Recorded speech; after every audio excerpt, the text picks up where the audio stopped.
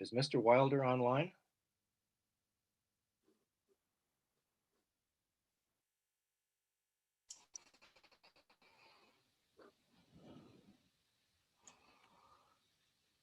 No, no sign of him yet.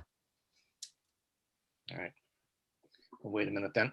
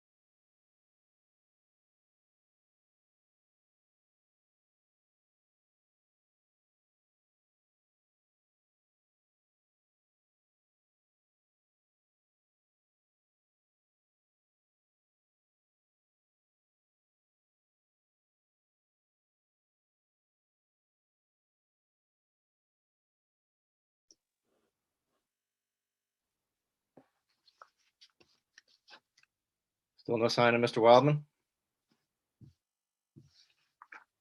Or not Mr. Wildman, Mr. Wilder?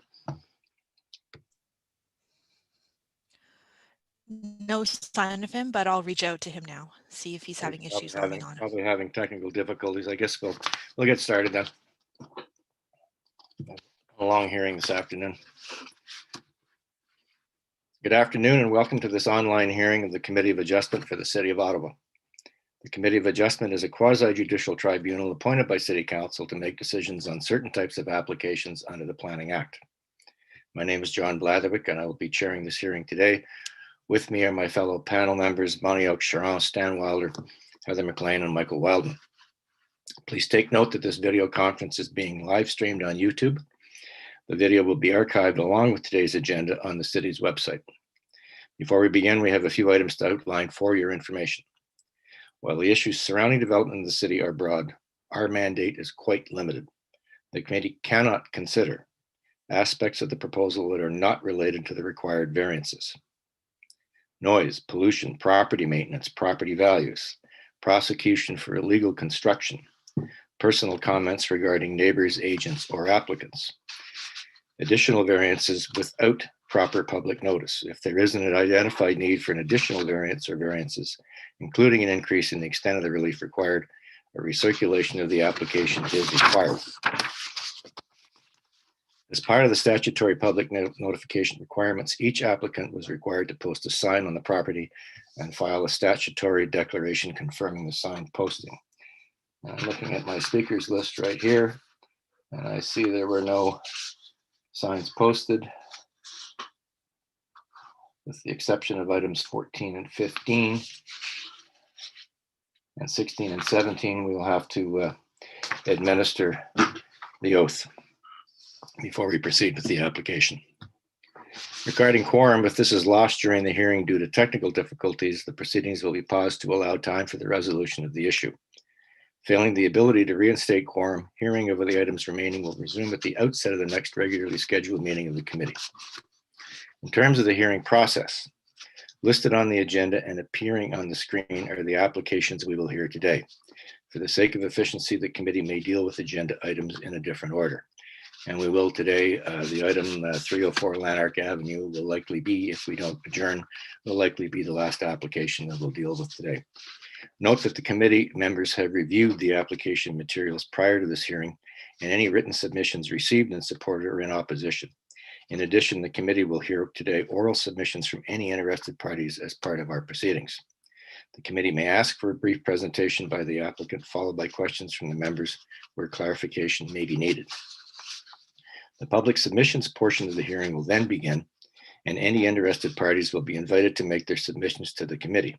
Panel members may then ask follow-up questions where added clarification may be required. When you are called upon to provide your comments, we will ask you to do the following. Start with stating your name and municipal address for the record. We may ask you to spell your name. Then begin your submission by addressing your comments to the panel members. You may ask questions, but please direct them only to the chair. Please limit your comments to a maximum of 5 minutes. Any exceptions will be at the committee's discretion. Once all interested parties have had an opportunity to address the panel, the public submissions portion of the hearing will then be closed. The committee will then make an oral decision to either grant or deny the application. The committee may also choose to reserve its decision. In such case, the panel will deliberate further on the evidence presented immediately following adjournment of the hearing, the public hearing. In either case, the committee will send within 10 days of its decision, and to all parties and to those who have requested it, a written decision that sets out the reasons for the decision. All decisions of the committee are subject to a 20-day appeal period, during which the decision can be appealed to the local planning appeal tribunal for a fee. So before we begin, are there any declarations of interest of any of the panel members regarding this panel hearing, panel 2 or panel 3? Seeing none, okay, fine. We have minutes to adopt from March 3rd and March 17th.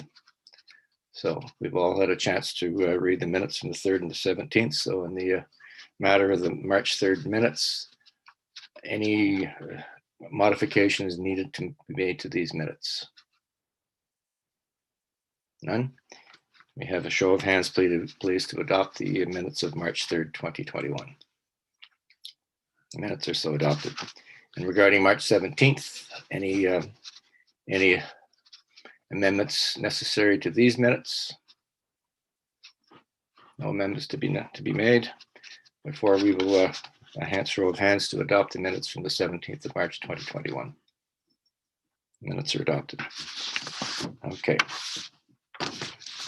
Well, we will now go to items requested for adjournment. And the first item is up for adjournment is 79 Kraton Street. And it is the request for adjournment has come from the planning department. So if the planning department would kindly articulate their request for adjournment. Mr. Chair, the property is located within the heritage overlay, and which purpose is to limit and reduce the impact of additions and projections onto buildings' heritage character. And the proposal of enclosed porch by the applicant may impact the building's heritage character, which is perceptible at the street level and varies from the existing condition. And also the property is located at the New Edinburgh Heritage Conservation District, and the Heritage Planning Branch considers the application premature and requests a deferral for the next committee of adjustment hearing scheduled for April 21st. Okay. Thank you. Thank you. Is Mr. Pyman there?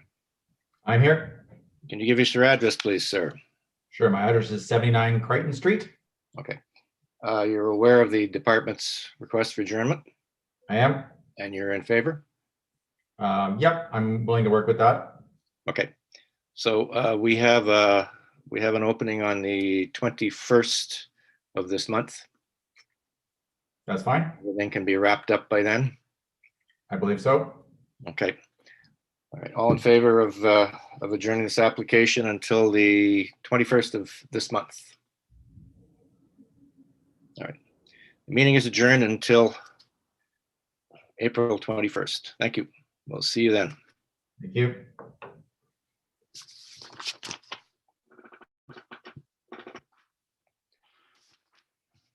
Next application that is up for adjournment is the application that two applications, 304 Lanarch Avenue, application for consent to sever and for a minor variances in regards to lot width and area. And I believe the application, the request for adjournment has come from neighbor, Ms. Karen Gengi at 310 Lanarch Avenue. Is she there?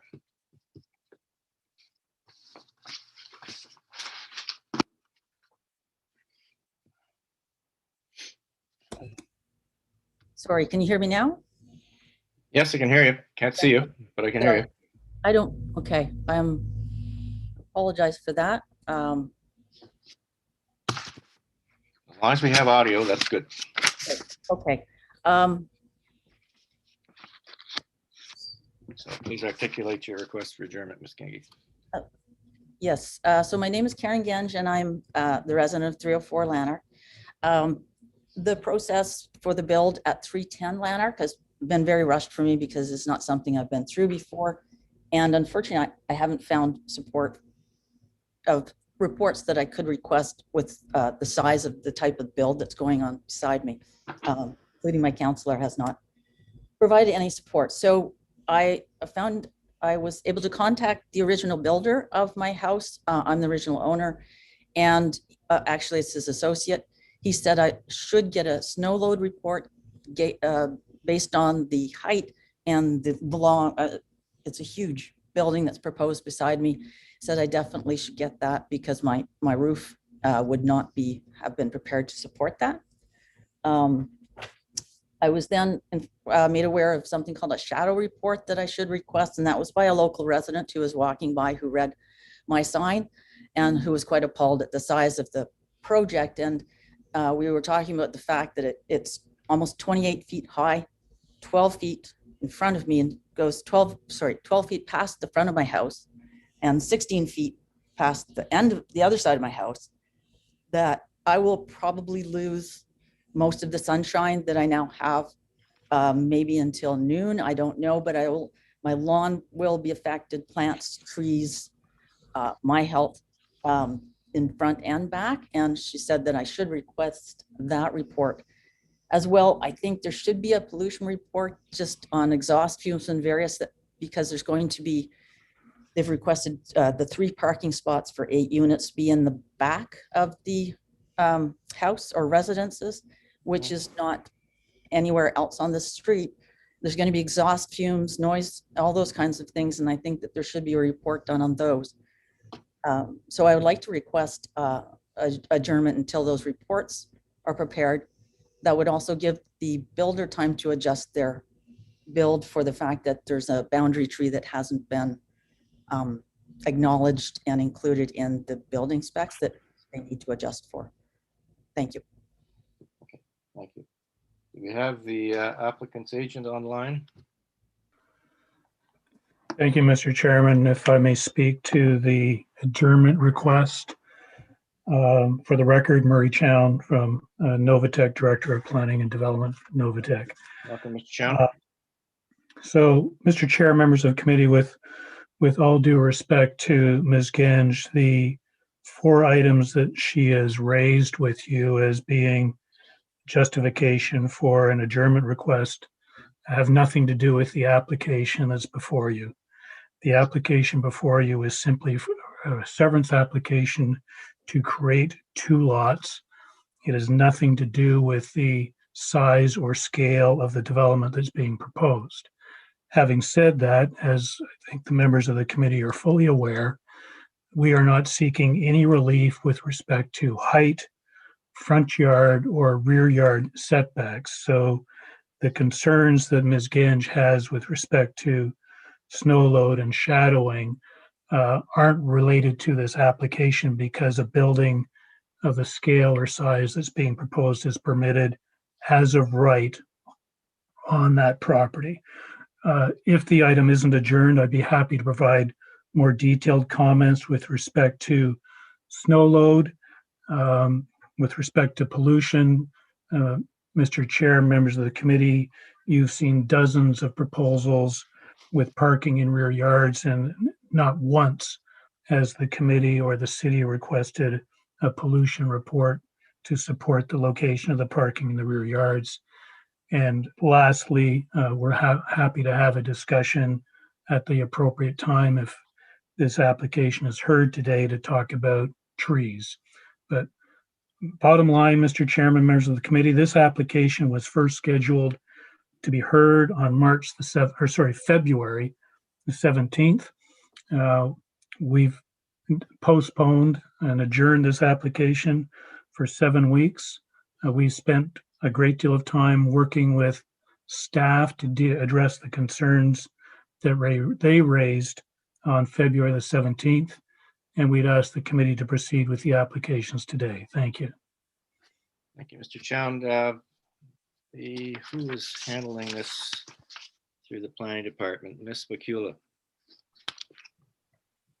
Yes, Mr. Chair, I can confirm that the applicant satisfied the conditions, not the conditions, the request of the planning staff raised during two adjournments, and we have no issue in proceeding with these applications. And it's our understanding as a committee that the department's position is that on matters like this for simply lot width and area, there really is no need for an applicant to provide the Committee of Adjustment with a site plan or elevations. Am I correct? Yes, and as Mr. Murray-Chown has correctly mentioned, they meeting the setbacks provided by zoning bylaw. Okay. All right. Thank you, Ms. Peel. Ms. Gensch. Ms. Gengi, sorry. Please, go ahead. Can't hear you. You're muted.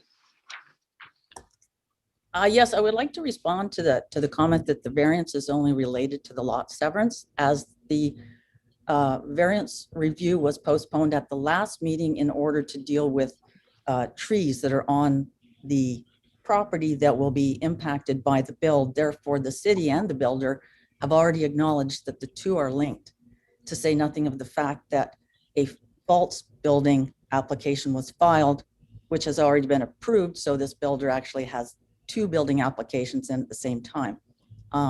So I would disagree that this is only about a lot severance, given that the city has already linked the two things together. So the reports that I've requested relate to the build and should be dealt with as such. Actually, we don't have jurisdiction regarding the tree bylaw. We are Well, I'm dealing- sorry, but that was what the postponement was before. It was to resolve issues regarding trees and design, and that's between the forestry department and the builder, not us. So as far as this request for adjournment is concerned, I'm looking at your just looking at your letter, and you know, sun shadowing studies we have requested in the past. Generally speaking, because the building doesn't meet the height requirement, doesn't meet the side yard requirement, the rear yard or the front yard. And it's in this instance, and we haven't seen the plans, we understand from the developer that these will all be met, and there are no variances for any of those. Regarding snow load, snow guards work very well. And you know, you're building your house and the new house are going to be the bylaw minimum distance. They're going to meet that distance. So something like snow guards are definitely an option that you could pursue, and that's something, quite frankly, you're going to have to talk to the property or the builder about. Regarding a pollution study, Mr. Chown is correct. Again, we really don't have that kind of authority. One of the things I think some of the members in the pre-meet today were talking about was perhaps what needs to be mentioned is a privacy fence around this building. So I don't know how the rest of the members feel, but I am not in support of granting an adjournment at this time, and I think we should proceed with the matter. So all in favor of adjourning this application?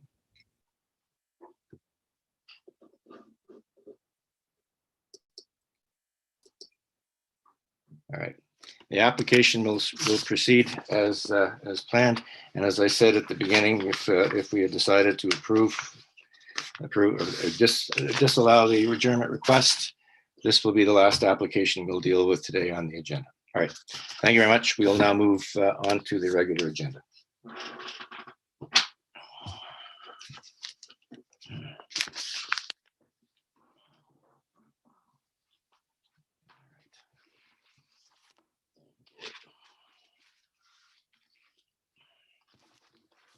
Okay. The first item on the agenda today is item number 1. Let me just get my papers straightened out here, folks. And this is a request to subdivide the property into two separate parcels of land in order to establish separate ownership for the existing semi-detached dwelling with one dwelling on each newly created parcel for 78 brackets 80 on bracket Prince Albert Street. And Mr. Ellie or Ms. Ellie is the applicant or the agent for the applicant. Are they there?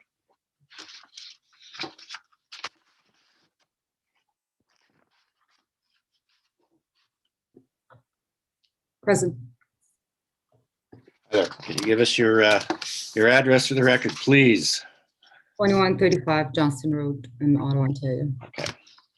This is a simple consent application. Yes. The property is constructed. Yes.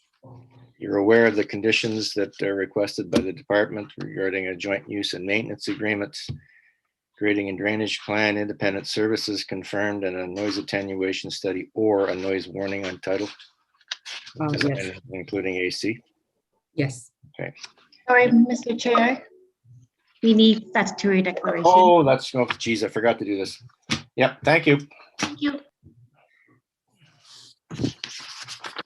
I have to read you the oath since we didn't have a sign. Do you solemnly swear or affirm that the notice provided to you as part of the application process and by the committee was posted at the property to which the application applies for the prescribed number of days before the hearing and clearly visible and legible during the entirety of that time? I do. Okay.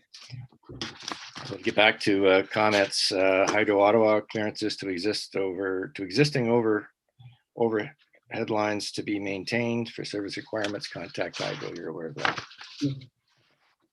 Anything else you would like to add to your application? Not really. Everything. All right. Good to go.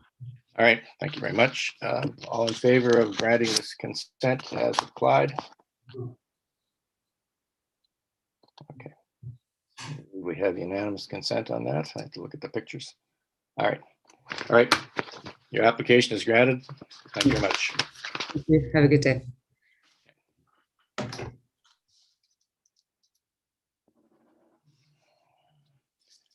Oh.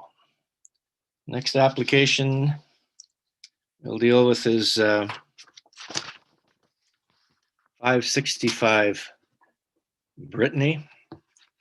This is a minor variance application to permit a reduced rear yard setback. It is proposed to demolish the existing pump station and to construct a larger pump station. Is the agent there? Hello, Neil Magnani from City of Ottawa. I'm the project manager for this project. And you are again, sir? I'm the project manager from City of Ottawa. My name is Nima Agnai. Okay. And we also have the plant manager, Paul Montgomery here. Okay. Can you give us a brief description of what you're requesting, please? Sure. Yeah. So the project consists of reconstructing an existing drinking water pumping station. The objective is to increase the capacity of the station as well as the reliability and to meet future demand in the area. Okay. Before we continue, I have to administer the oath even though you work for the city. Sure. Do you solemnly swear or affirm that the notice provided to you as part of the application process and by the committee was posted at the property to which the application applies for the prescribed number of days before the hearing and clearly visible and legible during the entirety of that time? I do. Okay, please continue. Okay. So yeah, as part of the reconstruction, we need to increase the footprint of the building to accommodate new pumps and additional equipment, including an emergency generator, an underground concrete chamber that will house a bypassing chamber. And because of that, we need to basically push the rear property line back to reduce the setback to 2.4 meters. All right. Is there going to be any ministry or city noise attenuation requirements for this new station? We have been in contact with them, and no, there won't be. we're not, we're meeting all the guidelines and the requirements by the Ministry and the City of Ottawa. Okay. All right. And since this is a minor variance, the four tests of the Planning Act are, you need to articulate how this application meets those requirements. Sorry, what's your requirements? Is it minor? Does it meet the general intent, purpose of the official plan, the general intent and purpose of the zoning bylaw, and is this appropriate development or use of the land?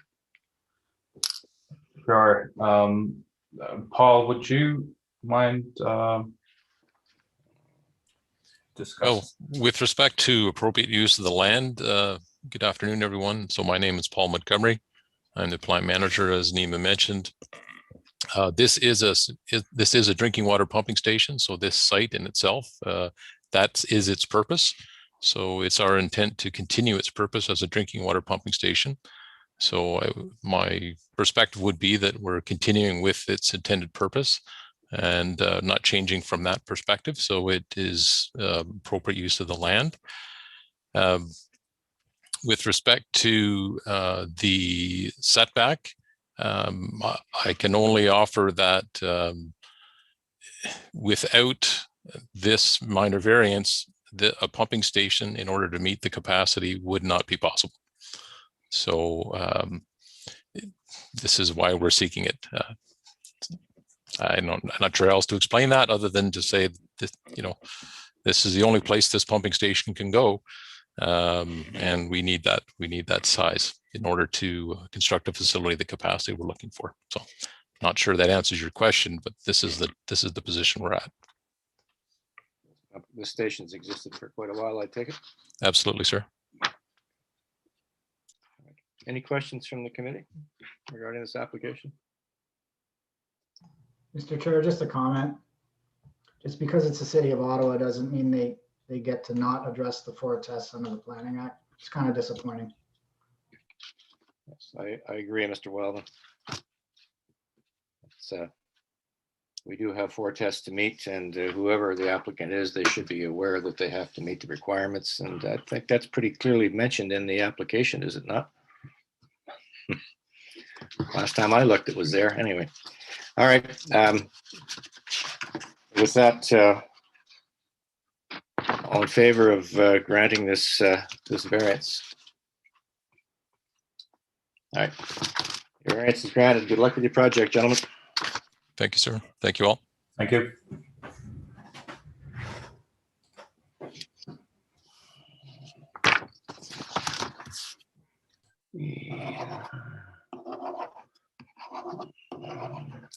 Next application on the agenda today are items 3 and 4, 507, 509 Edison Avenue.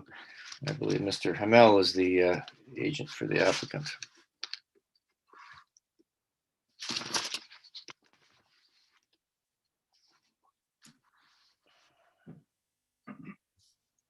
Good afternoon, Mr. Chair, committee members. My name is Jacques Hamel. I'm agent for the owners. All right, we have to administer the oath. Mr. Hamel, do you solemnly swear or affirm that the notice provided to you as part of the application process and by the committee was posted at the property to which the application applies for the prescribed number of days before the hearing and clearly visible and legible during the entirety of that time? I do. I'd like to proceed, Mr. Hamel. Briefly, please. Okay. If we can refer to my planning report.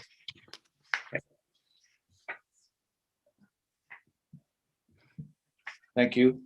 The proposal is to sever 507 Edison, which is represented by that red dot on the shared portion of the screen there, the second sheet, to develop that single lot, to sever it into two, and we're proposing a single family home on each of the severed lots.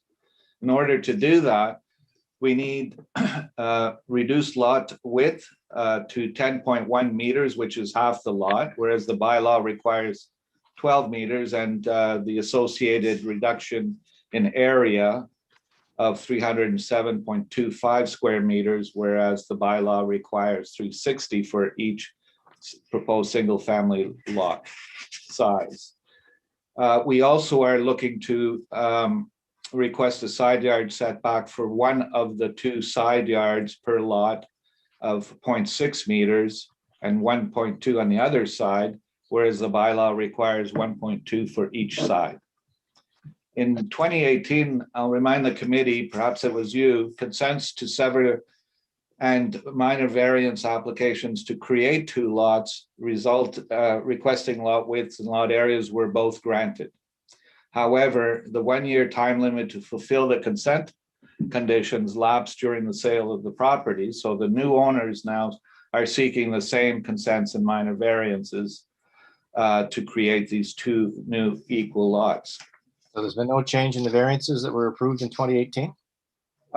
There were no changes in the requested variances in 2018. The proposed variances will result in two lots that are consistent with the pattern of the majority of the subdivided lots, and we can see that in the adjacent picture there. The block itself has about 17 lots, 50, there are 28 lots and 18 have been subdivided to the same size or smaller than the ones that we're proposing, which is 64% of all the block lots. The lots facing us, all the residential lots actually are less than, have all been subdivided as well. In the proposal meets the required 1.2 meter setbacks for one interior side yard, whereas the other interior side yard requires a minor variance to reduce it to 0.6. If we can go to sheet A1B, which is in the bigger report.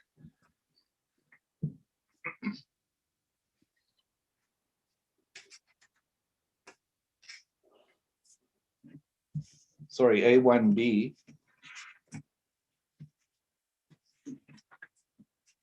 Thank you. We can see the side yards that are being requested for variance on the south of each of the proposed properties. The southern property side yard, of course, is internal and would have no impact on the abutting in the neighborhood, and the side yard for the northern property is sufficient to gain access to the rear yard. The northern side yard property line that we're requesting a variance for is over 3 meters from the abutting building and more than meets the standard 2.4 meter setback requirements if we add both of those yards setbacks together. So as far Both as of the proposed inter-building gaps are completely consistent with the existing pattern and the size of the gaps within the blocks in the neighborhoods as follows. On A15,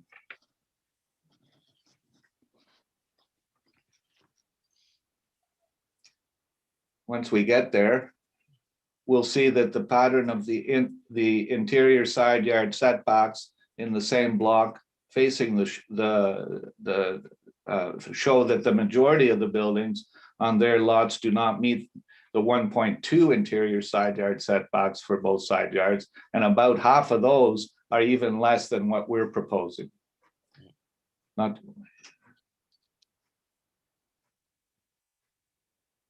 Okay, so the drawing to the left there, we can see that all those green boxes, those green highlighted side yards, are less than what are required.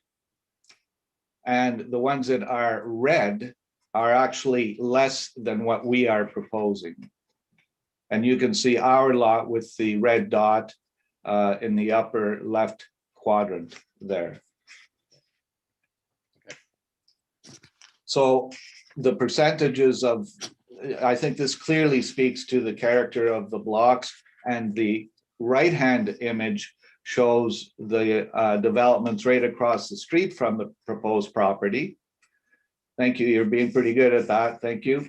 And you can see how tight the fabric of the built built up properties are. And in fact, the property to the right of those facing us, where there are presently a couple of trees and it looks like a garage or something, those are also being developed as we speak. All the other performance requirements for the proposed single-family homes have been met. In fact, in Figure 4, it illustrates the footprints of the semi-detached and 3-unit buildings that are permitted as of right. And that's Figure 4 is in the report. I'm sorry to make you jump around like that.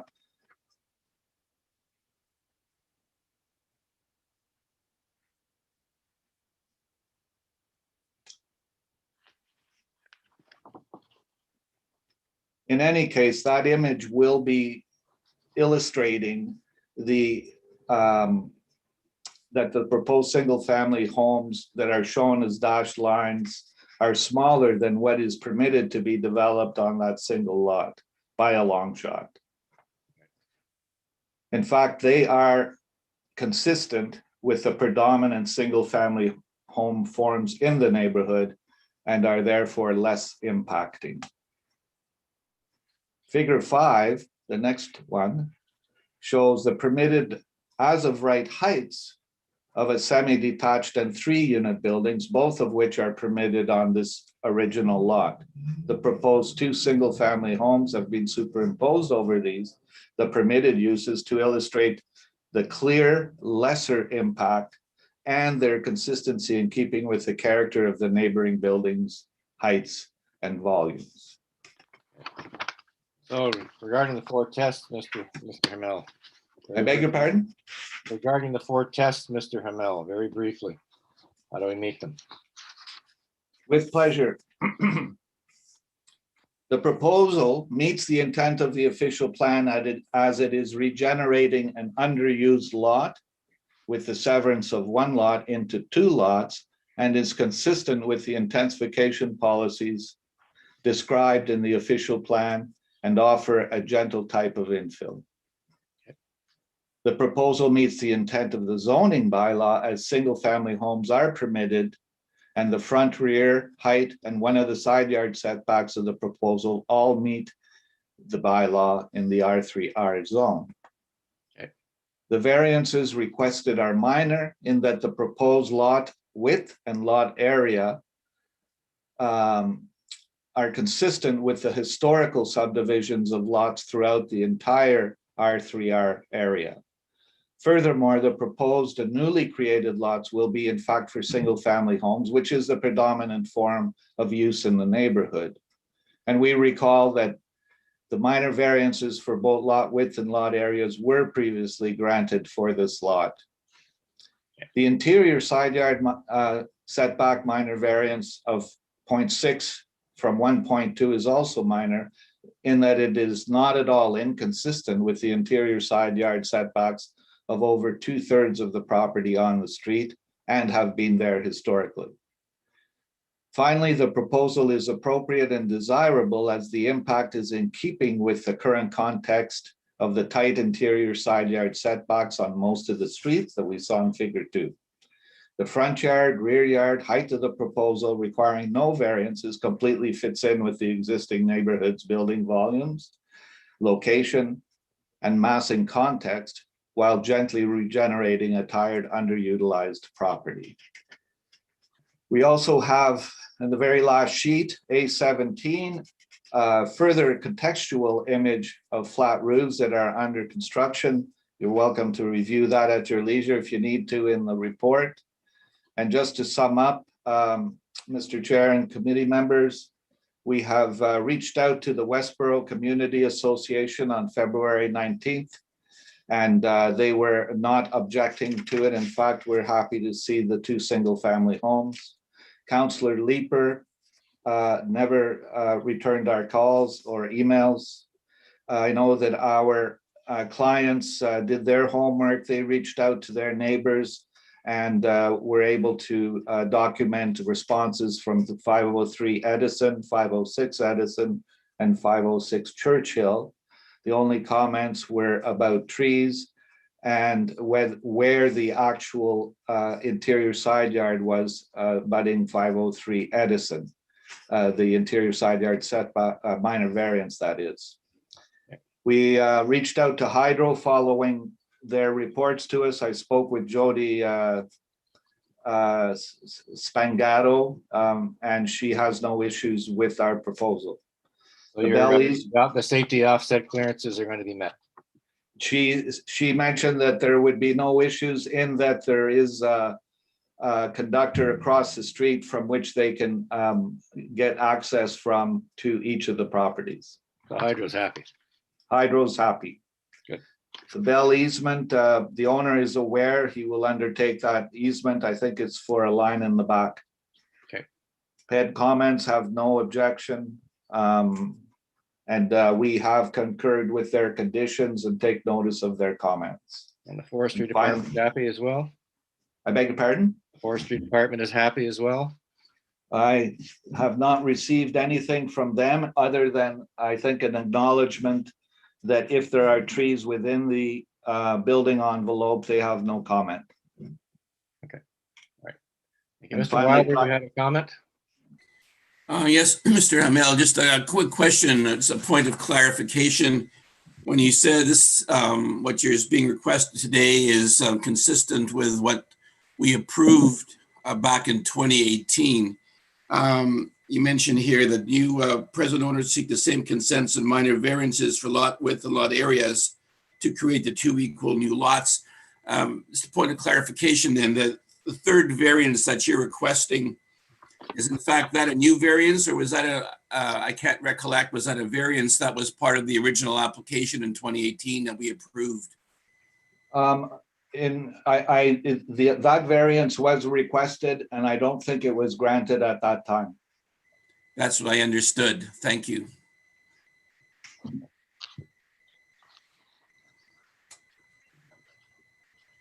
I think that was one of the concerns we had back then. I'm looking at your design today. You were not involved in the original plans, were you? I believe. No, I was not. Right. So I'm looking at your design now, and it's different from what I recollect from this particular application in 2018.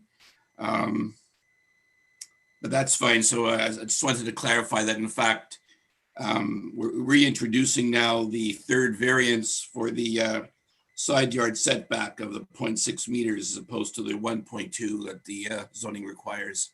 All right, thank you very much. Mr. Wilder. Mr. Hamel, you're aware of the department's conditions? Existing dwelling removed and services capped, accessory structure removed or relocated, independent services confirmed, grading and drainage plan being undertaken before building permit is granted. Noise attenuation study or noise warning on title with design including air conditioning, and a bell easement, which you've already mentioned. Yes, we concur with all of them. You're going to need a private approach permit for any new and or relocated driveway. Yes. And Hydro's happy. Forestry has no issues. All right. Thank you very much for your presentation. We'll put this to a vote of the committee. All in favor of granting this application? Your application is approved. Good luck with your project, Mr. Hamel. Thank you, Mr. Chair, committee members. You're welcome. Okay.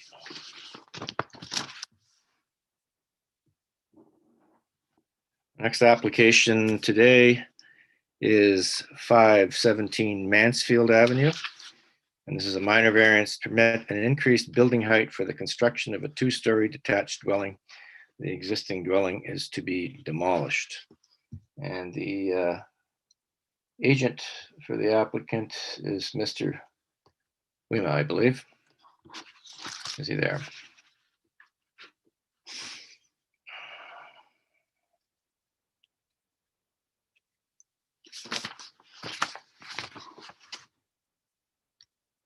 Oh, sorry about that.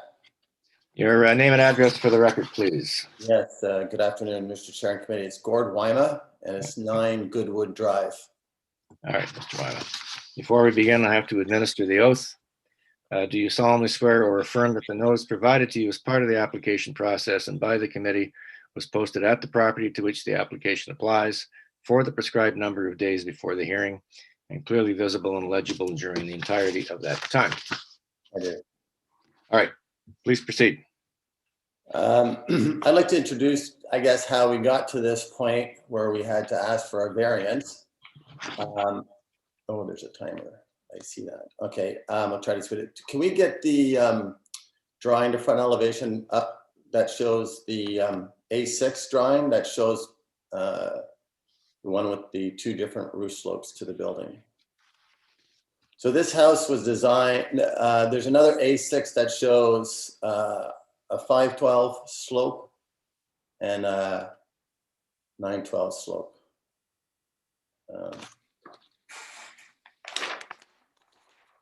Looks like that.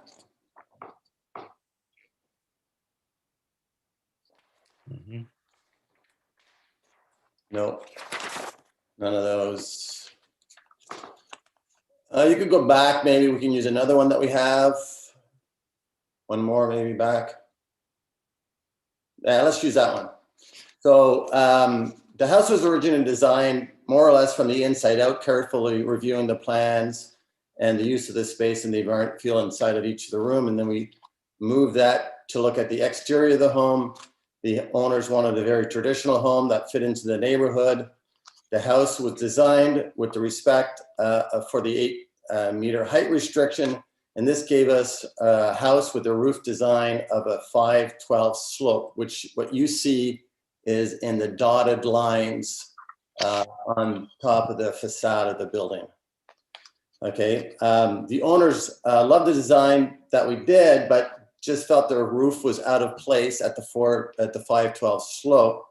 And a traditional home would have a much steeper roof. Typically, the existing houses in the neighborhood that were traditional had steeper roofs. So we proposed to them the 912 slope that you see in this solid line.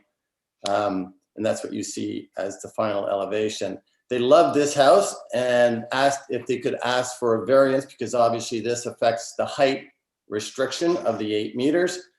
And they felt that this would blend better into the neighborhood and potentially would have very little impact. So we applied for this variance and that's where we are today. So this variance is really about changing the roof slope from a 512 to a 912 slope. The facade of this home would stay the same with or without this variance. So the variance went out to the neighbors and obviously we've got lots of concerns and we heard lots of concerns from the neighbors as you see in your report as well. Yes, we're aware. Yeah, so unfortunately though, I think the elevations like this and the explanation that we're actually changing the height is based on changing the slope of the roof. My clients went around to a number of the neighbors that were both objecting for this proposal and the ones that supported this proposal. And in their conversation with them, they weren't aware exactly that that's what the height restriction was for. Most of the neighbors thought the facade of the house was actually going to be raised to 1.2 meters, creating a monster home, creating shadows and imposing feel to the neighborhood. This was not the homeowner's intent whatsoever. So once the neighbors that they talked to understood what the proposal was really about, they were set a lot more at ease and was not as concerned with the imposition than they felt originally. I did appreciate Jeff Nadeau's of the city of Ottawa. I don't know if he's there or not. His comments that the city did, and I'll just read that to you because, and they had minor concerns. He said the department recognizes the high quality of the proposed design and acknowledges that the proposed height increase of 1.2 meters beyond the established 8-meter maximum is unlikely to result in observed impacts of the neighborhood and streetscape character of this block. And I thank him for that letter and support. I would like to then go to the impact study that we presented for you guys. for the committee. And we've sort of raised 6 points in our impact study that you probably have before you. Just to note as well that there is precedent set within the area of this neighborhood requesting for height restrictions as well. So if we wanted to go to figure A first, we did a quick calculation of what areas of the height was affected on the house. Can we see figure A?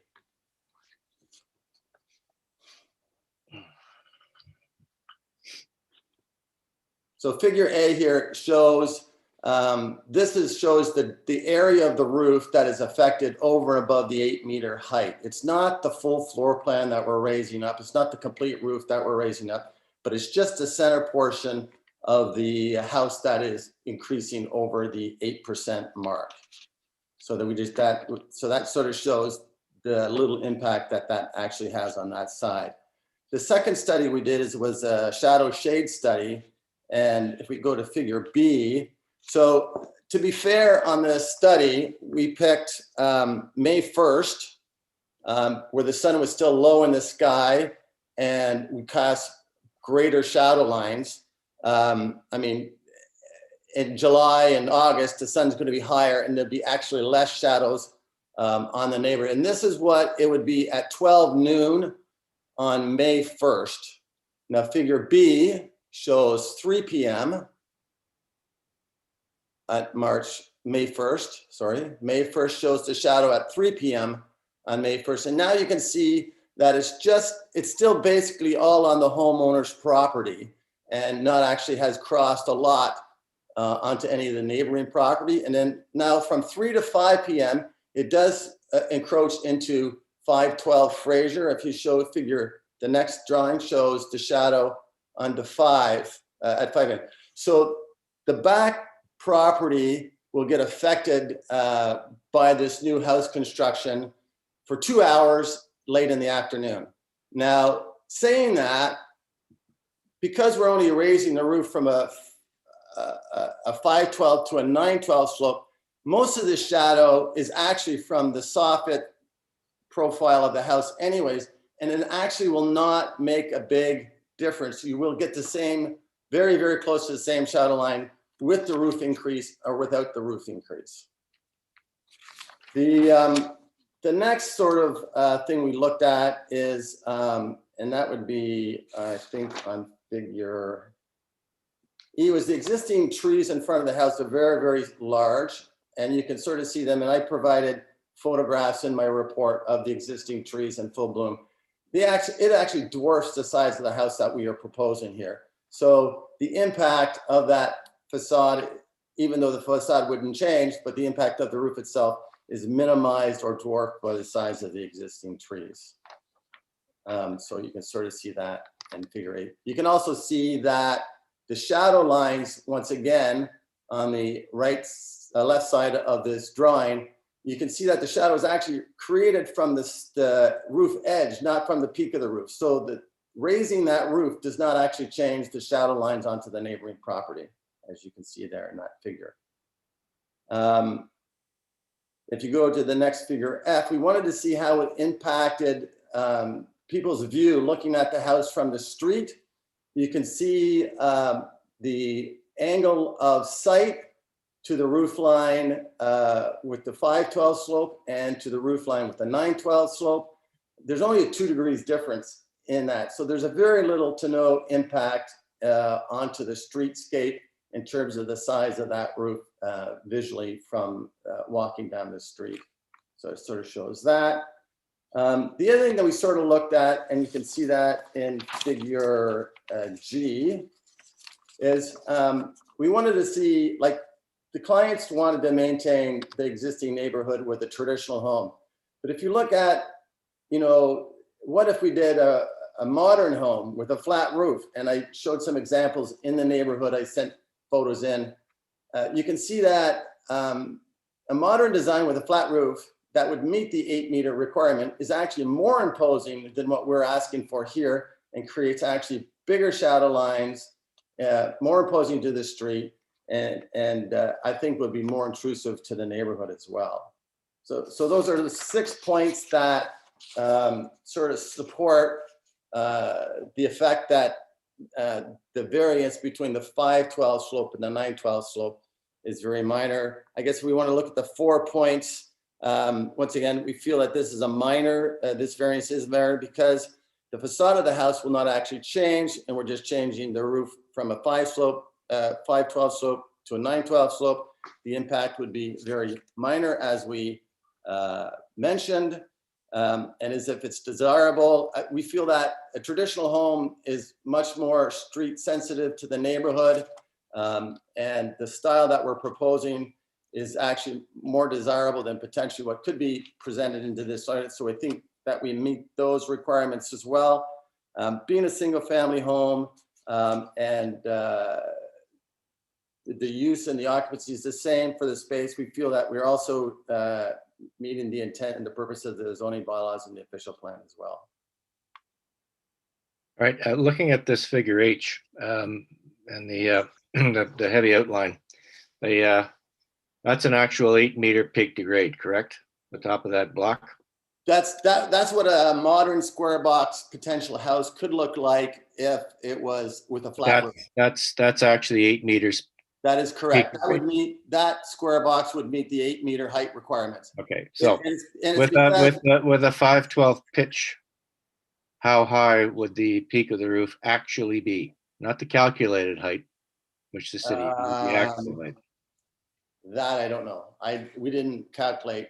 We just worked off the height restriction that was required, which is the midpoint of the slope roof. Problem is that people don't see the calculated height that the city uses. They actually see the real height. So that and that's why we did, and that's why we did that streetscape where you saw the angle of the sight lines. Mm-hmm. And what you would see if you went back to that slide with the sight lines. Yeah. The sight lines on the square house was actually taller. If you go back to the sight lines, that one there, you can see that. And a 512 slope, you actually don't even see the roof. Yeah. And you would see a little bit of the roof on a 912. So we felt seeing a little bit of roof would be better for overall design of the home. Okay. Thank you, Mr. Wheeler. Mr. Wildman, you have a question? Are there any images that you have that can show us some streetscape context? I appreciate you did some sun shadowing and whatnot, but do you have any streetscape context that we could see? I'm sorry, that I understand what you're like, photographs of the street itself? Yeah, we'd like to see how the proposed unit with the variance compares within the community. I mean, you showed some good shots from a sun shadowing and sightline standpoint, but context within the streetscape itself is also an important consideration. Do you have anything that would help us with that? I don't have anything ready for that. I mean, in my report, I showed some photos of the existing house that's there, and you can see the neighboring houses are traditional style houses with steeper roofs. There's some newer houses across the street, and they're traditional style homes with steeper roofs as well. Okay, do you have with respect to the sun shadow modeling that you did you actually do one with a compliant roof? I know you mentioned the squared off box style roof, but did you do one with a compliant roof? We did not do one with a compliant roof, but it would be very, very similar to the one with the high-picked roof. Most of the sun shadowing, it was actually from the edge of the soffit, of the edge of the roof where the soffit and the eavesdrop would be, not actually from the peak. You could see that from some of the side elevations that we did with the angles in the sun. They were actually, most of this, the sun would hit the complete roof, only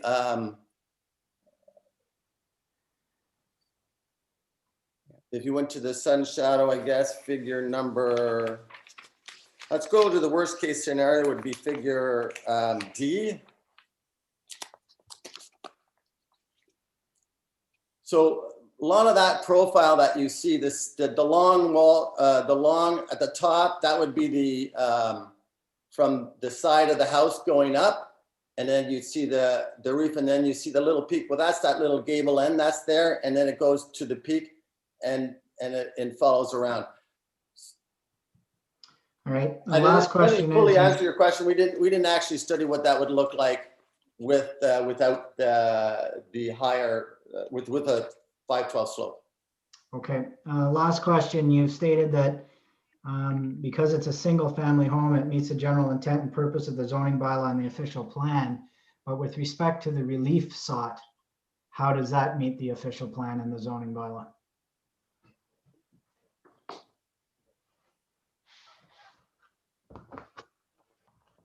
I don't have a good answer for that. I'll be honest. I think the desire of the house to meet the streetscape is the important thing here, and the look of the house.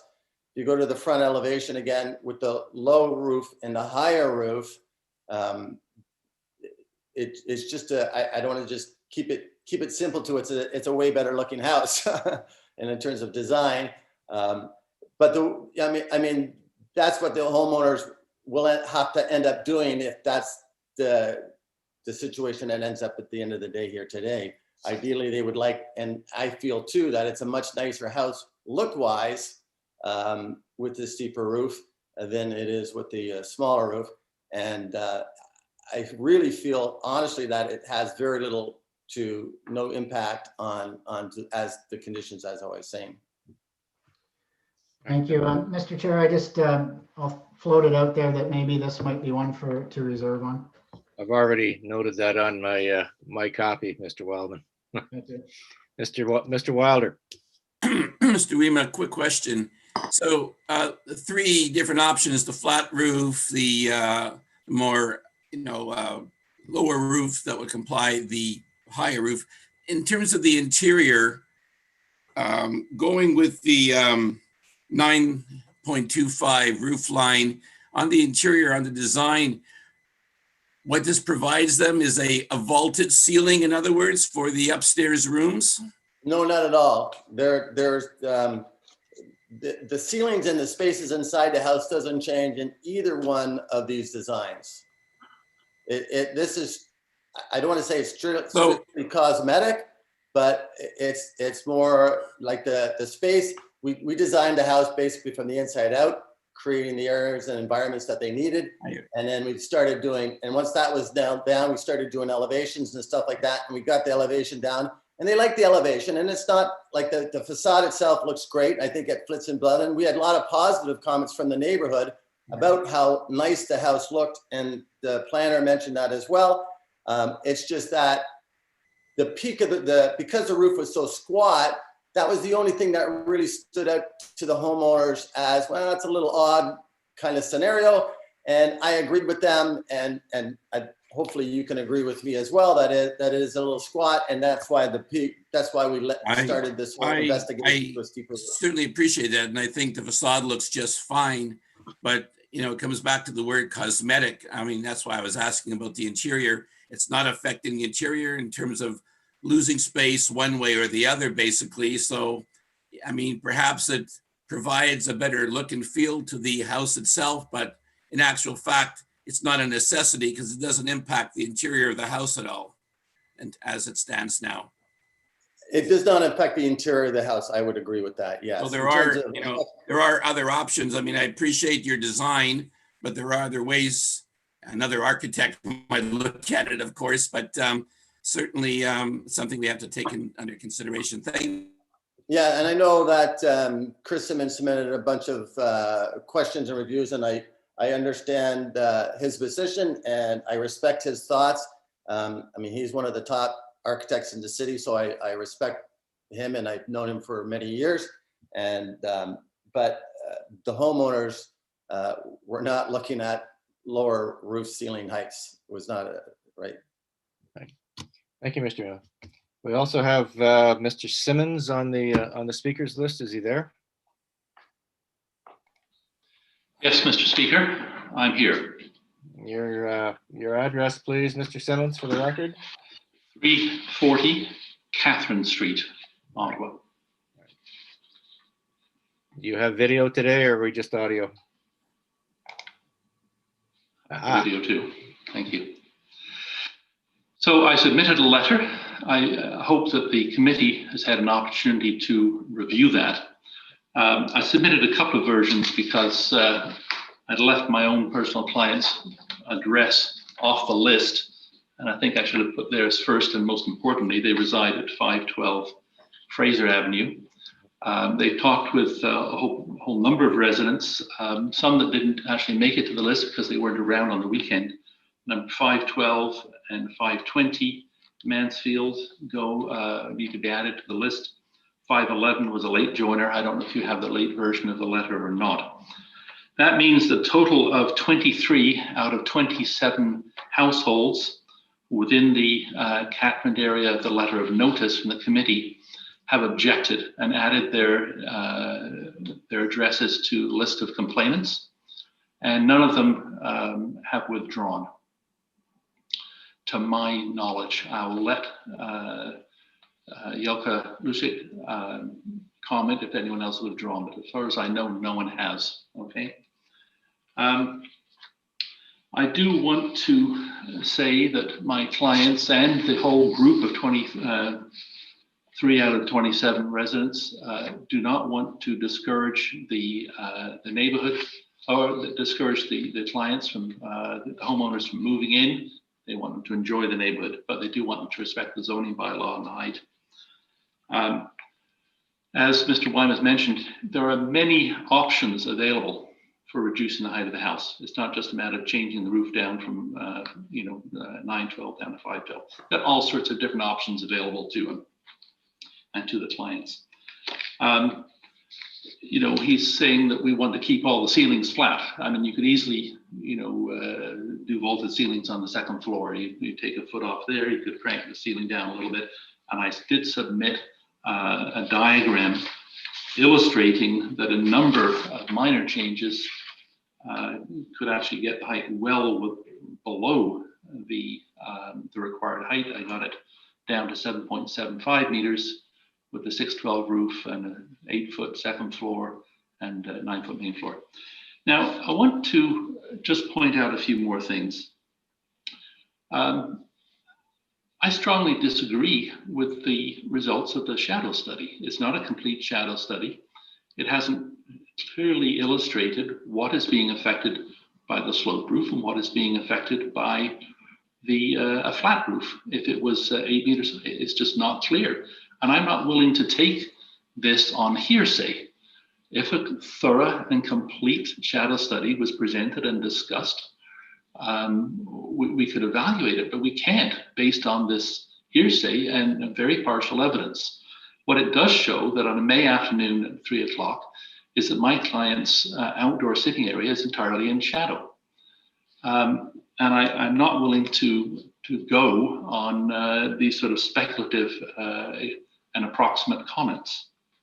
I want to point out that this neighborhood is not one of 100-year-old houses that are found in the glebe and traditionally had very steep roofs. This is a neighborhood of houses built in the 40s, 50s, and 60s, which have shallow roofs. And we've received no evidence and no pictures of what the neighborhood context is like. And they're not large, grand houses that one would see in new country estates in Manotick, nor are they houses that you find in the glebe. They are fairly low-key houses with shallow roofs that meet the height limit. We've seen no evidence of houses presented which are of the height which Mr. Wyman is illustrating to us.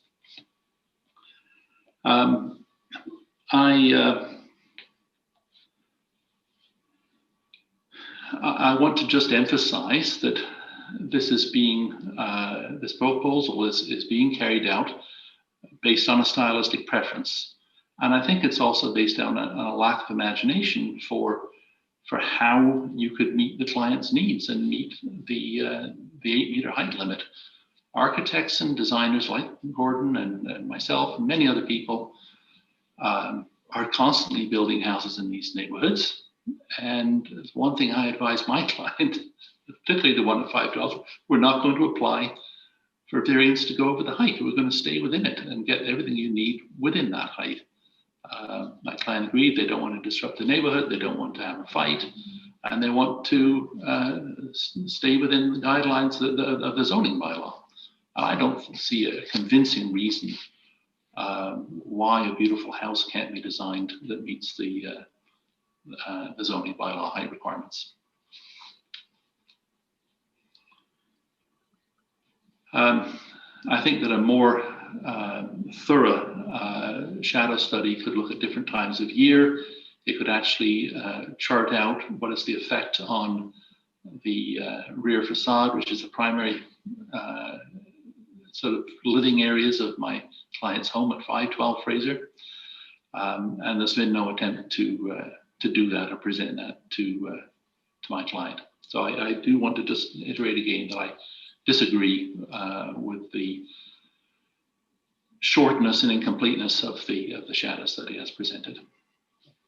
Thank you, Mr. Thank Simmons. you. And we also have on the speakers list, is it Ms. or Mrs.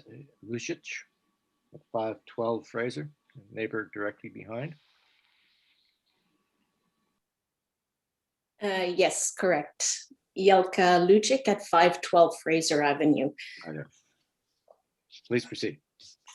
So I will be very brief. I don't need any extra documents because I think Chris Simmons showed everything that was relevant. And I think he also described all the argumentation that makes sense. I just wanted to point out two things. Yes, I'm directly concerned by the application because it's going to affect shadows in my yard. But I also wanted to point out two other things. When I built my new house, as Chris already pointed out, I had strictly told him that I did not want to go higher than the other houses. I wanted my house to not overpower the other houses because my plan was not to stick out. My plan was not to feel like I wanted to be nicer than the others. I want this whole neighborhood to stay a uniform, harmonious, I can't pronounce this word, neighborhood. And I want people to feel like they all belong to the place together. And I appreciate that the new owners came and even talked to me. And I understand the stress of building houses. I went through that. However, I did point out that it is not in my interest to agree to a variance that brings a house higher and that will look like it's sticking out compared to the others. So those are the main arguments that I had. But again, I want them to feel welcome, and I hope they will like this neighborhood the way we like it. That's all I have to say. Chris said most of it. Okay, when you're sitting in your backyard and looking west, the existing house that's on the lot right now is what? Single, semi?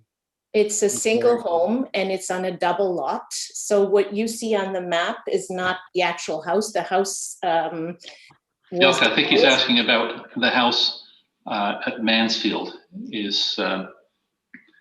Oh, the house at Mansfield is. It's not on a double lot, no, single home. But that's a two-story?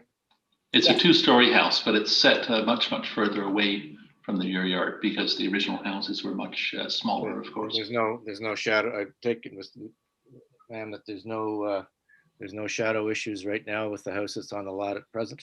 No. All right. Okay, anything else you had to say? No, thank you. Thank you for your input, Mr. Wima. You'd like to respond? You've heard that you're aware of the neighbors' letters. We certainly have read them. We have a large number of them. 23 out of 27 people who are in the distribution area object to a home being built that is this high. So.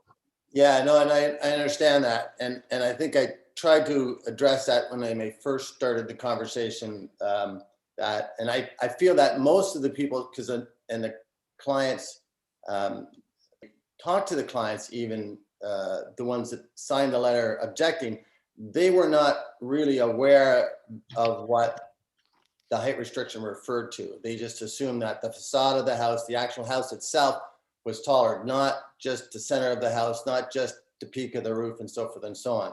And so I think I did talk to the clients if it's worth going to these people, asking for adjournment, going to people and stuff like that. And their feeling is, you know, they're not going to necessarily change their mind necessarily. But they were a lot sympathetic, more sympathetic to the guy. They may not have signed it if they knew fully what that is, but I don't know that situation. I can't really speak to that. I'm just seeing what the clients are feeding information back to me on. Were the abutting, the immediately abutting and adjacent neighbors shown a design of what your clients wish to put on the property? Yeah. So to speak to some of this stuff, we didn't hear that there was this much. Chris had the, and I appreciate Chris, and he gave me the courtesy, and he called me Easter weekend and said, hey, this is the situation. We've got a couple neighbors getting together, specifically the one right behind, and we're going to object to this thing. So we didn't actually have a lot of time to put what we did put together within a day's notice to get it to you guys in time and so forth and so on. We couldn't do a study for every time of the year, a full, I mean, what we did took a full. What I asked you is whether or not you'd shown the neighbors. So the neighbor, yeah. So the clients talked to the neighbors on either side. I don't know. I think I could be wrong, but I think one was against it and one was for it. Or were they shown elevations? Yes or no? After the fact, yes. And what do you mean after the fact? Well, after Chris went around with the the neighbors went around with. Oh, you had basically had very little conversations with the immediate and abutting neighbors, and you didn't show them what the house is going to look like. No, the clients did not do that. Okay, that's unfortunate. Anyway, I think thank you for your input, Mr. Wimmer. I think we're going to reserve on this application, and you will receive the committee's decision in 10 days. Thank you very much. Mr. Chair, is it worth one more comment or no? I think we're done, Mr. Simmons. Sorry, thanks very much, Mr. Chair. Okay.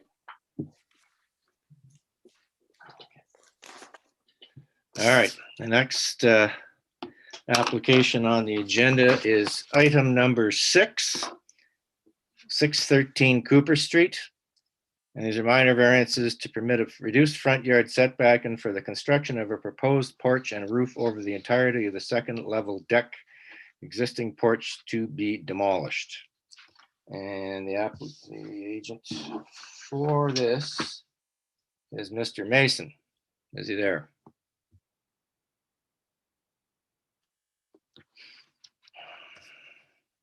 Yes, hi there. Hi, it's Drew Mason from Crossford Construction. All right. Mr. Mason, briefly, please explain what you wish to accomplish. Absolutely. So currently, Mr. Chair, can we get a stat? Oh, I have to. Yeah, we have to do this. Yep. Yeah, it's the oath. Jeez, somebody needs to be standing behind me, hitting me in the head. Do you solemnly swear or affirm that the notice provided to you as part of the application process and by the committee was posted at the property to which the application applies for the prescribed number of days before the hearing and clearly visible and legible during the entirety of that time? I do. Okay, please proceed. Of course. So 613 Cooper currently has a porch of the same size and shape that we are proposing. We are proposing an additional second story covered porch to go above the existing one that's there. Okay. Currently in the situation, there is a ground floor porch and a second floor porch. And the only addition to this is the covered portion above the second story. Okay.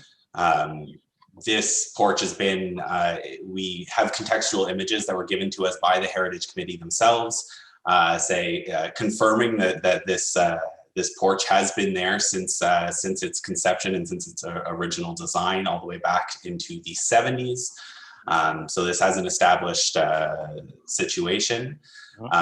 The concern that were raised by the Heritage Committee themselves, we went back and forth with them and came up with the solutions that you see here, addressing all of their concerns. And currently, the heritage community has no concerns with this application as it is. What we're looking at has been approved by the heritage people. It has, yes. Okay. So we are requesting the variances essentially to allow the existing structure that is there to continue to be there, as well as in addition the covered portion above it. Again, there's been no objection to this. The only comment that was raised in the information that came back to us was from Hydro, and it was the clearances around the hydro pole that happens to be on their front porch.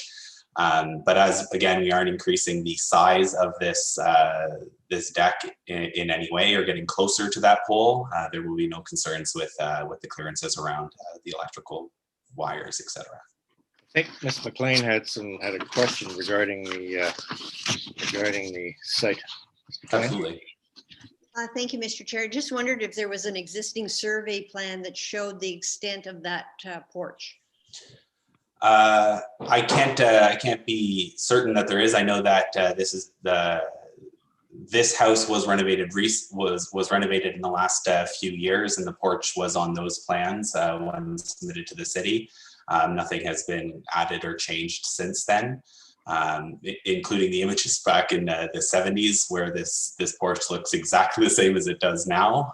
So no, I can't say that there's an existing survey that I know of on this property.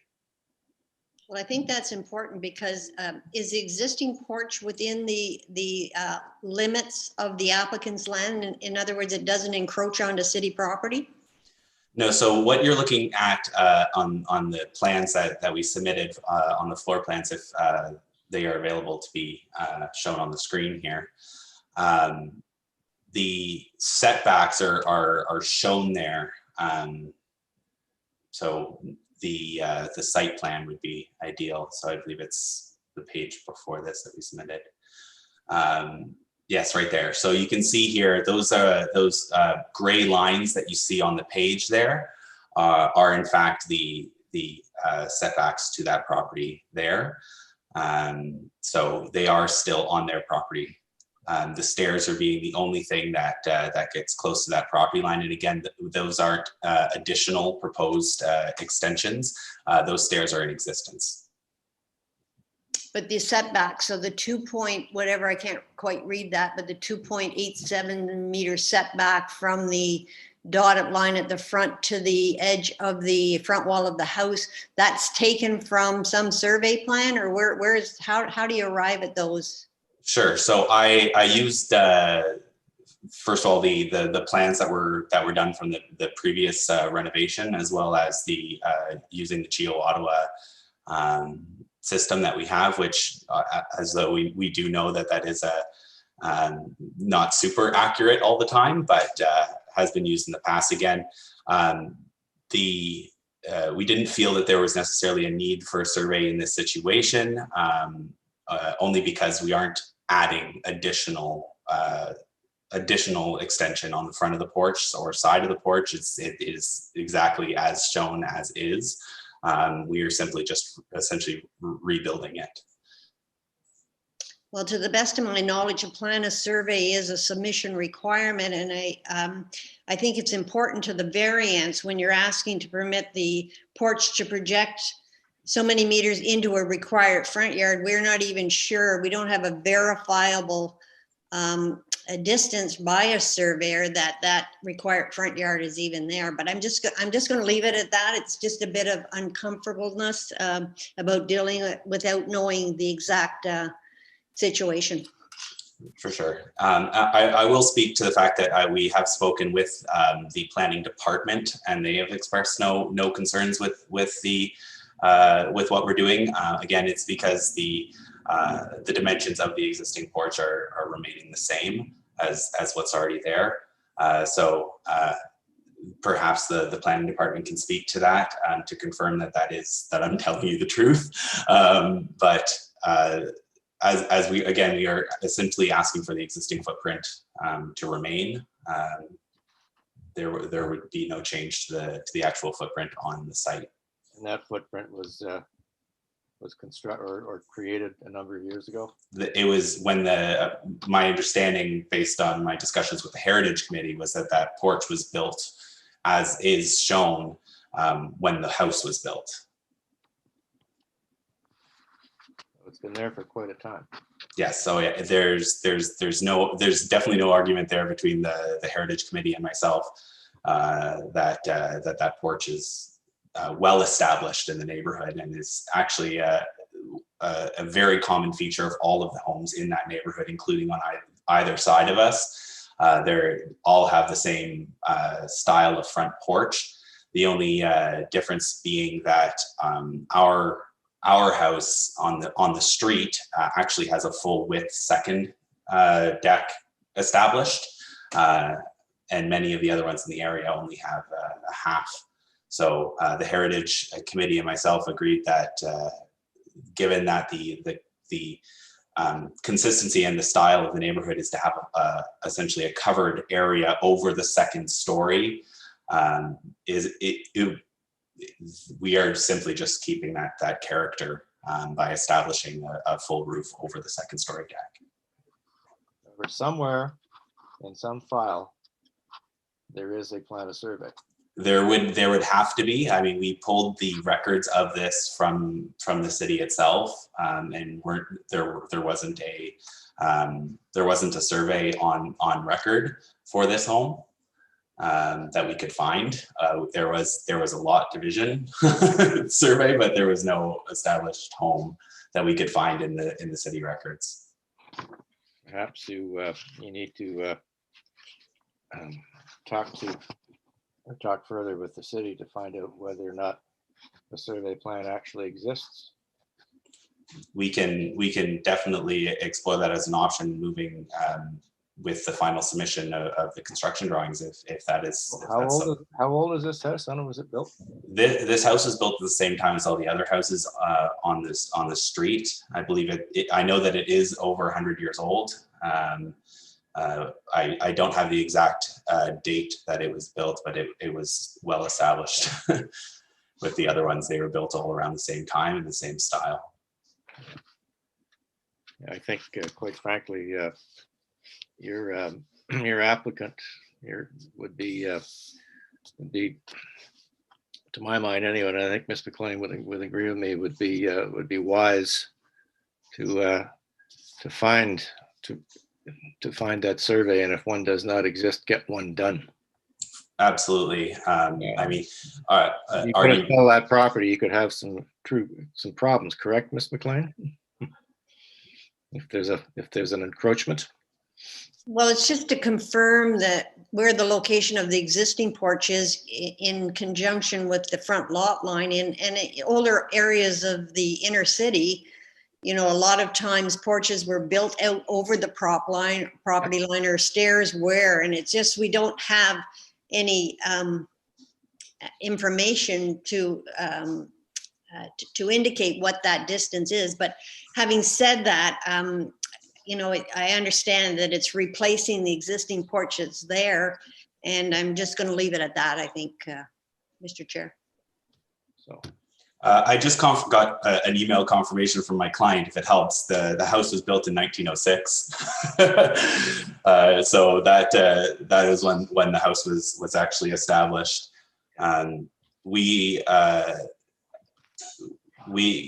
Sorry, I'm trying to come up with the words for it here. So because there is no established survey that we could find on record, we would simply be confirming the existing structure as is, which is shown in the plans that I've given you in terms of measurement wise. And so we really would be showing kind of a similar thing to what I'm showing. The only difference would be that my lot line is I guess as approximate as best as I could show it.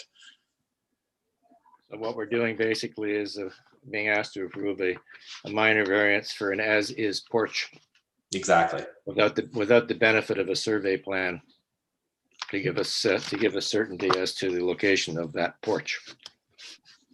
So the risk, Mr. Chair, I guess, is that a variance is approved and that the lot line and the structure aren't at that distance, and therefore the variance doesn't do any good to the client.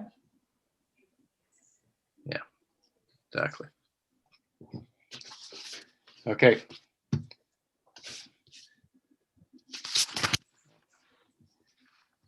Anything else? No, other than to say that again, we are just asking to simply confirm the exact porch dimensions. We are more than happy to work with the city to confirm those dimensions. Okay. All right. With that, all in favor of approving this application as filed without it having the benefit of a registered plan of survey. And that's, I think, how we'll word this. Absolutely. So, thank you, committee, for hearing me out on this one. Your application is approved. Good luck with your project. Thank you. Okay.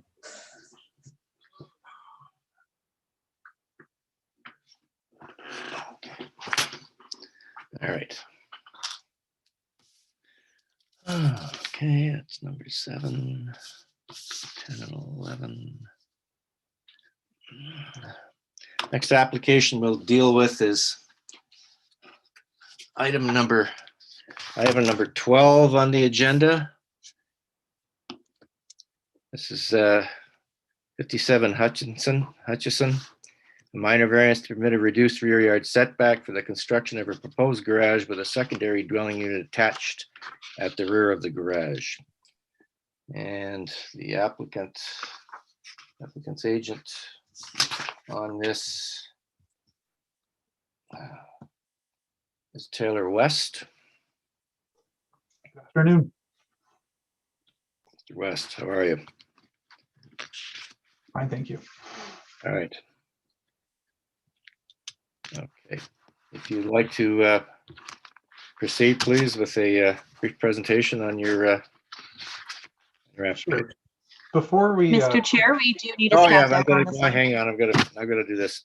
Do you solemnly swear or affirm that the notice provided to you as part of the application process and by the committee was posted at the property to which the application applies for the prescribed number of days before the hearing and clearly visible and legible during the entirety of that time? Mr. Chair, I'm going to let our client answer this or take the oath. He's the one that put the sign up. Okay. I swear I did post the sign. All right, thank you. Okay, please proceed. Okay, perfect. I believe I submitted a presentation, just waiting for that to appear.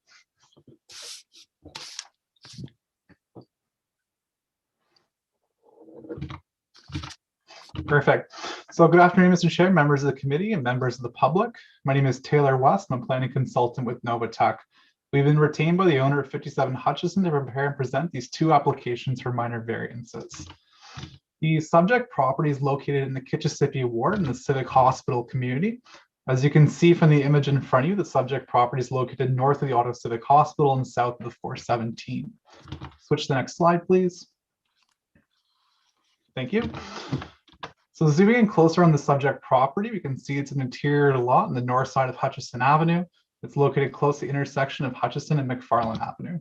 Switch to the next slide, please. Thank you. The image in front of you depicts the survey plan for the subject property. The subject property is a 2-story brick dwelling. There is a driveway on the eastern side of the lot, which leads to a detached garage. The garage is set back 7.52 meters from the rear property line. Next slide, please. Thank you. The proposed development consists of 2 parts. The first part would be to demolish and construct a new garage. This new garage is proposed to be attached to the existing house. It will be located in the interior side yard and set back 3.5 meters from the front wall of the existing house. An internal entrance from the house to the garage is proposed. The garage is large enough to house an internal parking space.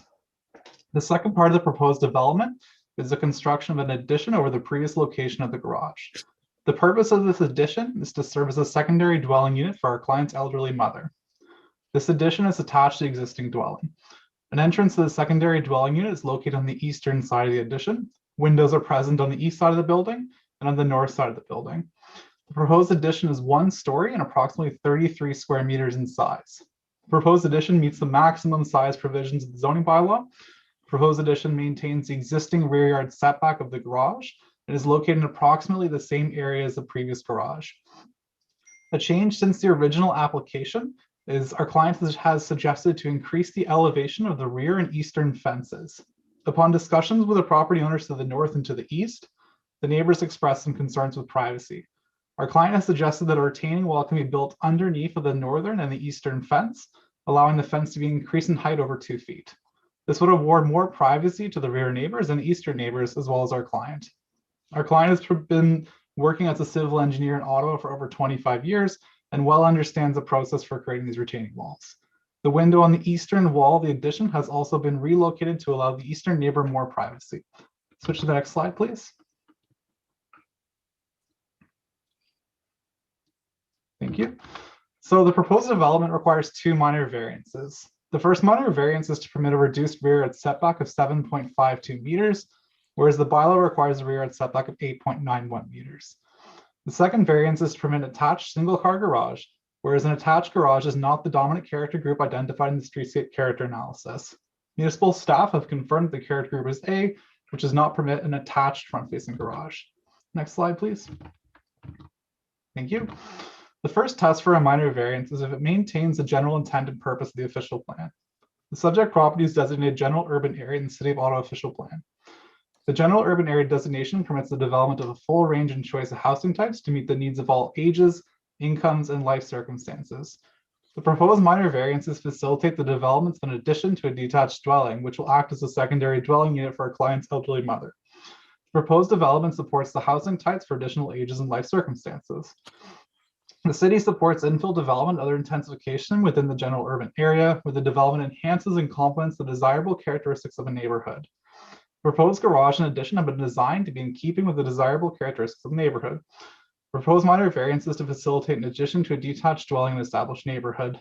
The variance for reduced rear yard setback is consistent with the structure that is already located in the rear yard. Next slide, please. Thank you.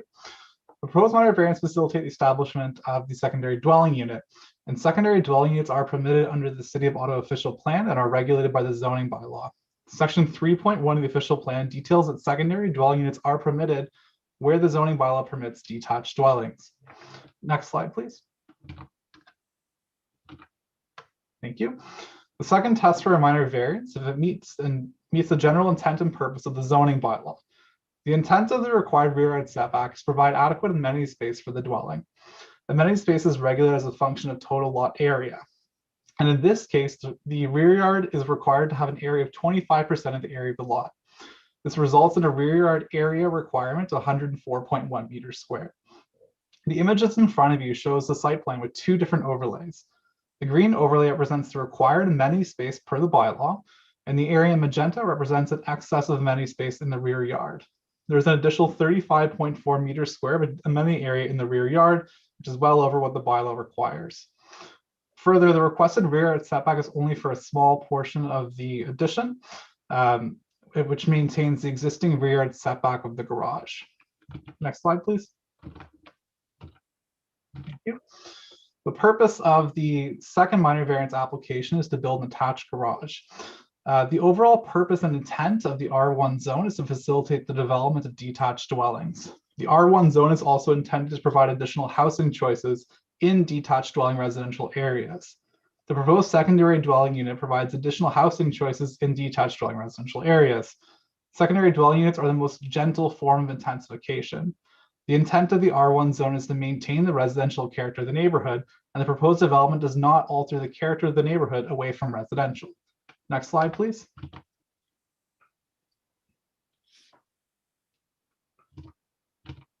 Sorry, if you can go to the next slide.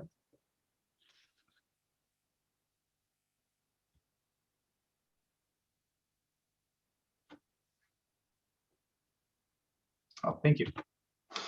So the zoning bylaw was recently amended to attempt to regulate residential development in the urban area. These changes to the zoning bylaw were approved by City Council on October 14th, 2020.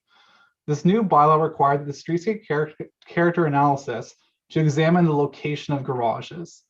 The municipal report for this bylaw detailed that in general, mature neighborhoods consisted of a driveway on the interior side of the building with a garage either in the rear or in the side yard.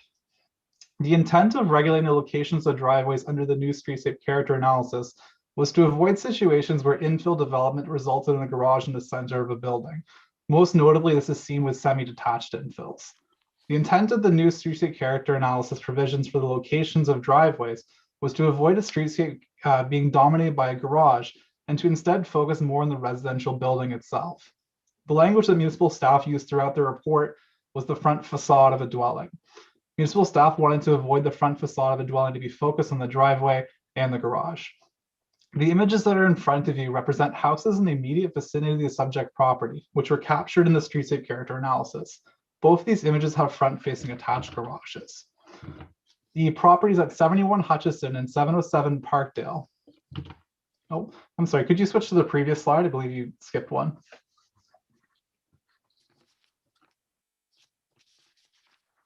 Excellent, thank you.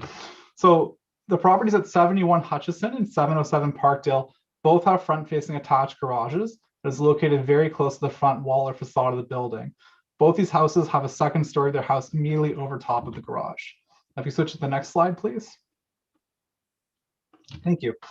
So the images in front of you are additional houses that are also in the streetscape character analysis, and they both have front-facing attached garages. The house at 66 Hutcherson has a garage that is slightly set back from the front facade. Estimates from GeoAuto have placed this distance between the front wall and the garage to be about 2 meters. Compared to the previous two examples, the setback from the front wall helps with reducing any visual impact from the street. The house at 60 Hutcherson has a front-facing attached garage, which is almost equal to the facade. However, the garage does not have any living space directly above it.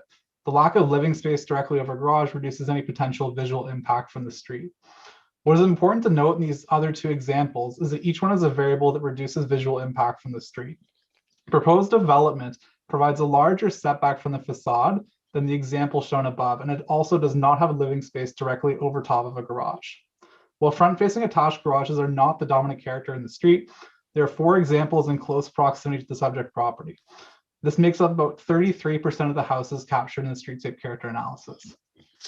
The intent of the streetscape character analysis was to ensure that new buildings are not designed with a focus on garages over the residential building. The proposed garage is not located on the front facade, rather it's located in the interior side yard.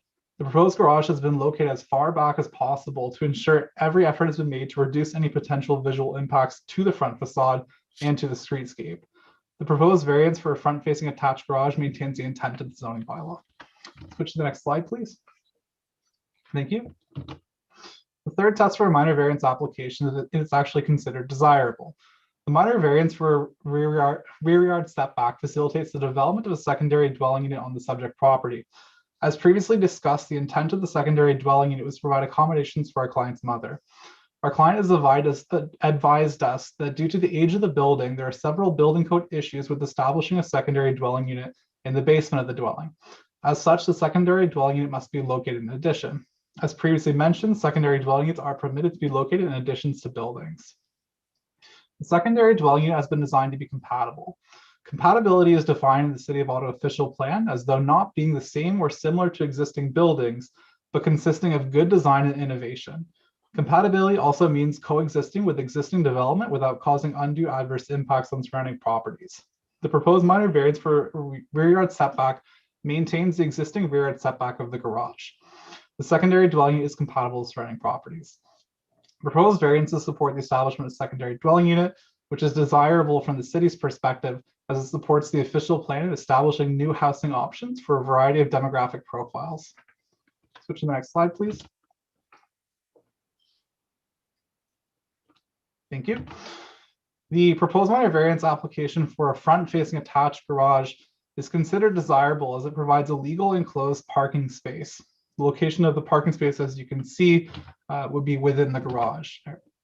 Please note that this image also highlights the setback from the garage to the front facade that I previously discussed. And also note that the garage is set back approximately 15.8 meters from Hutcherson Avenue. Switch to the next slide, please.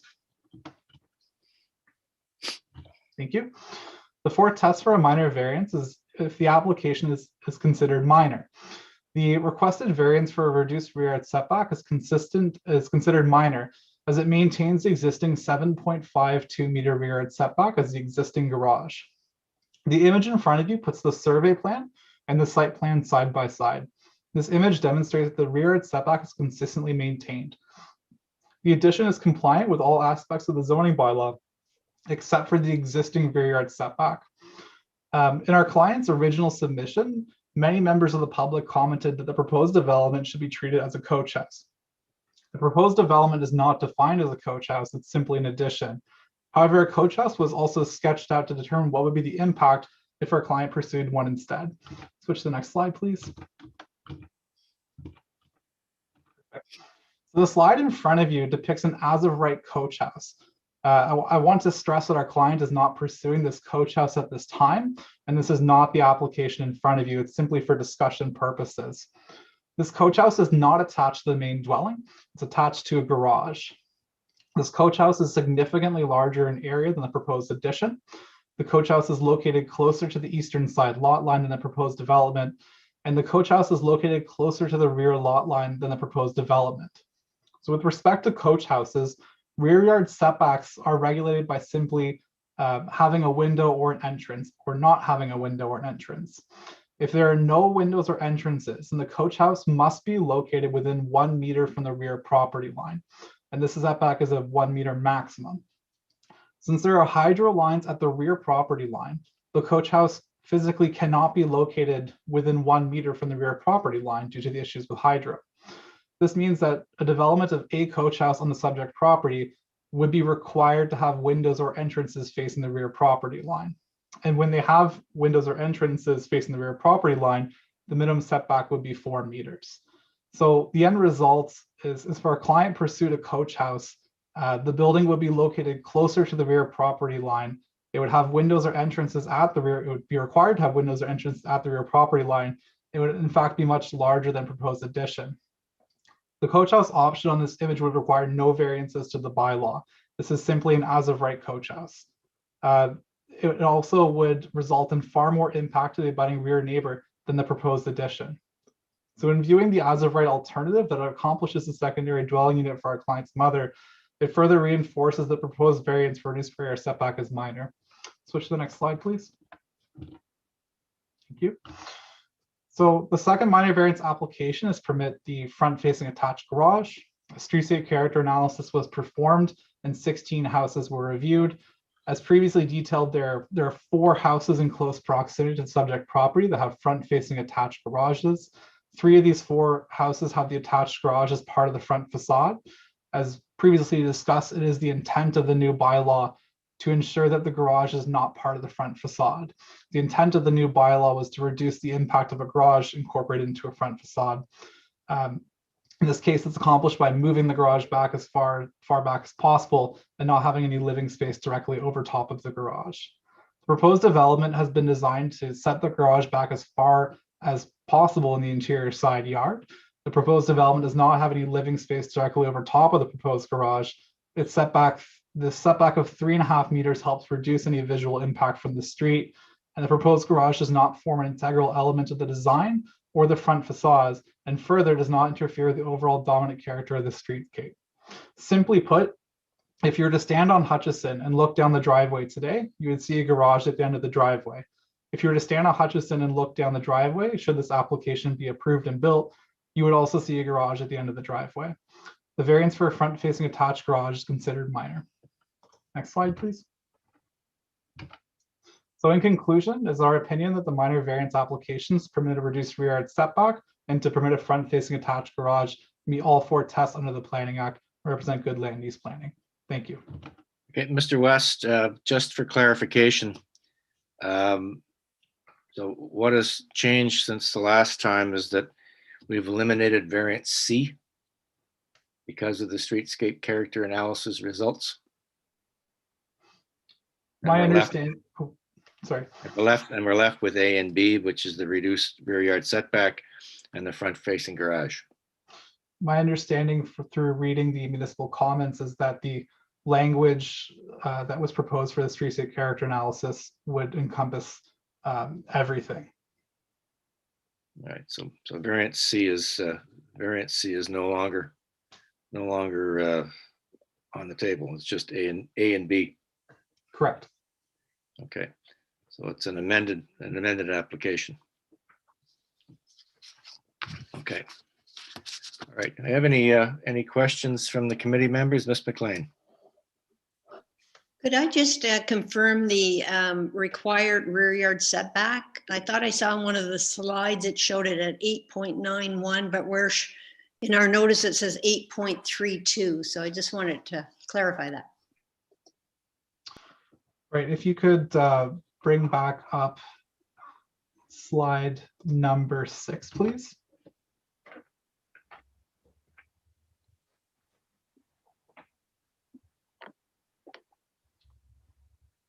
I'm not sure. Sorry, the slide with the requested variances on it.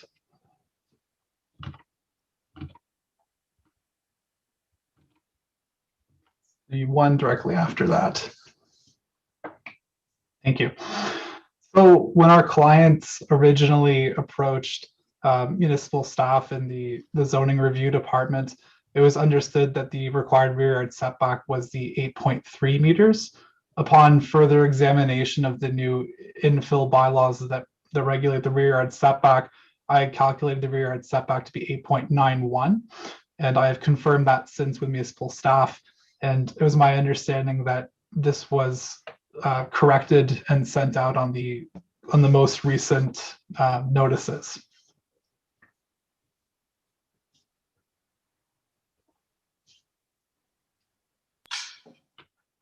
I guess the notice I have in front of me reads a minimum requirement of 8.32, but and so I'm not just wondering if it needed to be amended or not. That might be a question for the coordinator. Mr. Chair, maybe a comment from either planning staff or the coordinator would be helpful to put this to rest. I think so. We all have the same notice dated April 7th, and the language of one of the variants is not the same, and the third variance is gone. So, Mr. Chair, I'm looking at the posted notice, and it's containing the updated requested variance for the rear yard setback, and the requirement of the bylaw is 8.91. If I may assist the chair, that was a change that was made to the notice after preliminary notices were circulated. So you may have received the preliminary notice, which we received as well. Yes. Which had the older requirement, but the notice that was circulated to the public has the correct rear yard setback. Yeah. Okay. And the wording of the variance B is different as well. Yes, thank you. Yeah. Okay. Yeah. All right. Just want to make sure we're all singing from the same songbook. Appreciate that. Yes. Thank you, Mr. Chan. Right, Mr. West, are you, Ms. Hutcherson, please. But Thank you. I'm just wondering if we could get more details on the building code issues that prevented an SDU from being built in the basement as an alternative. So neither Mr. West or myself are experts on the building code, but there are structural issues and fire separation issues that would be involved in trying to establish a secondary dwelling unit in the basement of an older dwelling. Okay. Thank you, Mr. Chown. Any other questions from the committee? Okay, we have a number of other speakers on our list. I have Karen Wright from the Civic Hospital Neighborhood Association. I believe the association has some concerns. Yes, thank you, Chairman. I'm Karen Wright. I'm the president of the Community Association in this area. And your address for the record, please? 80 McFarland Avenue. Okay, thank you. Please proceed. Thank you. So as you know, based on our submissions, the CHNA is registering its objection to the minor variances. At first glance, regarding the rear yard setback, I'll start with that. At first glance, it sounds like a small ask, 7.52 meters from the required 8.91. However, we maintain it is not minor. The applicant is suggesting it's minor due to the fact there's a detached garage in that location today, suggesting minimal impact of allowing an SDU to be granted the same setback as used by a garage. We object to this argument. There's a large difference in the impact to nearby properties of an accessory building such as a garage versus a secondary dwelling unit. That's why our bylaws allow the former to be built beyond the building envelope, not the latter. So in addition to occupying the garage's location, the amenity area, patio, etc., for the SDU's backyard will be well past the rear yard setback, further encroaching on nearby properties and increasing the impact on approving this variance. The significant negative impacts from this variance on nearby properties due to the location of the structure, its intended use, property elevation, the loss of 2 mature trees, etc., are detailed in our written submission and will be fully outlined to you by the residents speaking today. In fact, I'd like to note that we did have a public consultation on March 22nd. I have it recorded as 16 households attending.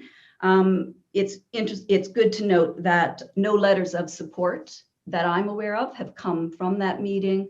I have only heard negative comments and know of people in opposition.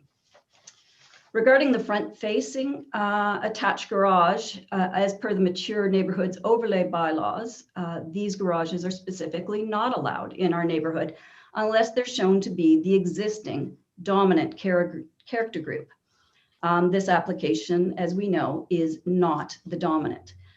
This flies in the face of the very clear prohibition in our mature neighborhood bylaws. Bylaws put in place specifically to ensure successful infill and additions in existing neighborhoods such as the Civic Hospital neighborhood.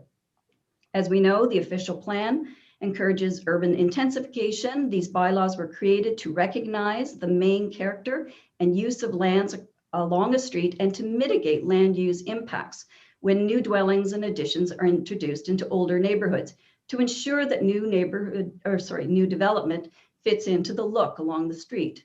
In fact, it was after a careful multi-year review of these zoning regulations by planning staff to ensure the intent of council direction that the overlay bylaws were updated just in the fall of 2020 with bylaw 2020-289 to specifically include the land use factor pertinent to this application of attached garages. This is a very current update to the infill bylaws developed after a great deal of study by planning staff on the efficacy of infill 1 and 2. You see very clear language in the bylaws explaining that only the dominant character group is permitted. Applicants who fill in a streetscape character analysis also see very clear, strong language in the SCA manual about the fact you have to be dominant. In fact, the letter given to the applicant for this proposal that received confirming their character group A is dominant clearly said that you are required to comply with the dominant, not permitted to have an attached garage. While the bylaws do allow for a tie, in this case, there's no tie. It's not even close.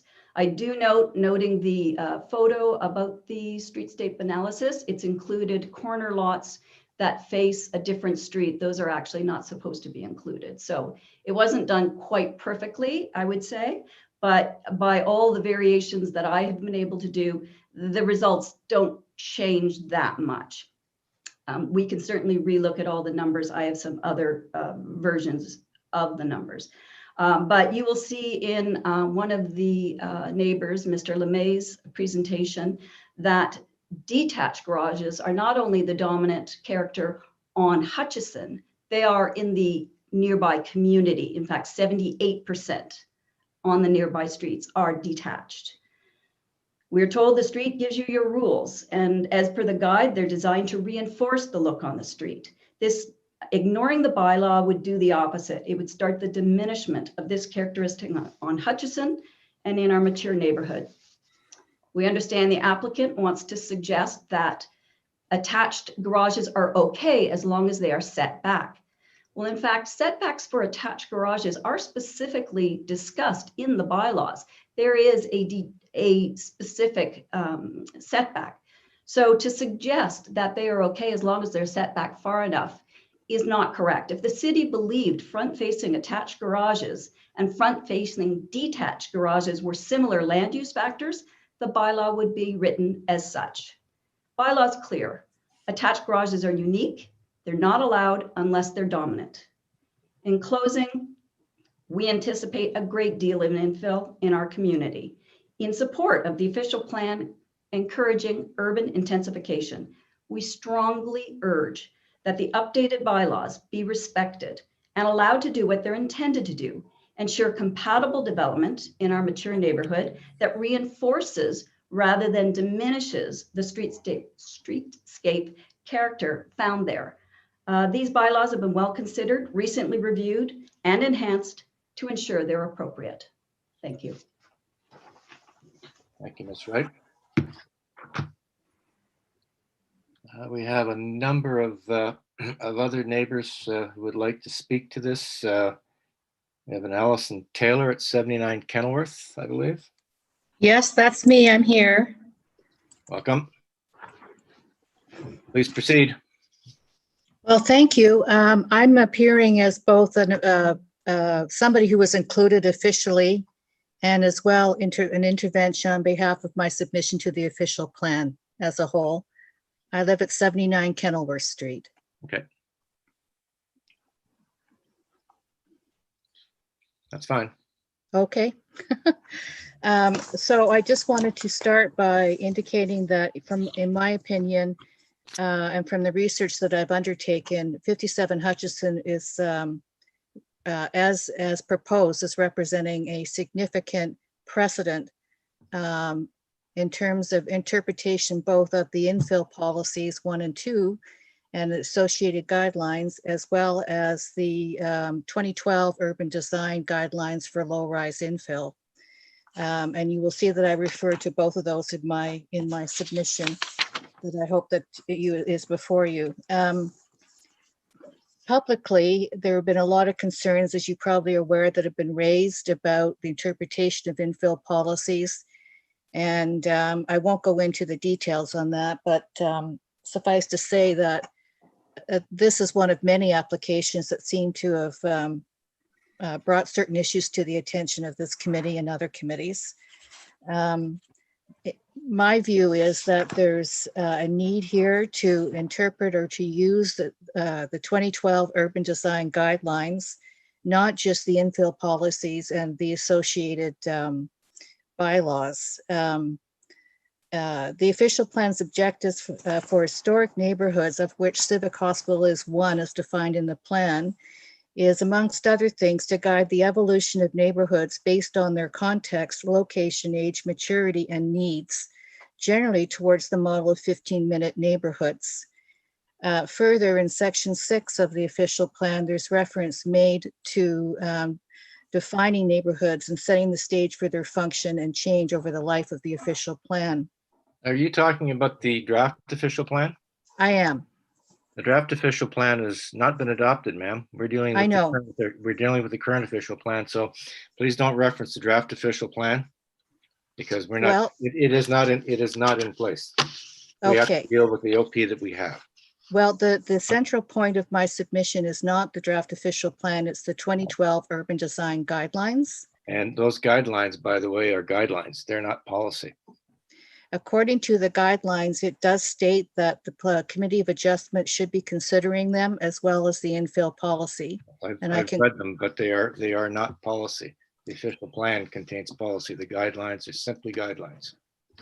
well, it's my contention and suggestion that they should both be considered on their merits at the same level of whether they're binding or non-binding policy or guidelines or what have you. I do understand that some of the committee members have raised the need or referred to the official plan, current approved official plans, lack of guidelines on urban design. And I simply want to point out that there is a policy gap here It's not just a question of placement and configuration of buildings or infill. It's respecting the maturity and the nature and the character of the historic neighborhoods in which they are being built. That's my essential point. So, And by the way, in 1991, we had an urban design chapter in our official plan, and it was removed in 2003, unfortunately. it's my understanding that the current official plan does annex or had annexed a reference to the 2012 guidelines. And it's also my understanding in discussions with some of the planners in the planning group that they are undertaking consultations now with a view of updating those guidelines concerning urban design, low fill or low rise infill rather, with a view of posting a new version in the next 3 or 4 months. And it's my suggestion, given that the 57 Hutcherson is could open the door, quite frankly, to broader interpretation of both the urban design guidelines, as you say, they're non-binding, and policy regarding infill, that this application should be suspended until you see the results of the update of the urban design guidelines. Thank you. Thank you. Okay. Before we continue, Mr. Wildman, you had a question or comment? Thank you, Mr. Chair. Just it actually pertained to Ms. Wright's presentation. I just wondered if I could get some feedback from the planner. Or just a quick question there on it was a sketch put up by Mr. West that was a as of right plan. And is that planning, I just want to make sure planning's in agreement with that general plan that was put up there? Sorry, Mr. Waldman, are you referencing to the sketch with the coach house? I am. The planning department didn't have that in the application and we haven't reviewed it. In general, is a coach house permitted in a similar fashion when looking at the zoning bylaw? If it's kept entirely in the rear yard, yes. Thank you. Question for forestry staff. There was a comment about trees. Was there anything that forestry staff came across in their review that had any concerns with respect to existing policy or bylaws? Yes, through you, Mr. Chair. We did review, and one of the trees is within what appears to be the as of right footprint of that garage building SDU. And the other tree that is noted on the plan to be removed is due to health reasons and has nothing to do really with the application. Thank you very much. Ms. McLean? Just a question for city planning staff regarding the terminology of front-facing garage. I note the department has no concerns with this application. And I'm just wondering what whether or not this garage in your mind is what's deemed to be a front-facing garage. In both versions, it will be a front-facing garage. If the condition is kept existing, it will be detached. If the proposal will be approved, it will be attached. But it will be seen from the street, and it's already seen from the street. So the department has no concerns with the application. Yeah, sorry. Just with the setback of the garage, the front face or the garage at 3.5 meters, it's still considered for zoning bylaw purposes a front-facing garage? Yes. Okay. Thank you. Thanks. Mr. Wilder? Yes, to planning. So question is here that streetscape character analysis. Oftentimes I'm finding as of late planning's interpretation and I guess being very generous in the application of the streetscape character analysis in terms of the streetscape that I've seen on the street. The detached garages are the dominant feature. Would you not agree? Yes, the streetscape character analysis showed that the dominant feature on the street is no attached garage. And as far as I remember from my comments, the 70%, 69% is the front-facing garages. I cannot provide the exact number for the detached garages right now. All right, thank you. Thank you, Mr. Wilder. We also have several other residents who wish to speak. Mr. LeMay, 49 Hutcherson. Is he there? Hi, I'm here. Thank you, Mr. Chair. All right. And the panel members. So I do have a presentation. Okay. Please proceed. If the presentation could be up on the screen. Let's see here. Up on the screen, I can't see it.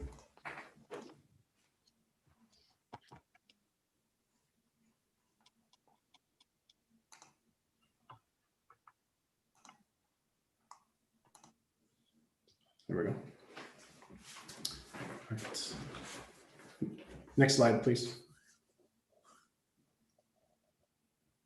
All right, so one of the arguments that we wanted to make is talk about the streetscape character near 57 Hutcherson Avenue. When we looked at some other applications or how things are generally explained, we wanted to sort of look at the mix in the neighborhoods. Sometimes some have expressed that streetscape character analysis is just a numbers game. So we said, well, why don't we look at sort of a general area around the property in question? So what we see here is a lot of green. Green shows all of the properties that have detached garage. And in fact, that number in that area shows that it's about 78% of the properties that have a detached garage. One of the things I do want to mention here is the area highlighted in blue. So it shows the properties that are along Hutcherson Avenue. And one thing that's important is relative to the other parts or the other areas shown in this sort of map, you see that Hutcherson Avenue already has a number of attached garages as well as carports, despite not being dominant in character. But if you compare it to other areas in this map, it's already vulnerable to lose its neighborhood streetscape character. So adding one more would certainly not be to its benefit. Another thing to mention as well, and I did not show any front-facing photos of other properties, but where the star is and the red box is on that image, you can see that the properties adjacent to 57 Hutcherson, those properties all have detached garages or no garages at all. Next slide, please.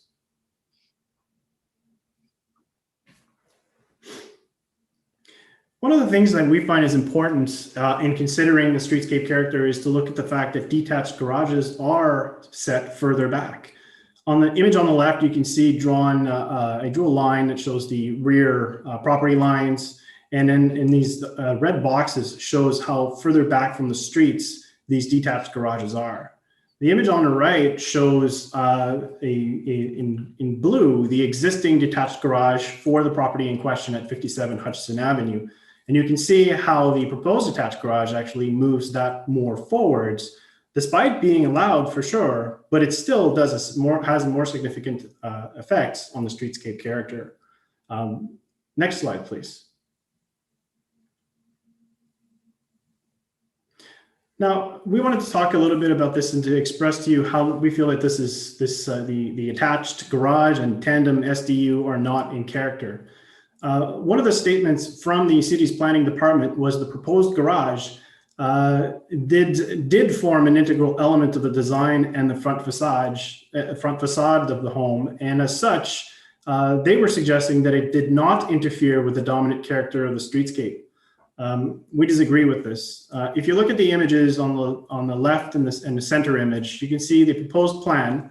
You'll see that this tandem attached garage as well as SDU, you can see that the height visible from the street of the gable for the secondary dwelling unit comes to just below the second story window.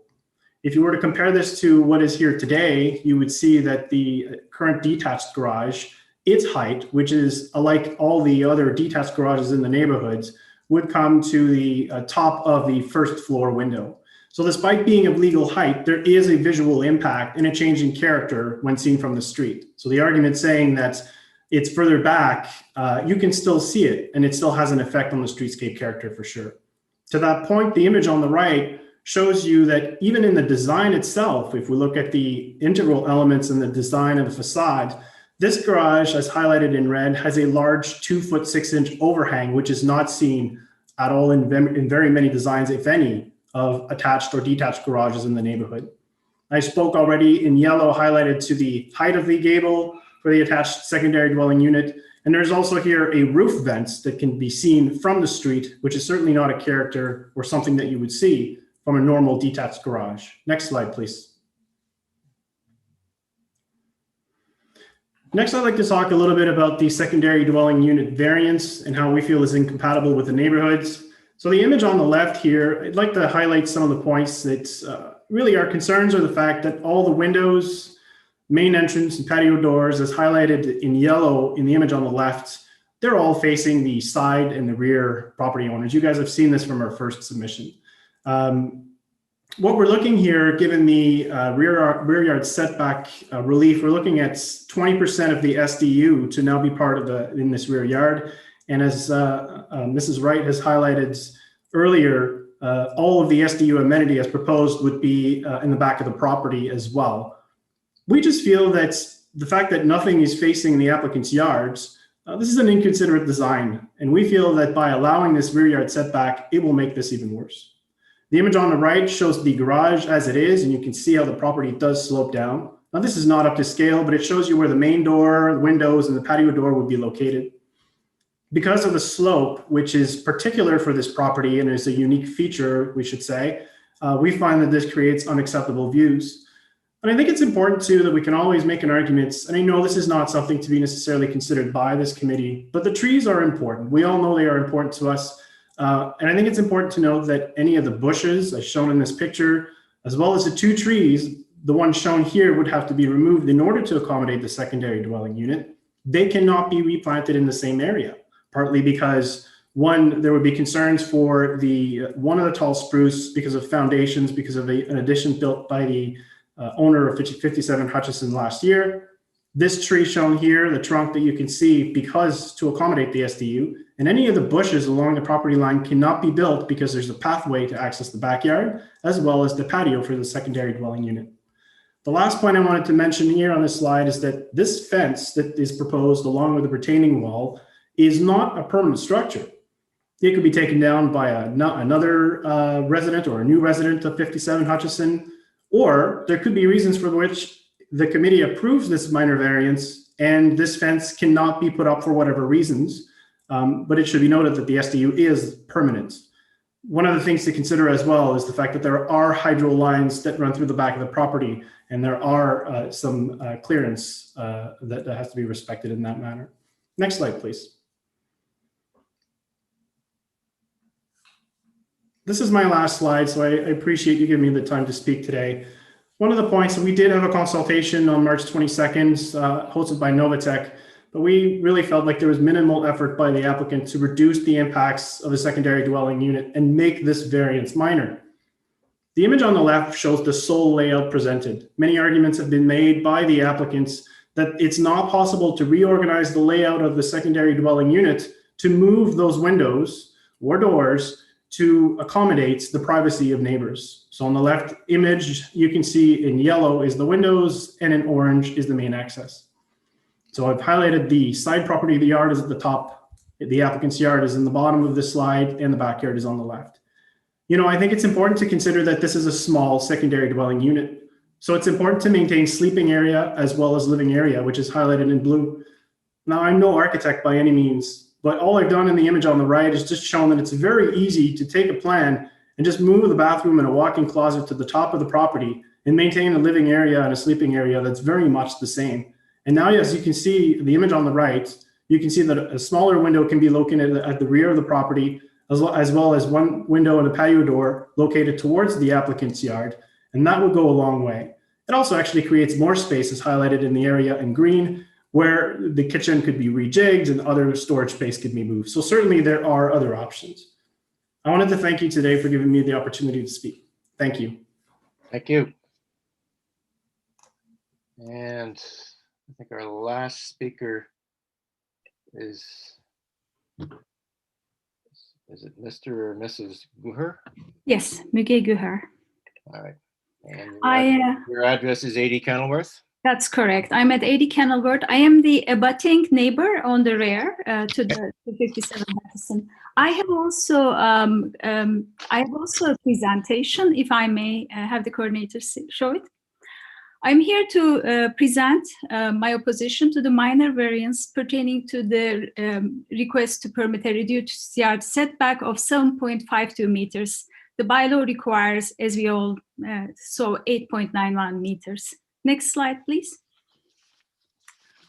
I will present, in my presentation, summarize our concerns and provide evidence that requested variance to reduce the rear yard setback by 1.39 meters to build a secondary dwelling does not meet the statutory tests.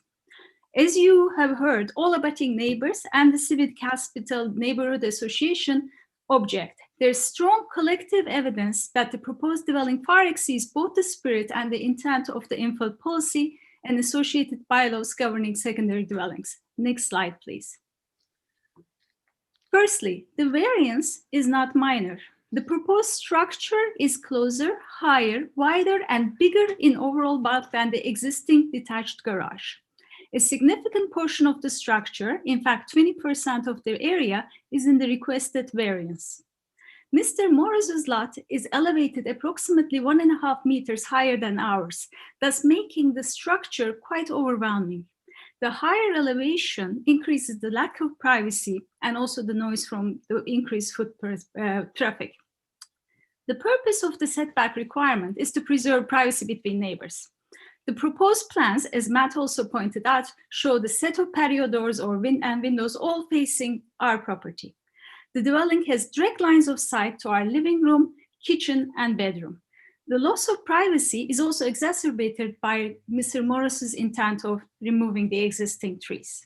Next slide, please. Here, I tried to show what it looks like from 80 Kenilworth, our property, with overlaid proposed building plans.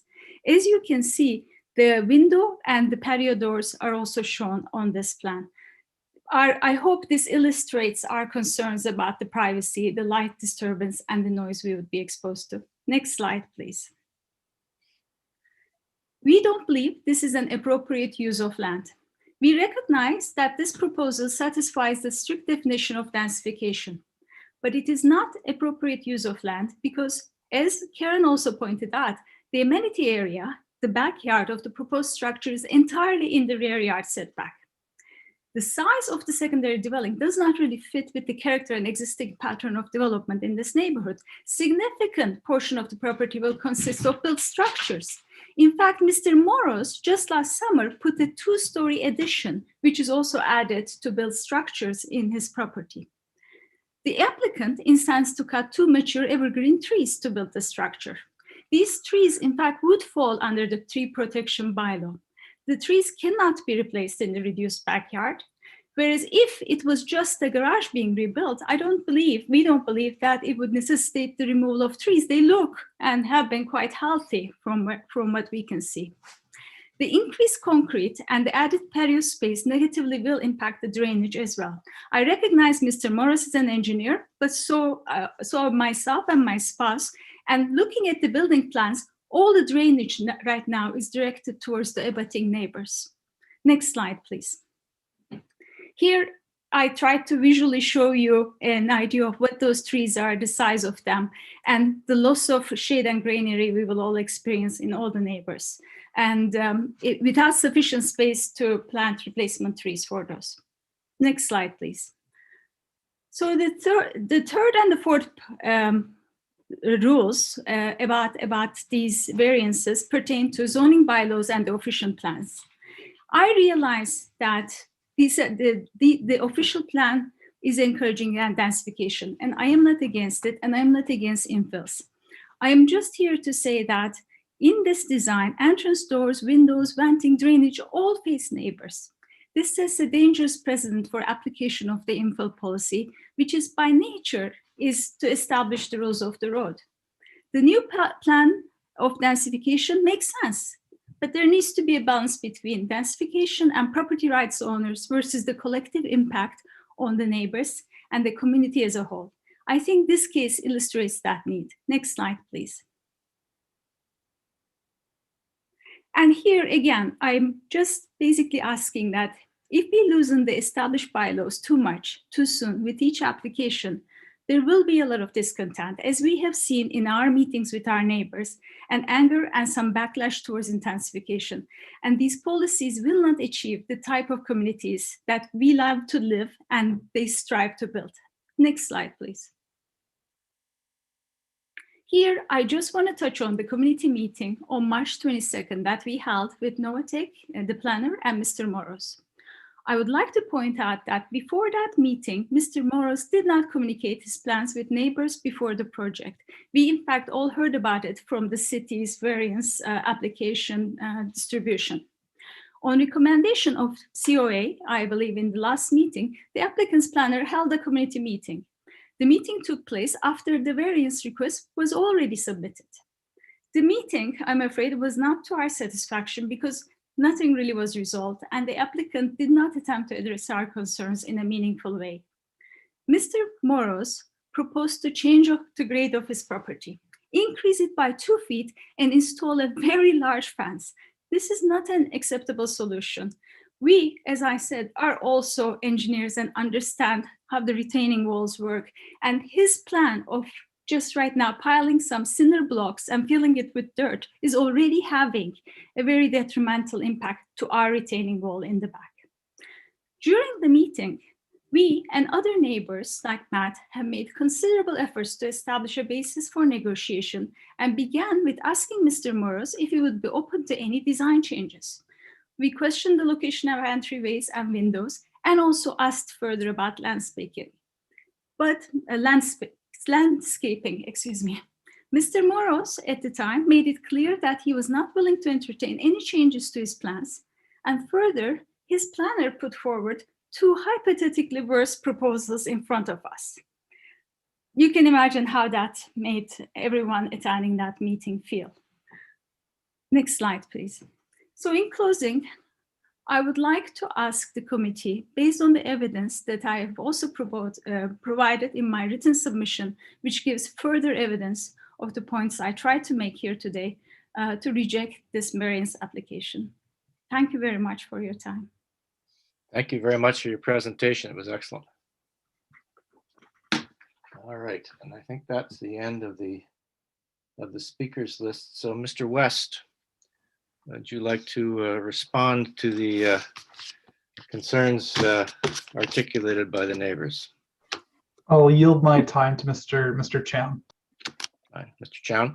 So, Mr. Chairman, thank you for the opportunity, and I will try to be brief. I want to start by just responding to the comment about a consultation. Mr. Moros, our client, did reach out to Ms. Wright many months ago about his proposed development. There was an unfortunate breakdown in communication there. In reaching out to Ms. Wright, Mr. Moros thought that she would share the information through her channels to the community, and unfortunately that didn't happen. We obviously did reach out to the community after the application was adjourned. Mr. Chairman, members of the committee, almost all of these concerns raised by the neighbors are with respect to impact, and I think it's important to compare the application that's before you this afternoon with the as-of-right development. So if I could ask the coordinator to put up slide 16, please, from the presentation.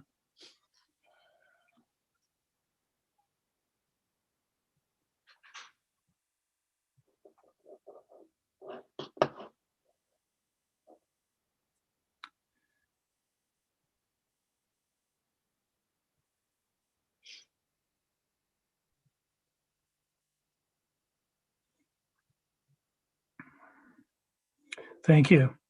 So Mr. West already took you here. This is an as-of-right coach house and detached garage, fully conforming to the zoning bylaw. So this would not require any relief, any minor variances. Our client would just need to file for a building permit.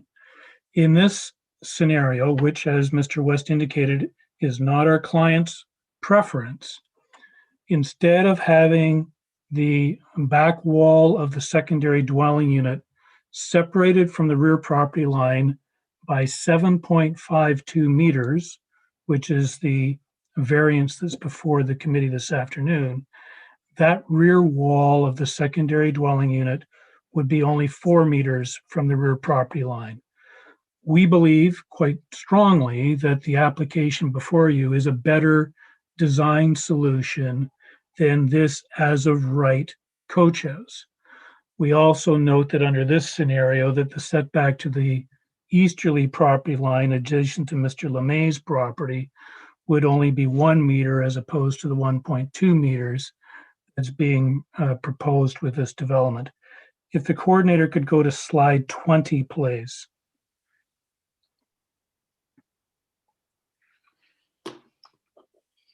Thank you. So, Mr. Chair, members of the committee, this slide wasn't part of Mr. West's formal presentation to you, but this is the second alternative which we shared with the community association and neighbors when we met with them. This, once again, is an as-of-right addition to the existing house illustrated on the right-hand side. On the left-hand side is what's before the committee today. So the as-of-right application is an addition with a secondary dwelling unit, 1.2 meters from the side property line, door and windows for that secondary dwelling unit at the rear and along the east side of the building, and a mudroom / laundry room or whatever it might be at the front of that addition. The difference between this application, or that as of right development, excuse me, and the application that's before you today is that it doesn't include an attached garage. Instead, the car would be parked in the driveway in the interior side yard. Finally, Mr. Chairman, privacy and fencing. If I could ask the coordinator to go to slides 23, and I'll speak to 23, and then we'll go quickly to 24. I hope you can see on this image, this is the rear elevation with the addition. The green line illustrates the top of the existing fence. The red line illustrates the top of the fence that's being proposed by Mr. Morose. You can see that the fence that's being proposed by Mr. Morose clearly screens the sliding doors and windows in the rear of the proposed coach house, which will provide privacy both to the neighbors to the north and for the occupant of the coach house. If I can go to slide 24, please. Similarly, Mr. Chairman, members of the committee, this image illustrates the fence that's being proposed by Mr. Morose in red. I do hope you can see the dotted line, and you can see that the proposed fence will fully obscure the view of the door to the secondary dwelling unit and obscure most of the view of the small window in that elevation. We believe that the proposed fence adequately addresses concerns with respect to privacy for the properties to both the north and to the east. In summary, Mr. Chairman, I remind committee members that planning staff, the department, have no concerns with these applications. They're not setting a dangerous precedent. They are consistent with the official plan policies that encourage secondary dwelling units. The proposed development that's before you today, we believe, is a better fit for this property than what would be permitted as of right, and we would ask you to approve the applications as filed. happy to answer any further questions the committee members may have. Thank you. Thank you, Mr. Chown. Ms. McLean has a question or comment? Thank you, Mr. Chair, just to Mr. Chowan, was there any consideration given to complying with the rear yard setback and moving everything forward the difference, the 1.39 meter difference? We haven't done that. I guess the result of doing that would be the garage would be even closer to the street. And I think one of the things that is attractive about this proposal is that the garage is set well back from the street, that they're the front facade of the existing house at the 3.5 meters. If we were to move everything forward, that separation becomes less distinct and the garage will become more visible. I think, it just on that, you only see the garage when you're standing at the end of the driveway. You don't see the garage if you're standing to the right or to the left. But to answer your question, that's an option that we haven't looked at in detail. And what would happen if you just reduce the, you complied with the rear yard? What would be the impact on the secondary dwelling unit? In size wise, I guess. I might defer to Mr. Morose, but I don't think it would be habitable, but. Yes, so I did consider moving it as an originally when I filed the application in 2019, before the new official plan, the new bylaw came into effect. We did consider it moving forward. My concern was that once you move the garage forward, I think people have to appreciate there's no street parking on the street at any time during the week because of the civic hospital. So if you're having guests over or family, they won't be able to park the 2 cars behind them. So they will have to park on a different block to make sure that when they visit, they can park within my driveway. So by moving the garage, my concern was to keep as much space as possible so that I don't have to be concerned with somebody coming and visiting, not having a parking spot. Again, if that's why we wanted to keep the garage and the secondary dwelling. Also, what my architect was proposing was basically making a little bit more geometric changes, which then affect the layout of the unit, which we thought with the 0.8 meters of a variance wasn't worth it. And we just wanted to see if we can get it approved with the variance. Okay, thank you. I have a question for forestry. The trees that are going to be coming down are classified as distinctive trees. Will there be a necessity to file a tree report for this? Yes, there will be. Yes, there will be a requirement to apply for a tree removal permit. So there's no guarantee that one will be issued. If forestry determines that the one tree is in good condition, it may have to stay, but the one tree would be impacted by the proposed unit. And when would this process initiate? After we deal with this? Yes, the application for the permit would be at the building permit application stage. So after this. So there's a possibility that neither tree may be allowed to be removed. No, if I may, Mr. Chairman, the tree within the footprint comes down. Just may I comment on this one? The existing tree that's currently is to be removed because it's in the way of my secondary dwelling. It has currently grown roots underneath my garage. I can't replace that tree. It's about 3 feet from my garage, and even if I rebuild the garage, it will have to go. It's unsafe. It's under destruction. Right. Well, I guess that's for forestry to determine, isn't it? Yes, that will be part of the application. Okay. All right. Thank you, Ms. Young. I have 2 neighbors who would like to make final comments. Very briefly, please. Mr. Lemay. Thank you, Mr. Chair. I'll be very brief. I just wanted to mention in the option that was shown with with the coach house, it actually is in part to our advantage. He might be 20 centimeters closer to our property line, but there would be no main entrance or windows permitted. So that's something to consider. Also, it's funny that in his plan where he proposes this, the owner of 57 Hutcherson is willing to put windows facing their yards, where he's so refused to put those windows for the actual secondary dwelling unit as proposed. I also question whether this is entirely in the rear yard, but I'm not going to get into that for this discussion. With regards to the fence, it is still that fence, no matter how high it is, the windows are still higher than the fence. And I'll reiterate that there is no guarantee that a fence and a retaining wall can be put up to the back of the property, given the hydro lines as well as the bell lines.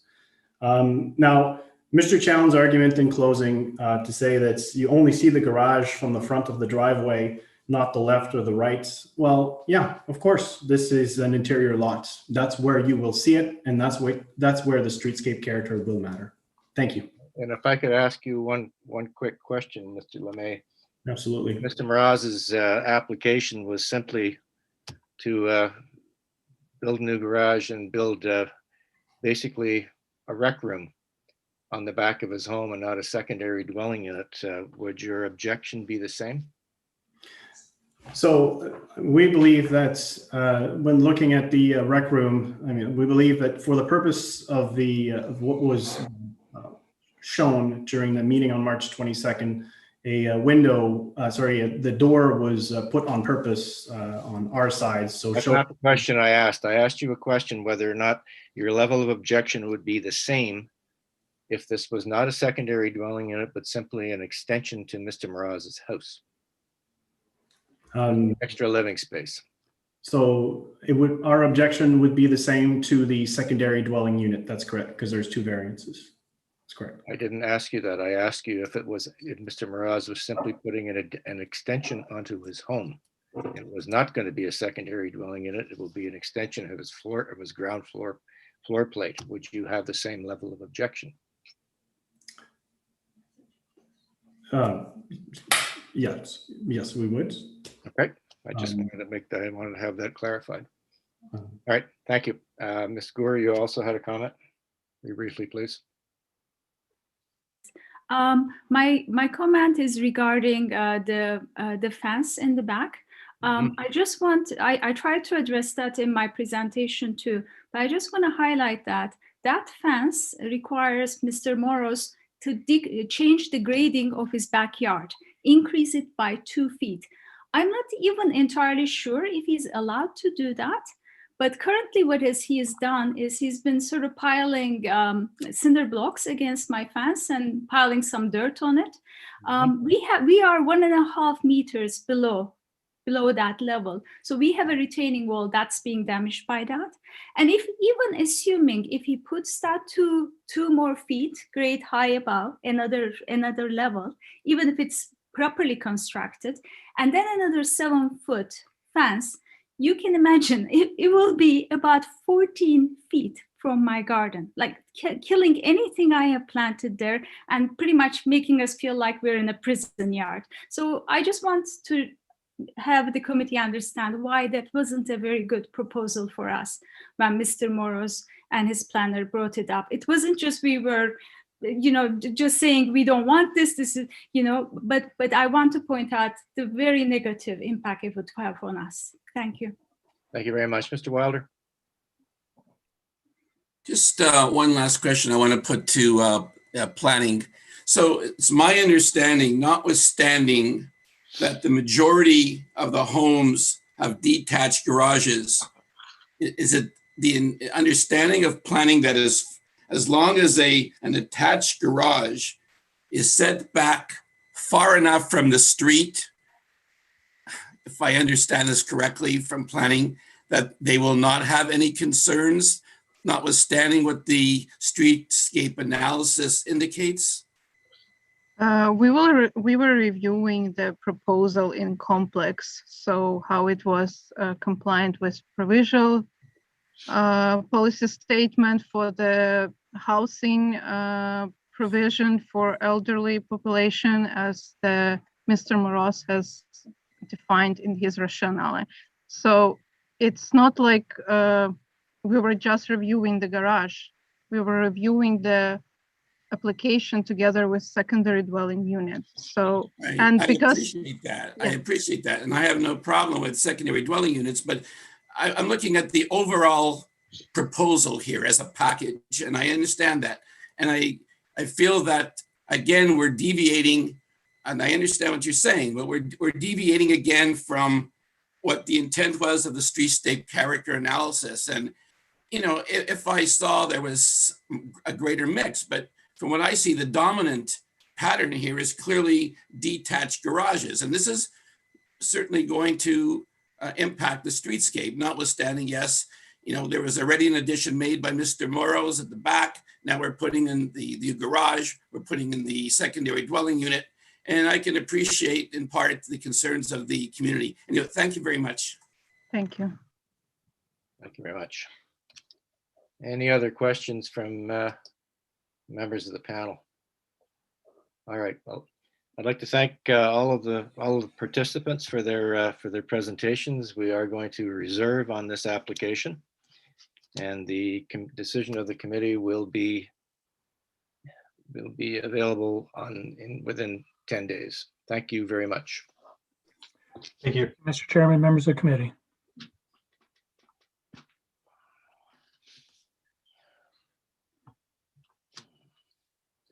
Next application we'll deal with on this agenda is item number 13.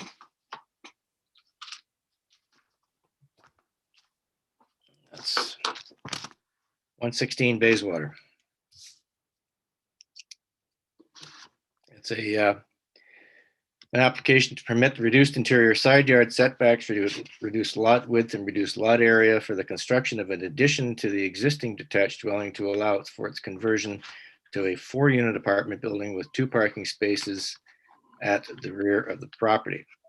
These applications were adjourned February 2nd and March 3rd. So we have on this application, Mr. Ireland is the agent for the application. Mr. Ireland, you're there, I see. Yes, I am. Okay, first of all, we have to go through the solemn oath. Do you solemnly swear or affirm that the notice provided to you as part of the application process and by the committee was posted at the property to which the application applies for the prescribed number of days before the hearing and clearly visible and legible during the entirety of that time? I do. All right, please proceed. Okay, thank you, committee members. I will quickly introduce the proposal and the variances, then I will go through the 4 tests and finish up by addressing some of the concerns raised by residents. All right. So as it was just stated, it's a low-rise apartment building with 4 apartments. It is proposed to retain 2 of the parking spaces that are existing and reduce the paved area in the rear yard. I met with the Hintonburg Community Association back in February. That was the reason for at least the first adjournment.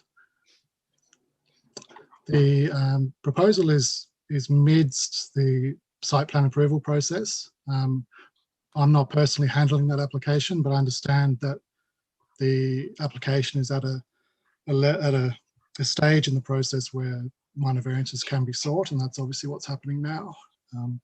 So for that reason, because it's still in the process, I request that if this application is approved, that the decision will reflect the approved site plan, just in case there are very minor changes to it. I understand this is possible. The proposed variances to permits reduced interior side yard setbacks of 1.1 metres and 0.4 metres, whereas the zoning bylaw requires 1.5 metres. To permits a low-rise apartment building on a lot width of 7.6 metres, whereas the zoning bylaw requires 10 metres. And then to also permit the 2 parking spaces, which would be prohibited by the zoning bylaw on this site otherwise.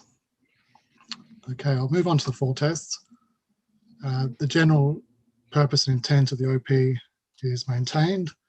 The subject site is designated general urban area in Schedule B, and that permits the development of a full range and choice of housing types to meet the needs of all ages, incomes, and life circumstances.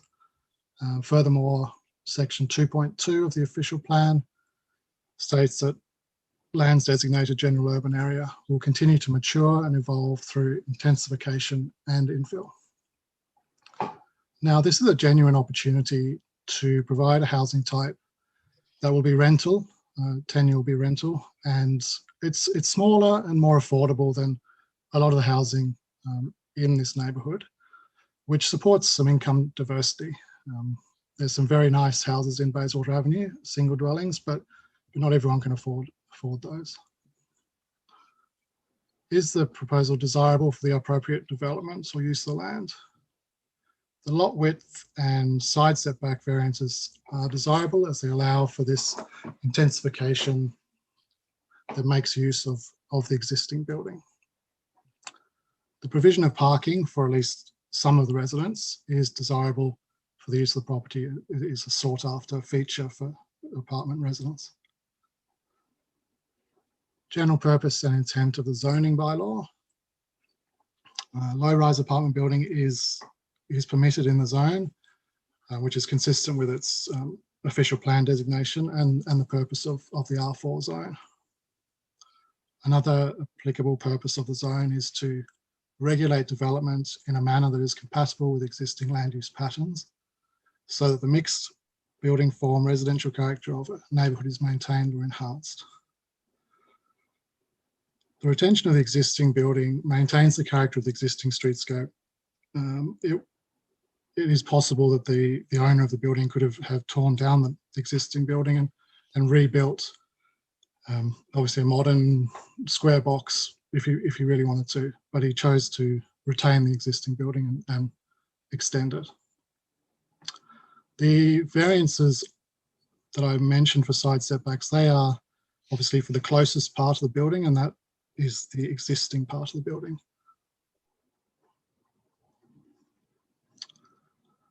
As far as the parking goes, the parking variance, we are applying for a variance to make that clear. There's 2 to 3 sort of informal spaces there at the moment. That'll be 2 proper formal spaces right at the back there, with the rest of the rear yard, which is currently mostly paved, made permeable with grass. Now, as far as the requirement in the zoning bylaw, I fully support the report by the city planner on this. He summarises it very well, basically saying that, and I'll quote him so I don't misquote him, the restriction on parking for low-rise apartments on lots under 450 square metres is intended to rule out undue design compromises made for the purpose of accommodating vehicle storage. In this particular case, the 2 parking spaces already existing are accessed via a rear laneway such that they do not affect streetscape character and do not impact the applicant's ability to meet rear yard landscaping provisions. Could I please get the coordinator to bring up the 2 slides I had? Not the plans, there's 2 separate PDFs.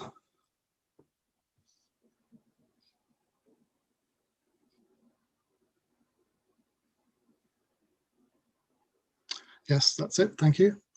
I just prepared this quickly to show that the rear lane behind this property is being used exactly how a rear lane is intended to be used, and that's for vehicle access and parking. You can see there the subject sites outlined in purple, and taking the nearest properties, not going too broadly, but taking a good number, almost all of them have some form of parking, whether it's surface parking or a garage. Thank you for that. Okay, final test is the variance. While the variance is minor, they're minor because the streetscape is maintained by retaining that existing building there are changes to the front facade, but the streetscape character is maintained as the rhythm of those older large houses is still maintained. The apartment extension is out the back of the building. As far as the impact on the neighbours go, overlooking was raised. The windows on the north side of the building, which I believe is the side of concern, the windows in the new extension are only to a hallway, a corridor. So there's less impact than the living area. You have a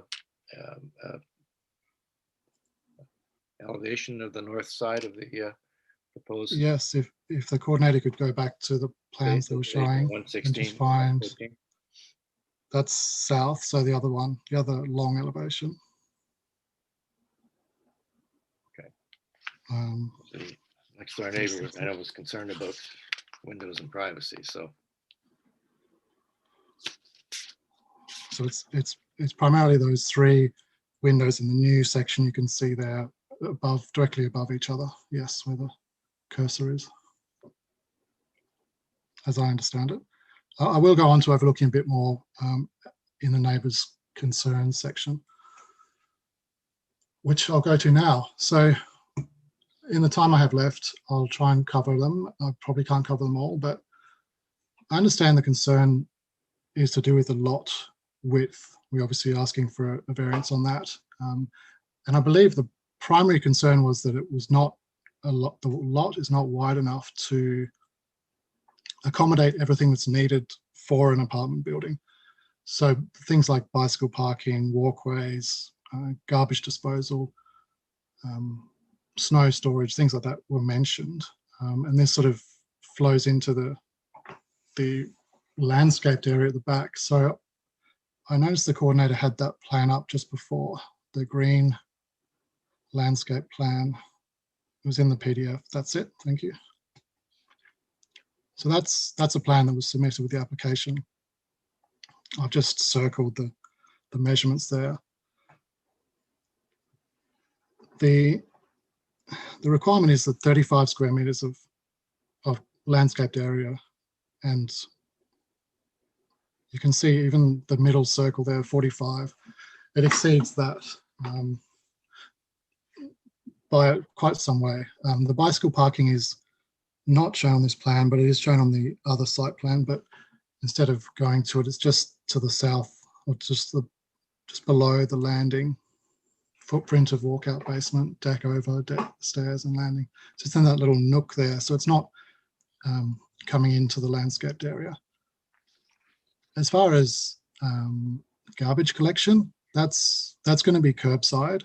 So residents will have to store their recycling bins and rubbish and garbage bins, as any single dwelling or apartment would, I guess, in their apartment.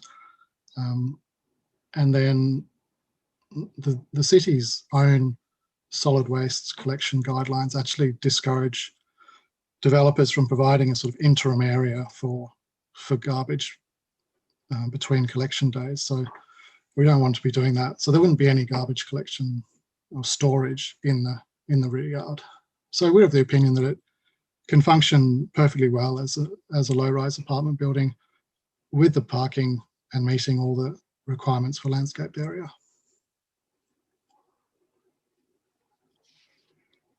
And then just going back to overlooking. Out of curiosity, at what stage are you in the site plan review process?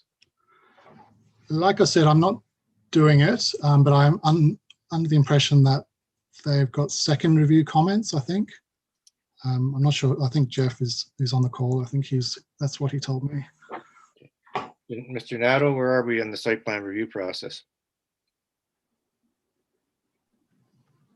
Afternoon, Mr. Chair. We are in the midst of it. I took over the site plan application in September of last year. Comments were last issued on July 22nd, 2019. And so it's my understanding that the file has been sitting with the understanding that minor variances are needed before the site plan process can be finalized. And you don't consider that there will be more variances as a result of the site plan review? Correct. So we're okay to move forward on this? Yes, sir. Okay, thank you. Ms. McLean, you have a question? Thank you, Mr. Chair. To Mr. Ireland, I understand the reduced side yard setbacks of 1.09 meters and 0.4 relate to the location of the existing dwelling. Does the new addition then comply with the 1.5 meters on both sides? No, it doesn't. It's set back 1.2 meters on both sides. Sorry, what was that? 1.2. 2. Okay, thank you. Shall I just finish up? I don't have long to Please. go. Yep. Please go ahead. So the front balconies, that's the primary amenity space for all the apartments. They all have a front balcony or porch. And these are all screened from the sides. They only can look forward. The rear access stairs are just that. They are access stairs that are required by the building code, and they're as big as they need to be for access. They're certainly not intended to be used as balconies or any kind of amenity space. There's also the amenity space at ground level, of course. So there's no rear balcony? No, there's not. There's rear access stairs. Okay. And that's it. Thank you. Thank you, Mr. Ireland. We have several other speakers on the list. Ms. Hode from the Hintonburg Community Association, if she's there.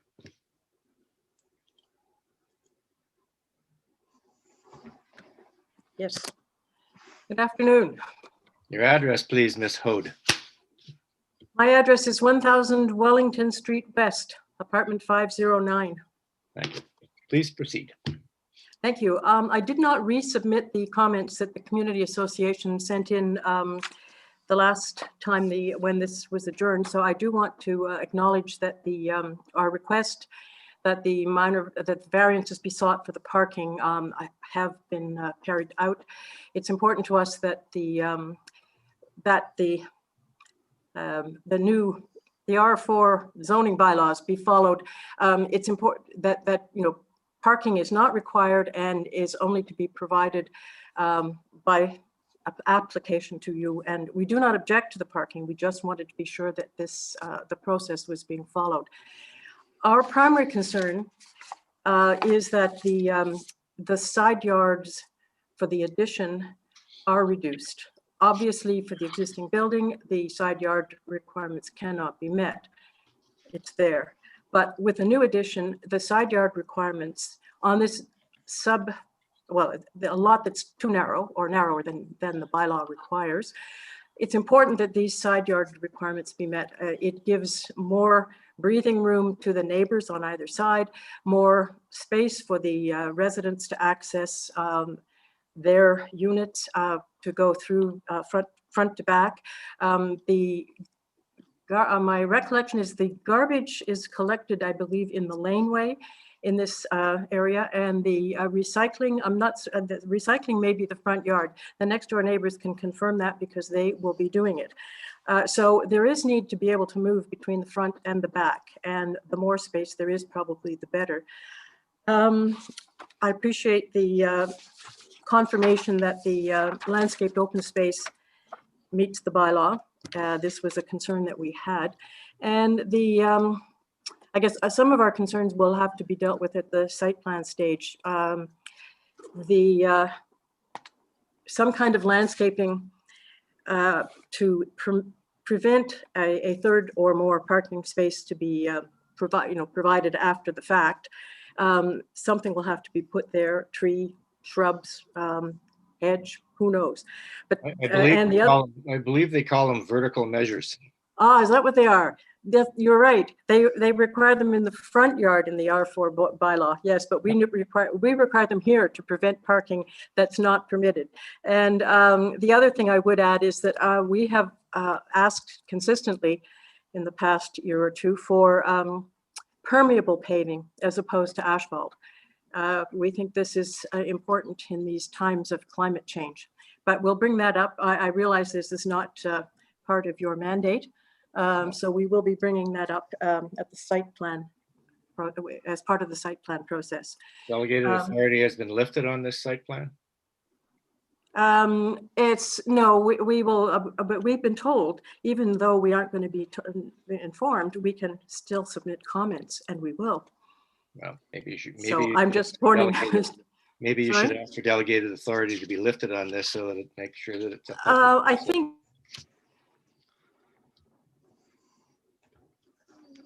Whoops. Can't hear you. My cat is helping me and he's muted me.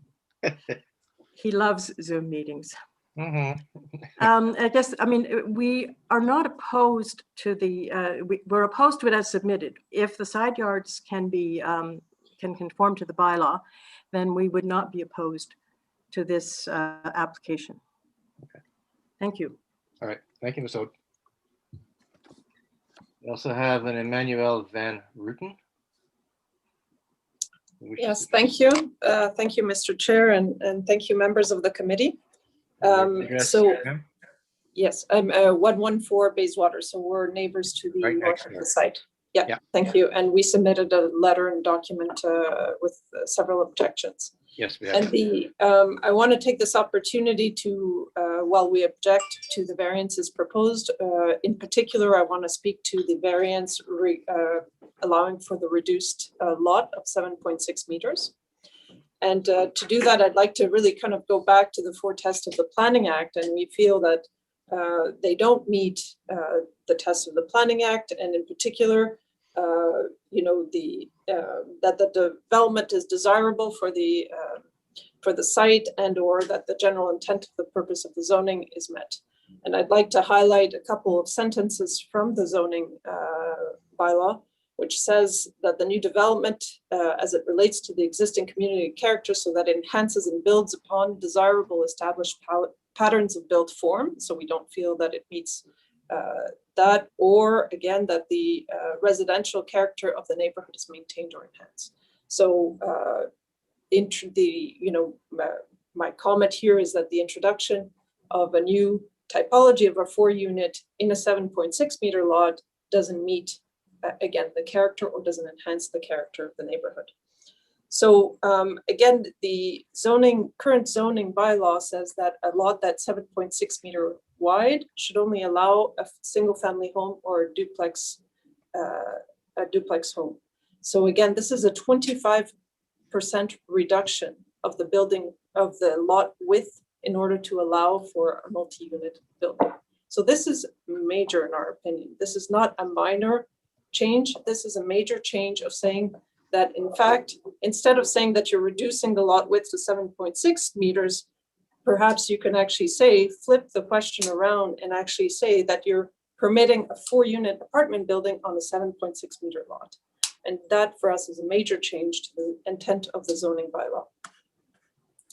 When the new zoning bylaw came into effect just recently, there was a very extensive consultation process that was done both with communities and across the city and planners. And that consultation process really evaluated where and how you would do the density. And that sets out very clear parameters. And it does not allow for a 4-unit building on a 7.6 meter lot. And it is obviously shocking as a neighbor, as a member of the community, that you would take this recently approved zoning bylaw that really studied this particular condition of how you would densify the city, and all of a sudden invalidate it. So again, as members of the committee, that you review this on a daily basis, if these guidelines are not the ones we kind of work towards, then how are we actually going to develop and densify the city? We need to set these clear parameters, and the new zoning bylaw, the intent of it was really to do that. The second aspect to that is the notion of precedent. The lots in our area, most of them are 7.6 meter lots. And as you know, Hintonburg has received so much pressure in terms of development. We know we are next to Bayview and Gladstone Avenue. We've been living there forever. We realize that we're in a densely rich neighborhood with different conditions. However, this sets a precedent. Most of the lots are 7.6 meters. We have not been able to find a 4-unit building in a 7.6 meter lot. Yes, there are in some larger lots, but we have not seen a 4-unit in that setting. So this is precedent setting. And so you can imagine what type of pressure this is going to provide in the neighborhood as a whole. And, you know, Hindenburg has received a lot of these types of pressures. So again, this sets a negative precedent, which again is a major transformation. Why would we have the zoning bylaw in the first place? And, you know, when you look at other developments in the city, you think of other neighborhoods that have similarly experienced this type of development, you know, Sandy Hill, recently in Westboro. Again, pressure to see these lots, they see it as an opportunity. And this is 7.6 meter lot for 4-unit would become a kind of a door opening up a whole series of development applications, fundamentally transforming our neighborhood. And so that goes to the question of, you know, the character of the neighborhood. My understanding, and again, the planner can confirm, and James as well, that this is a mature neighborhood, and you would need a streetscape character analysis to do the zoning, but I can't confirm that, but none was done, or at least none was shared with us. And when you look at the existing home, this is an existing typical red brick pitched roof home. It is an illegal 3-unit, grandfathered in, I suppose.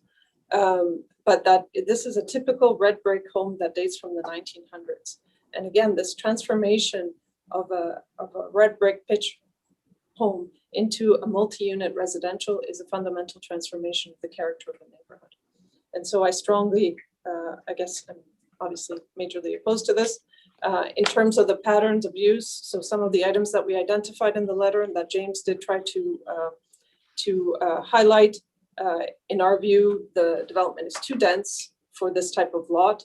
It happens that the lots on Baywater are 300 or are longer, and therefore it meets the 300 square meter area requirement, but lots on the neighboring side don't have that length. So it just so happens that Baywater has those additional lengths, so it doesn't require that additional zoning amendment. But to say that people are going to leave their garbage in their homes and not bring it out, I'm sorry, that is not realistic. People bring garbage outside. We have green bins, we have blue bins, we have black bins, and we have garbage bins. And all that is just going to accumulate on the side of the lot. To say that you have space for snow storage, it's not true. You would have to shovel the whole 23 or 24 meter length of that building in order to put it somewhere. That doesn't happen. It ends up on our lot. So I strongly object to this development. It is not consistent with the character neighborhood. It does not support or enhance the neighborhood. It doesn't support livability. And in my view, it is a major variation to the intent of the zoning for lots of this width. Thank you. One question on that block of Baywater. Are most of those homes still single occupancy? The majority are. There is 1 unit, one home on the south of this property that is multi-unit, but it is on a 10 meter wide lot. So it's not on the 7.6 meter lot. Okay. And there might be, I think, a few homes up north. There is a 2-unit home of that style as well. So again, a duplex is allowed, but not a 4-unit is not allowed. Understood. Okay. All right. Thank you very much. Any questions from the committee to the presenter?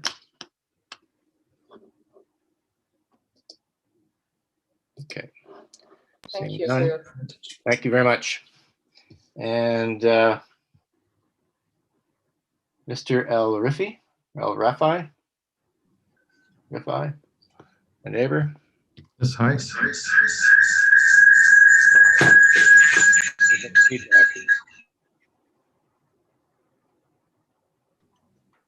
Can't hear you. Sorry, two microphones in the same room. Okay, can you give us your name and address, please? Mohammed Al Rafai, resident and co-owner of 114 Baywater Avenue. Okay. All right. Please proceed. Thank you. So again, I'll just start by reiterating what Emmanuel just said. We're strongly opposed to the requested variances. I will start by saying that this is also the first time we saw anything related to the proposed development was very little information included in the documents attached to the minor variance application. We were never consulted on any aspects of the proposed design, but besides hand gesturing and indication that trees are going to have to be removed.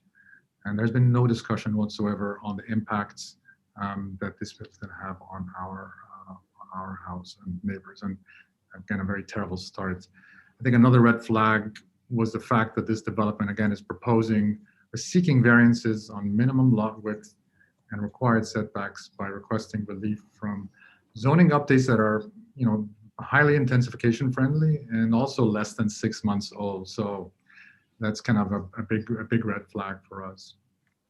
I think, as mentioned in our letter, we're of the opinion that the proposal really fails to meet the intent of 3 of the 4 tests. There are many overlaps in the issues pertaining to these failures, but I'm going to speak to the issues surrounding negative impacts, mostly on the immediate surroundings and the impact of the reduced setback. The proposal does not show any sensitivity to the massing of the building envelope. It is a nondescript box. Not really, if the elevations were to show color or materiality, you would see that there's nothing that remains of the elevations on Baywater that make it really fit in with what's there. It's completely transformed. I think it's kept there for purposes of cost. But it's a nondescript box projected in all directions with very little consideration for its surrounding, making no effort to reduce height or volume as it extends to quieter and more private rear limits of the site. When we designed our home, we took advantage of the expectation for typical setbacks in the neighborhood and the zoning, mass and height proportional to the permitted adjacent uses of past zoning, which were also upheld with the current zoning update. The majority of our windows, including our 3 bedrooms and washroom, face the proposed low-rise. And again, I want to point out that there's windows all over the place, and it's now we're not dealing with 1 or 2 families. We're dealing with potentially 4. Loss of sunlight, privacy, spacing, and openness directly related to the mass, height, and bulk of the proposal are exacerbated by the reduction in setbacks and the change in patterns of use emerging from a low-unit multiplex. We also think consideration should be given to the fact that, like the vast majority of properties in our neighborhood, our home is on a similar narrow 25-foot lot. We don't have the luxury or space to rearrange furniture or our yard to gain privacy or enjoyment. Every foot counts.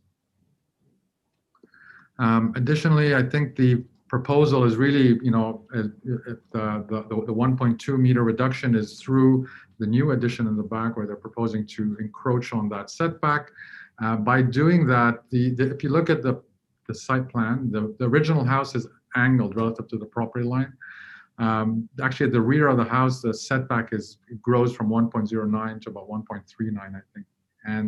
But the proposal, by jogging out to dig further into the setbacks, actually creates an outward jog and a sharp bend on that building facade. So from Baywater Avenue, it's a clear break with the alignment and the quality of the streetscape on Baywater. It will appear like a broken house, just if you look at it from the facade. There are also functional issues that we see related to site functionality. I appreciate the kind of intention for residents to keep their garbage and waste inside their homes. You just need to walk by any of the alleyways or the neighbors around us to know that that's not the case. Even for the duplexes and the rental units that are out, it just doesn't happen. People are going to leave their garbage out. We also don't see evidence of any that the design really permits any. There's no structure shown. There's no fences. There's no trees. There's no structure for anything really. So yes, when you look at lines, abstract lines on a drawing, you can say that there's space. But once you actually start to build this stuff and you start to detail it, you'll know that all that stuff shrinks and really disappears. So necessary structures and walkways to all the site amenities that are really contribute to healthy urban life are absent from the proposal. There might be the intention, but they're not shown, and we're not able to demonstrate that you can achieve it. Just out of curiosity, have you seen the draft site plan for this proposal? Well, no. All we've seen is what again, the only documents we're being afforded were the little information we've seen in that application. Perhaps Mr. Ireland can provide you with the site plan that has been presented to the city. That'll be great, and we absolutely intend to, stay in touch with the Hinterberg Community Association to continue to kind of remain involved in this application if it goes through. Yeah. Okay. I'm really surprised that they didn't. Did they hand you elevations of the of what their proposal is going to look like? Again, I'll just, in the interest of everyone's time, I'll continue. But no, we at this point, again, very limited consultation. It's a bit of a matter of fact. Like I mentioned, the owner did come by, gestured to how far they're going back, gestured to the trees that are being removed as a result of that, and that's kind of where we left it, with no further kind of consultation. I will also just, one of the final elements that we really have very strong concerns about, both, again, from the notion of neighborhood character and an existing mature neighborhood character, where those large towering stacked staircases in the back. So I appreciate, again, the intent that those are exits. First of all, they're oversized for exits, they're unscreened, and we know what happens with these is that they become de facto balconies. So the fact that now we're going to be living with towering 3-story, 3.5-story balconies overlooking our private, the privacy of our home and our backyard is a major concern. They also, these become hangouts, even if you're not hanging out there and partying or just hanging out with your friends. They're places where people go for drinks, and they become spaces. These exits become spaces. Also, the proposed maintenance of the parking spaces at the back also encourages the use of these exits as primary means of access to the 4 apartments by tenants or their visitors. So again, they create the potential for further disturbance because they're there and they're going to be used.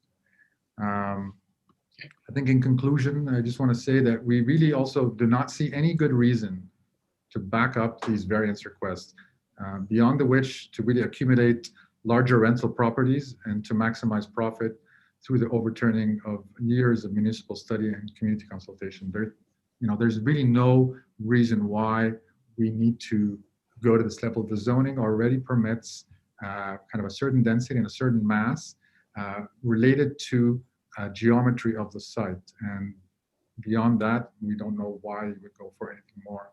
And we actually believe that the extreme lengths that the development will need to go to in order to create a viable low-rise apartment building on such a substandard lot will result in a highly overbuilt building envelope that will negatively impact its surroundings. And again, the notion that this is being built as affordable housing, I don't want to say, but it was mentioned to me that the idea that these are going to be, as a means to kind of calm us down or make us kind of accept it more, that these are going to be high-end units with a massive floor area. So we kind of don't really believe that this is going to make this development any kind of more affordable than what it is. It's just, it's really unsuited for this site and unsuited for this area. All right. Thank you very much for your time. I appreciate it. Thank you for your presentation. Mr. Ireland, would you like to respond to the neighbors and the community association's comments? Yes, please. I won't go into everything, but just a couple of points which really stuck out to me. As far as the consultation goes, Mr. Al-Rafai said so himself that the owner went to see him. This was before I was involved, to be honest, but then we met with the community association, at which Mr. Al-Rafai and his partner were there and spoke. And as part of the committee of adjustment application, we submitted full elevations of the proposal. They just had them up on the screen a moment ago. So I assume you got those. We certainly submitted them. As far as these weren't circulated. Please.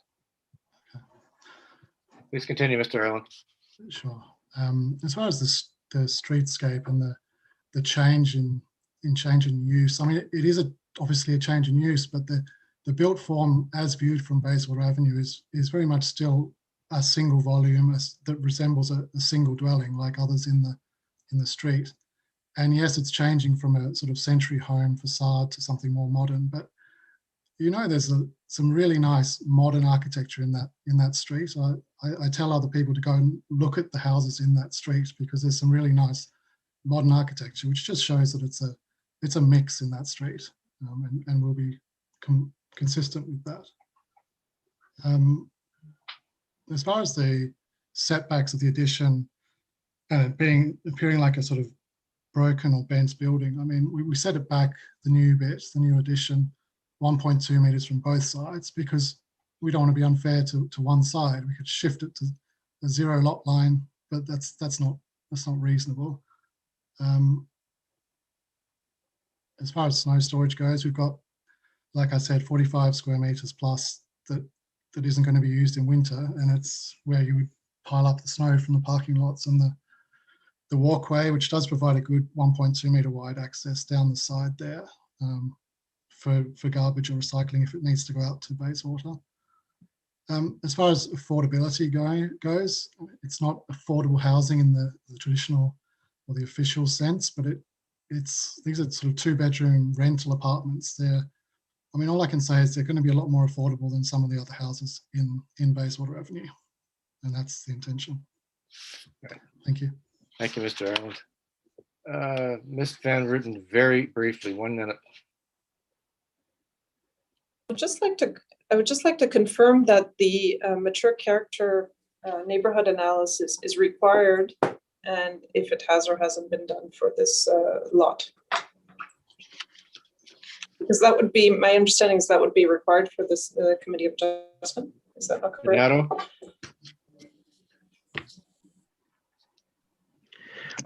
Being that the site is affected by the mature neighborhoods overlay, normally an SCA, being a streetscape character analysis, would be required. However, given that the streetscape character analysis governs front-facing garages, of which none is proposed, driveways, which none is proposed, and front entrances, for which no change is being proposed, it seems like a superfluous requirement here. Not required given the circumstances on the street. Precisely. Okay. Mr. Wilder? You're muted. Yeah, thank you. Mr. Nadeau, can you make certain that the abutting property owners receive copies of the most current site plan that you're in the midst of processing?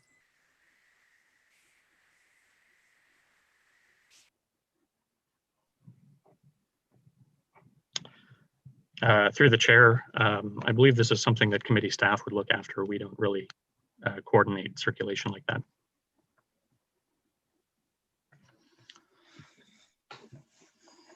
I mean, shouldn't if you're the planner, are you not, for this application, for the site plan application?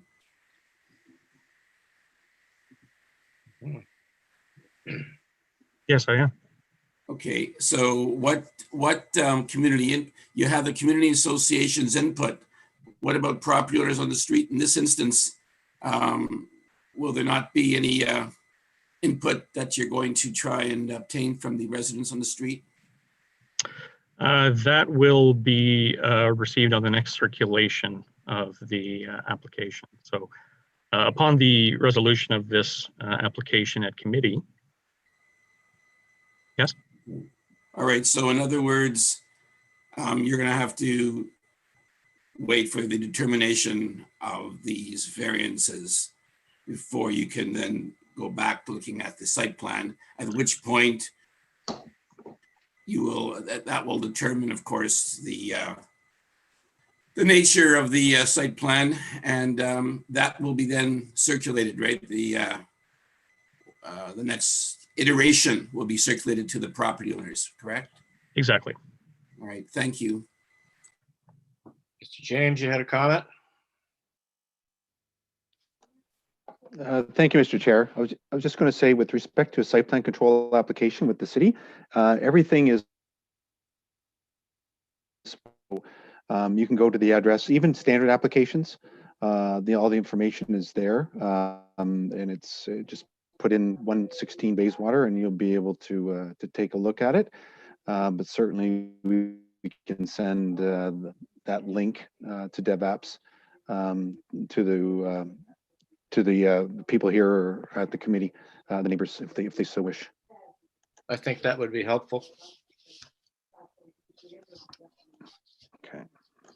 Thank you, Mr. James. All right. Well, thank you very much, ladies and gentlemen, for your presentations. The committee is going to reserve on this application, and our decision will be made public in 10 days. Thank you very much. Thank you for your time.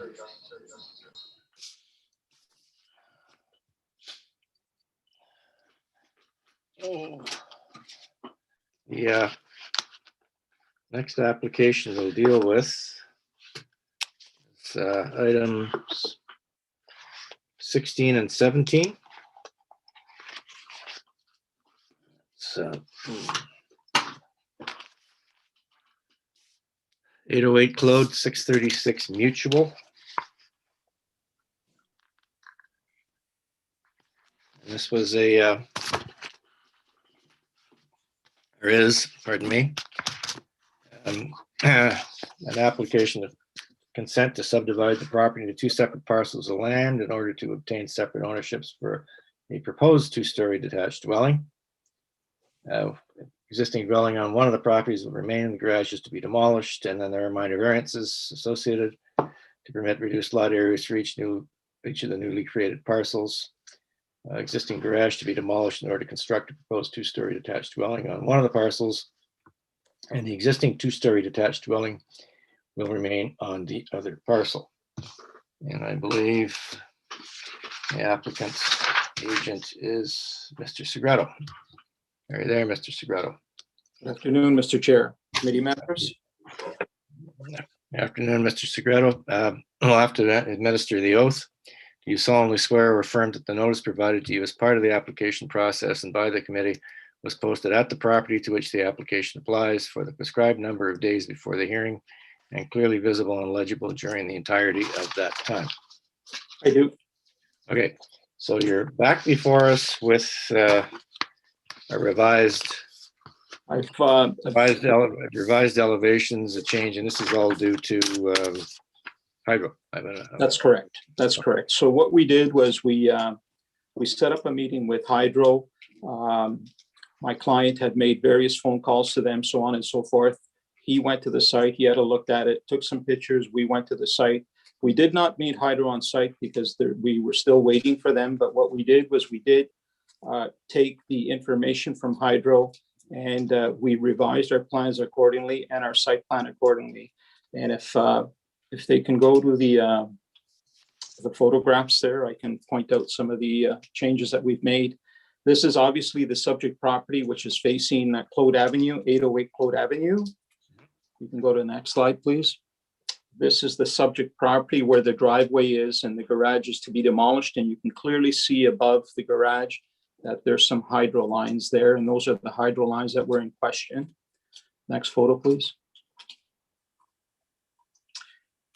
As Mr. Wilder wanted, what we did was we did a perspective of the proposed house as best we could to fit this lot.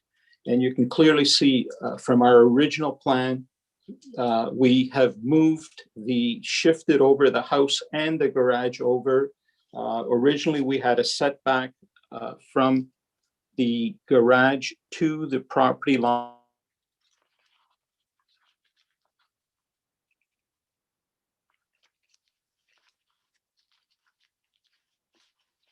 Oops.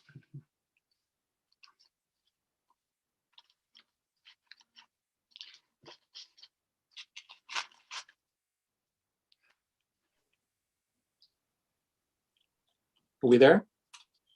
Yep, you're back. Okay, so continue. Okay, all right. Okay, so what we did was essentially we reduced the garage and we cut back the second floor in order to maintain the proper setbacks that Hydro is requesting with respect to the 5-meter radius on the second level. So we reduced the second level, we reduced the garage, whereas before we had a 1.92 meter setback, we now have a 3.62 meter setback at the garage. And then at the top, you can clearly see from the elevations, if you can go to the next slide. That's an overview of the property and the neighborhood. Directly to the south of us, you can clearly see that there's two dwellings, roughly the same size as the property that we have to the north. And that's just indicating that obviously we could tear down the house, and the bylaw would allow us to do a two-story semi-detached there that would allow us to do it, my guess is without any variances, and we could develop the property accordingly. Next slide, please. So this is the site plan that I have, and you can clearly see the 3.26 meters setback where the garage is. Next slide. I've revised the R plan as you asked. The R plan before indicated that it was a preliminary one, so we went to the surveyors and we made sure that the R plan is a proper R plan that didn't show the preliminary information on it. Next. This is just an outline of the neighborhood where it indicates the greenhouses obviously are singles. The orange ones are indicating, the orange ones are indicating singles, the green ones are indicating semi-detaches, and then the other ones are buildings that are in the neighborhood. And you can see our proposal there. Next slide. And this is the elevation. So you can clearly see on the elevation from the hydro pole, the garage, and then the second floor from our original plan, where the second floor was more or less flush with the garage, and it was 1.94, 92, I believe 1.92 meters from that pole. With this design now, we meet all the criteria that hydro would be requesting, and this would be part of the application that we would have if we were to go ahead with this thing here and submit it for building permit, that they would make absolutely sure that we meet these requirements. That's it. All right. Any questions from the members of committee on this application? None here, Mr. Chair, just the comment that sometimes people wonder why we ask for a confirmation from hydro. I think we've seen clearly why we do that. Yeah. Yes. We all have to keep hydro happy, correct, Mr. Wildman? All right. Thank you, Mr. Segreto. You're aware of the conditions that are being asked for: cash in lieu, independent services, grading and drainage, and accessory structure removed or relocated. I am. Okay. You've satisfied hydro. So is there a need for us to approve this and tie it to plans filed? You're okay with that, Mr. Segreto, if we did that? Yeah, no problem at all. And it's granted subject to the revised plans filed. That's correct. All right. So we'll take a vote on this. All in favor of approving these applications as revised? Your applications are approved. Thank you, Mr. Segreto. Thank you so much. Thank you.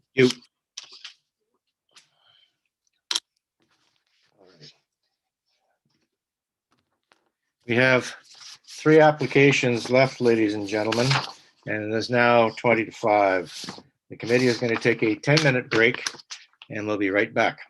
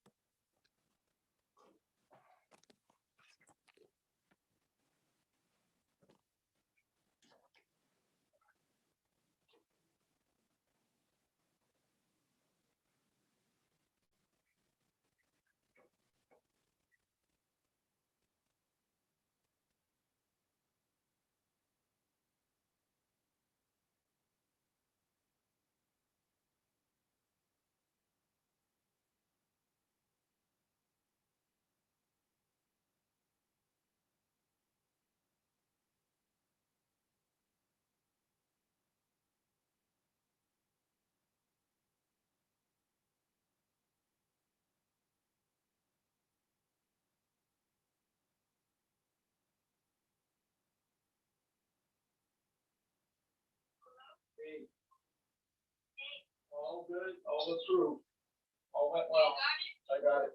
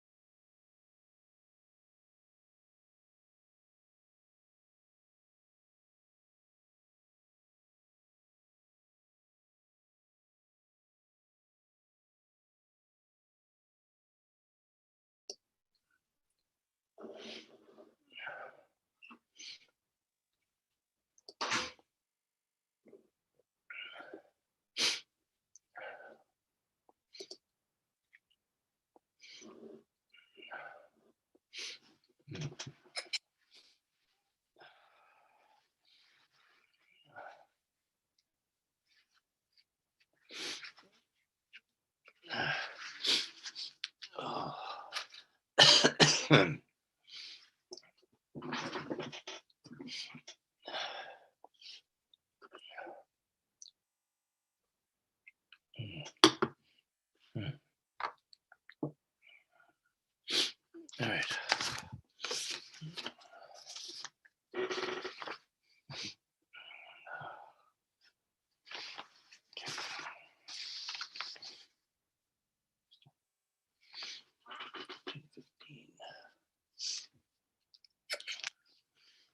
Oh.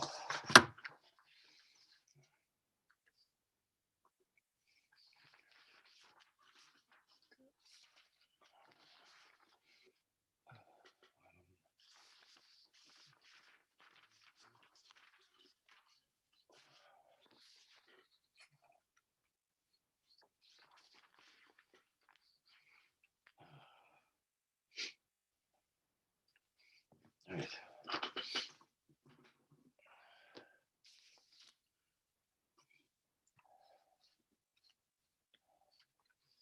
So we're back in live, Madam Coordinator. Yes, we are. Okay.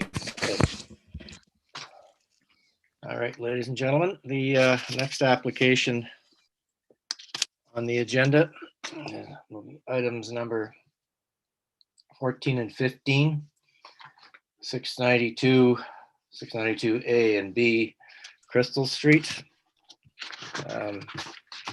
Mr. Chair? Yep. You seem to still be waiting on Mr. Wilder. Okay. I'll just hang on for a minute then. Thank you.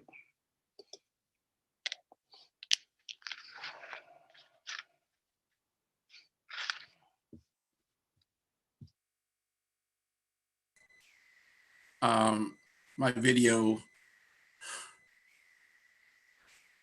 Oh, start my video. There we go. Okay. All right. Next application on the agenda will be item, as I said, items 14 and 15, 692 Crystal Street. These are consents to subdivide the property into two separate parcels of land, proposed to demolish the existing dwelling, construct semi-detached dwelling on the property, and minor variances to permit reduced lot widths and areas. And it's also proposed to demolish the existing dwelling and to construct a semi-detached dwelling on the property. And the advice of the planning department to the committee is that on applications like this, there is no reason for the applicant to submit site plans or elevations, because we are simply dealing with lot width and area and simple consent to sever. So this was this application was adjourned and is now back before us again. So the agent is Mr. El Haj, I believe. Is he there? Sorry about that. Yes, I'm here. Okay, if you'd like to make your presentation, Mr. El Haj, regarding this application. Yeah, so we've prepared a presentation. Let me see if I can. Is it? Can the coordinator, if you don't mind, please pull that up?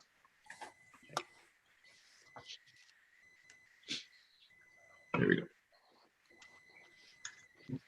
go. Just a few slides before to the main slide, please.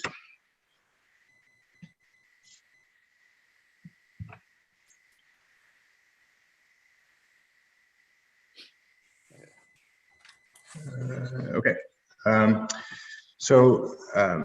In accordance with the recommendations by the committee, Mr. Chairman, we went back and prepared an informal streetscape analysis for 692 Crystal Street. Just to give a bit of context, the minor variance is for lot width and lot area.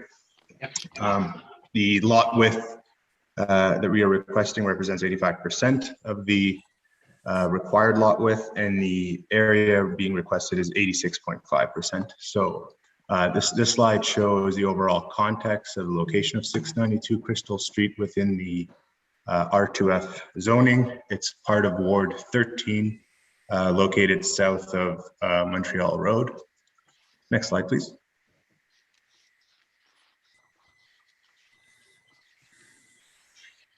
This is a close-up of Crystal Street, on which there are 11 homes that have an address on Crystal Street. 692 is highlighted in red. The others are highlighted in blue. Next slide, please. This is a synopsis of the zoning information. So just to sort of reiterate, the minimum lot width is 9 meters. What's provided is actually 7.66, but we've just rounded to 7.6 on that slide. The minimum lot area is 270 square meters. The area provided is 233.6. We are at the maximum permitted building height. Front, rear and side setbacks, as well as all the landscaping requirements stipulated in the 2015-228 bylaw have been met. Next slide, please. So this is a real-time picture of the existing dwelling at 692 Crystal. It's a single-story bungalow. In fact, actually from the survey, I should mention that this bungalow currently slightly encroaches on the northwest corner, very slightly, but it does from the current survey. There is an existing semi-detached to the left, as viewed from this picture, and then an existing single bungalow to the right. Next slide, please.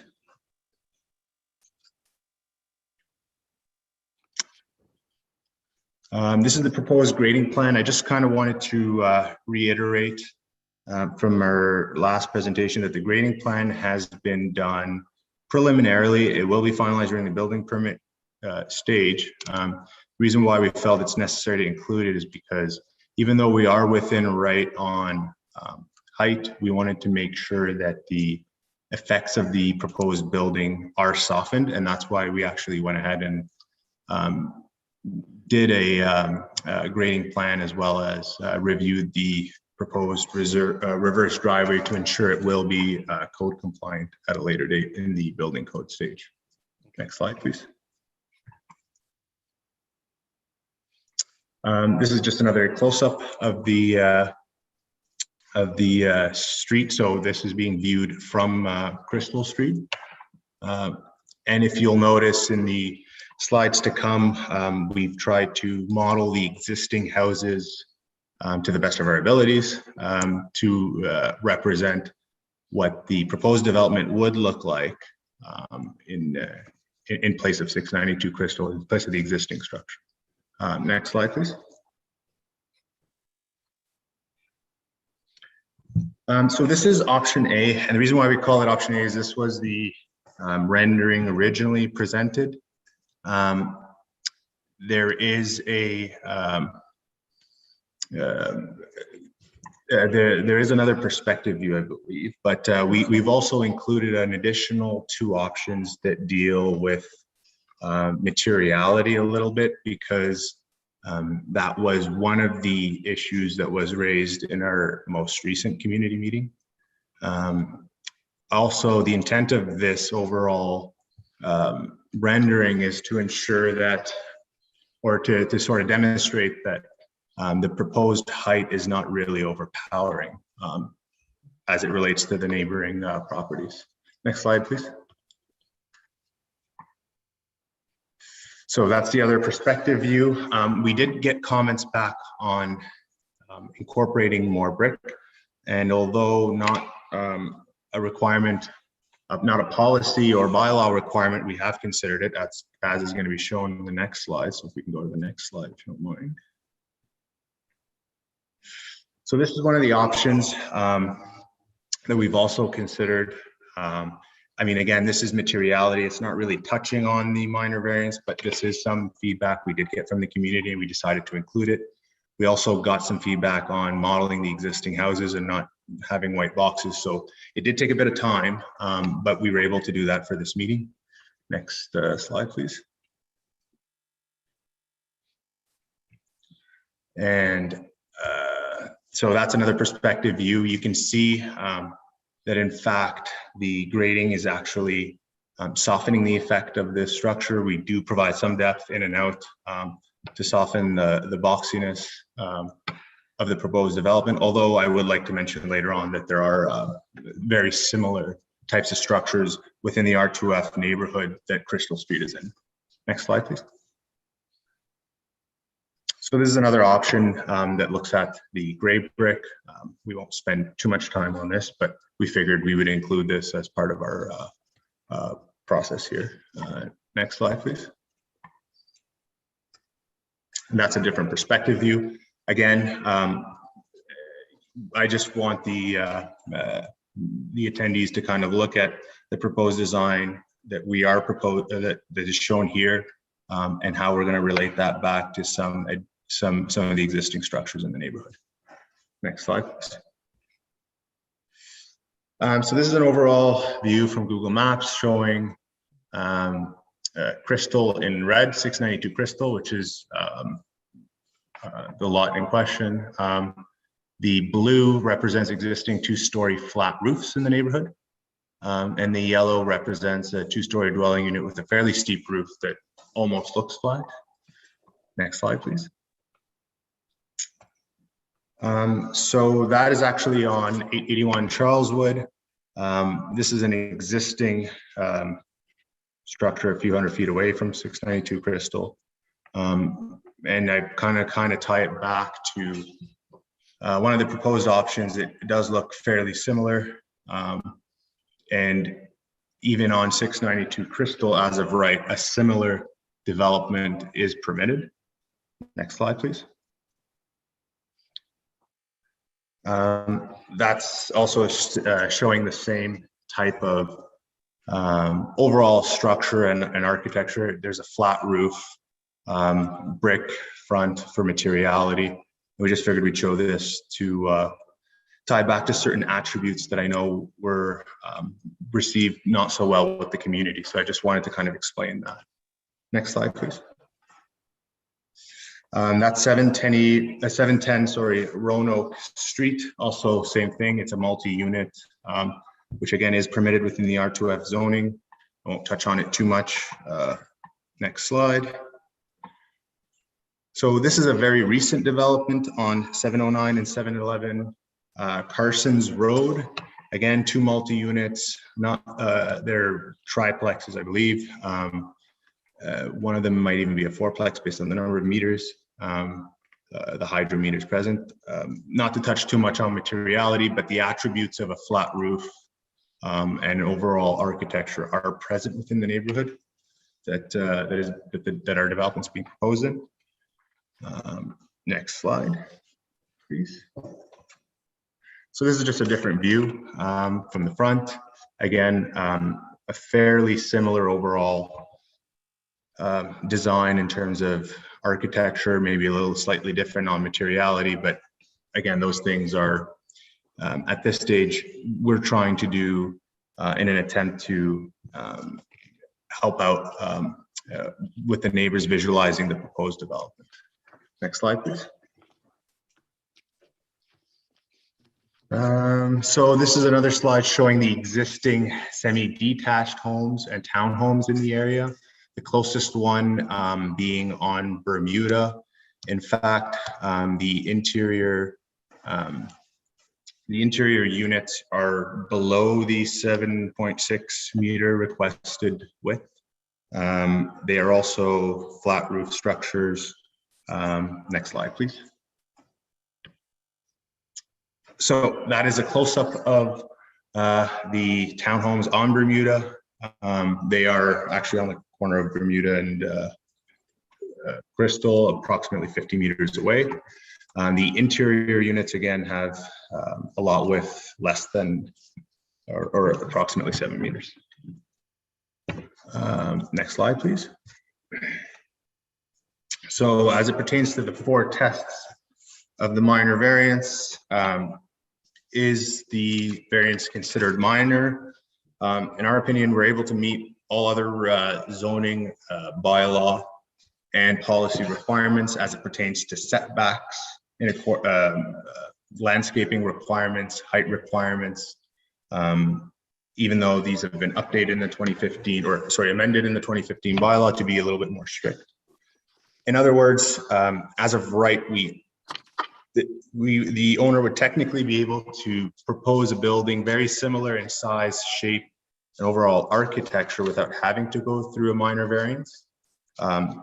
In our opinion, that speaks to the fact that the variance is minor in nature overall. We are also not proposing something that isn't already existing within the neighborhood, especially on Bermuda. Is the application desirable for the area? In our opinion, it is desirable for the area as it is in accordance with the intended use of the zoning of R2F. We are taking an underused lot and replacing it with 2 dwelling units, which also speaks to the affordability, being able to replace propose dwelling units on a smaller footprint. Also helps on the environmental side as it relates to the official plan. The building is consistent in terms of attributes with the other structures in the neighborhood. We are also correcting an existing encroachment, although minor, it's still being corrected. And the other test is, does the application conform to the general intent of the zoning bylaw? In our opinion, it does conform to the general intent of the zoning bylaw to increase densification. Again, as of right, a multi-unit could be proposed in the same lot. However, in our opinion, having 2 independent dwelling units actually serves the official plan slightly better. And does the application conform to the general intent of the official plan?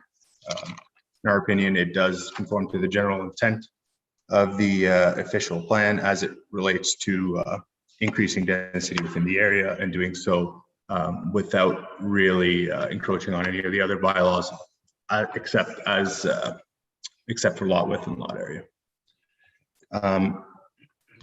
I should mention that we also did have another community hearing. We got a lot of requests to include an A-frame roof. Actually, the team here looked at that. Mr. Elhaj, how many residents attended? Oh, there was over 11, I think, around 11. Yeah, so we did try to accommodate a lot of the requests. Some of it was explaining certain aspects of the application, even though it doesn't pertain to the minor variance. Issues such as reverse driveways, the roof being flat, etc. We did actually look at trying to blend in a non-flat roof or a slope roof. Given the height restrictions, this would actually require a 3rd minor variance, at which we logistically cannot apply for within the time frame and or consider properly because we have additional studies that we would need to do. Our client has shown an interest in potentially looking at it on the back end, but given the time, we couldn't actually pursue that, and given the complexity of adding another minor variance, we don't think it's appropriate to do at this time. And We've also if you added an A-frame roof to those 2 dwellings, correct me if I'm wrong, but the slope of your reverse driveway would be in excess of the bylaw allowance. Correct.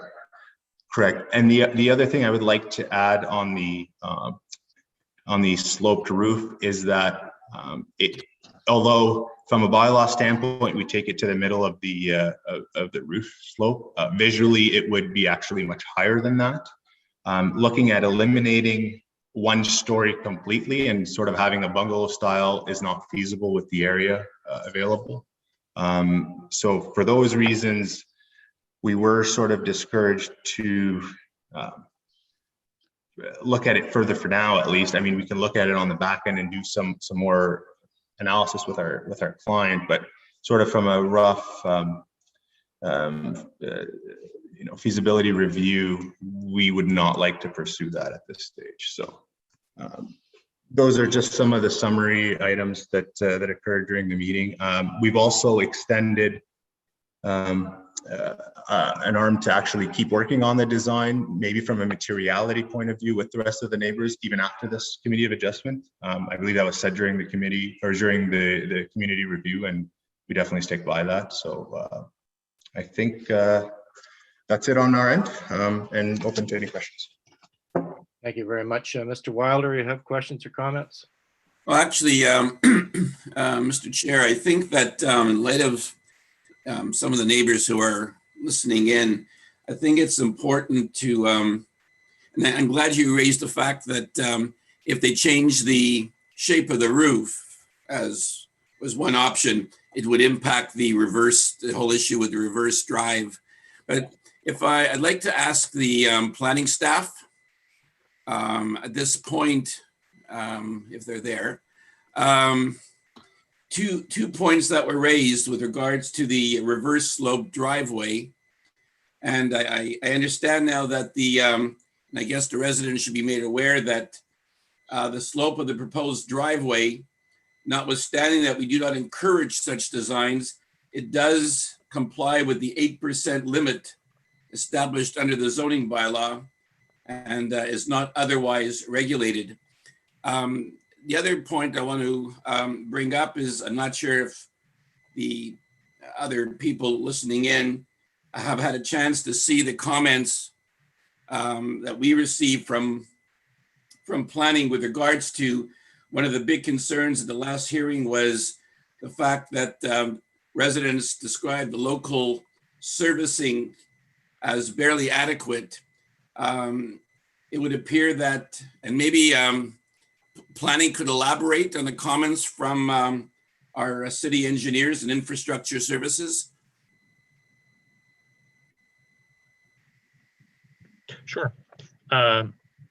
Through the chair, I can confirm, as noted in the report, my apologies.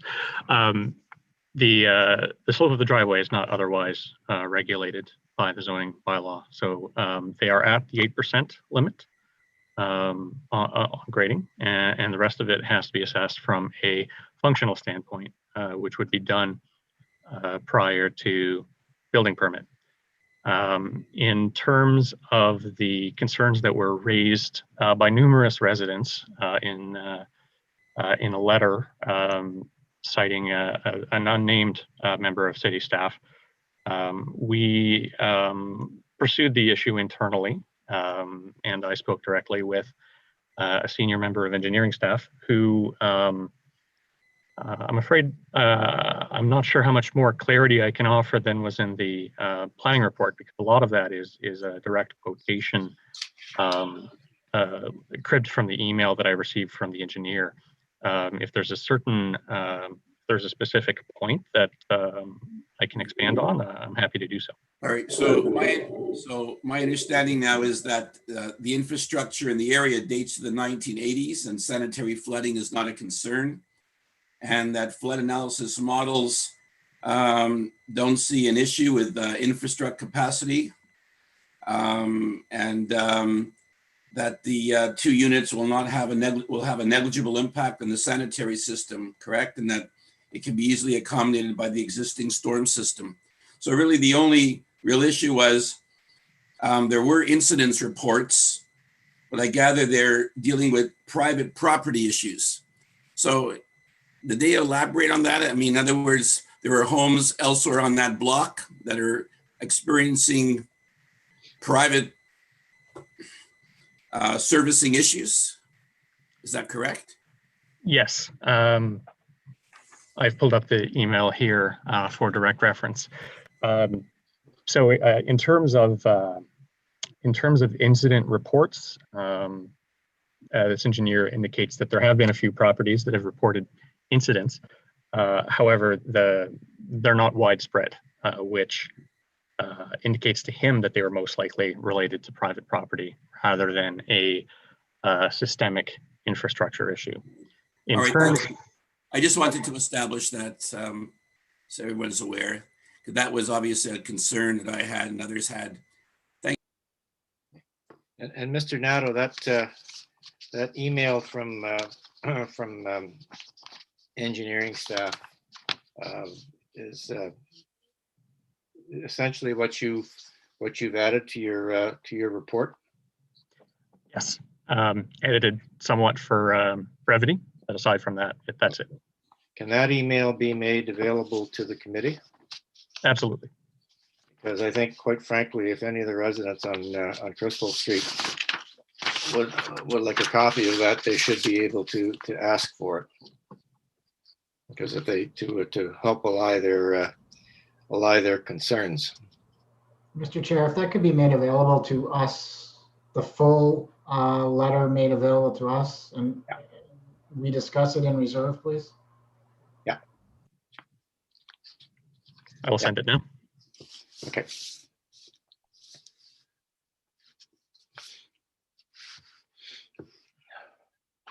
Okay. Any other questions from the members of the committee? Ms. McLean. Thank you, Mr. Chair. I am a bit more confused now on actually what is being proposed, a little bit of this or a little bit of that as far as materials and maybe the look of the dwelling, but I want to ask planning staff. As you know, Mr. Nadeau, we're struggling with the need for development plans when we're dealing with a lot width and lot area minor variance. And I understand that the planning department's position is that there's no need for development plans when we're dealing with those variances because the proposal will comply with all the requirements of the zoning bylaw.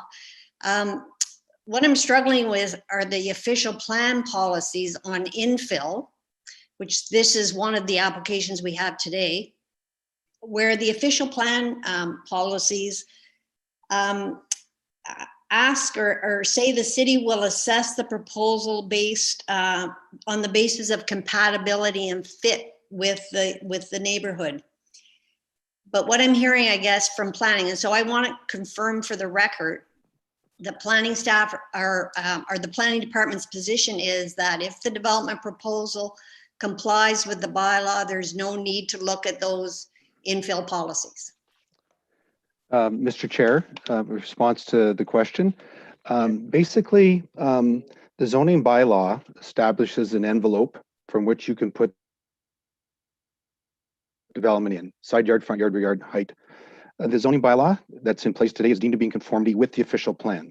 So anything that is within that envelope, and there's no request for a variance for height, for front yard, which is not the case here, then the proposal is deemed to be in conformity with the official plan because the zoning is in conformity with the official plan. So the policies that relate to things that Ms. McLean might be referring to with infill are already deemed to be in compliance with that official plan. So could I just follow up with you, Mr. James, on that for a minute? I Sure. think in some previous applications, we heard that there may be proposals that comply but are not as good a fit as what was being proposed in certain applications. And those were earlier applications that we heard that argument made. So are you saying that the zoning bylaw, which is, I'm going to suggest perhaps out of date with the new infill policies that were put in the official plan, still would allow then a complying building to go on and not require the committee to consider that proposal? That, Mr. Chair, that's exactly what I'm saying. That the zoning bylaw, City Council has said that anything within this envelope complies with the official plan. And if you go outside of that envelope, and as I mentioned, it's not the case here, then you can consider certain policies related to infill and how the building is designed. But if you're within that envelope, council's already made that decision. So it would comply with the official plan policies with respect to infill. That means, Mr. James, that there's paper on this. Correct? Oh, it's just the way that Memo? when the official plan is approved, there's a zoning bylaw that's also has to be in conformity with the official plan. So when that is the case, when they're not asking for any variances other than the side yard, other than the lot width and the lot area. So that's, you consider what, in my opinion, what the committee has to consider is whether or not this building, which the envelope, and they've made it smaller within a smaller envelope because they don't have the lot width and the lot area. How does that massing of the building within that area conform? And since they're not asking for any other variances to go along with it, and as stated before, and as stated actually by Ms. McLean, that is planning's position, that the zoning that's in force now today complies with the official plan. Okay. All right. Thank you, Mr. James. That's any further questions, Ms. McLean? No, thank you. Okay. Any other members like to have questions or comments? All right. We have a number of speakers on the list. And I'll just go down the list in the order they're on it. We have a Mr. Hanrahan. Is he there?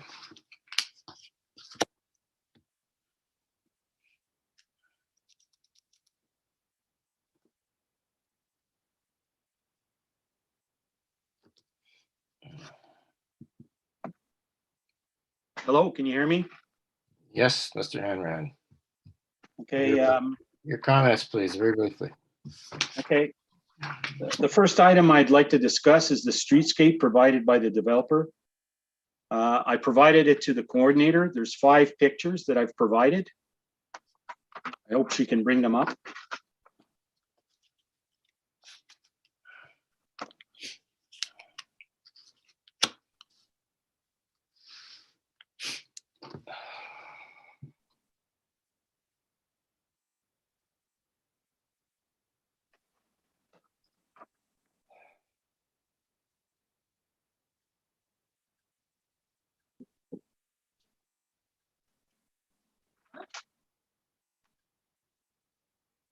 No, it slides. There was 5 pictures that I provided to the coordinator. Yeah, just a minute. We're bringing them. Oh, sorry. now.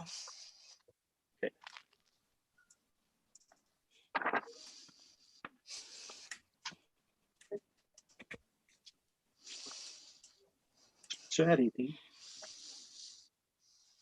Okay, the first picture that you see here is that of the developer. Okay, the second slide is the actual of the street, which you can go.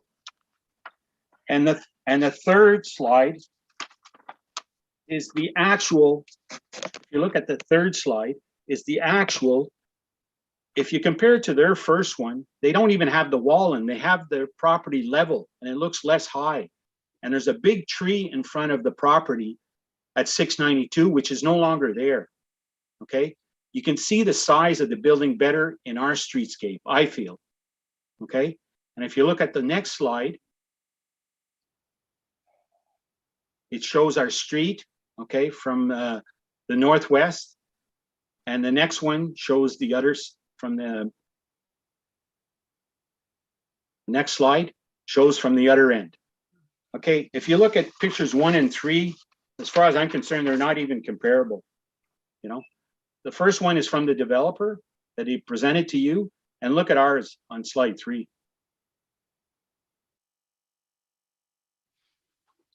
It's not even the same. They don't have the wall, they have like the property at level. If you look at their slide, it's kind of level with the other property, so it shows it as being lower. I don't know if you see it, I see it anyway. Mr. Hanrahan, the developer has to meet the zoning bylaw of an 8-meter height limit. Okay.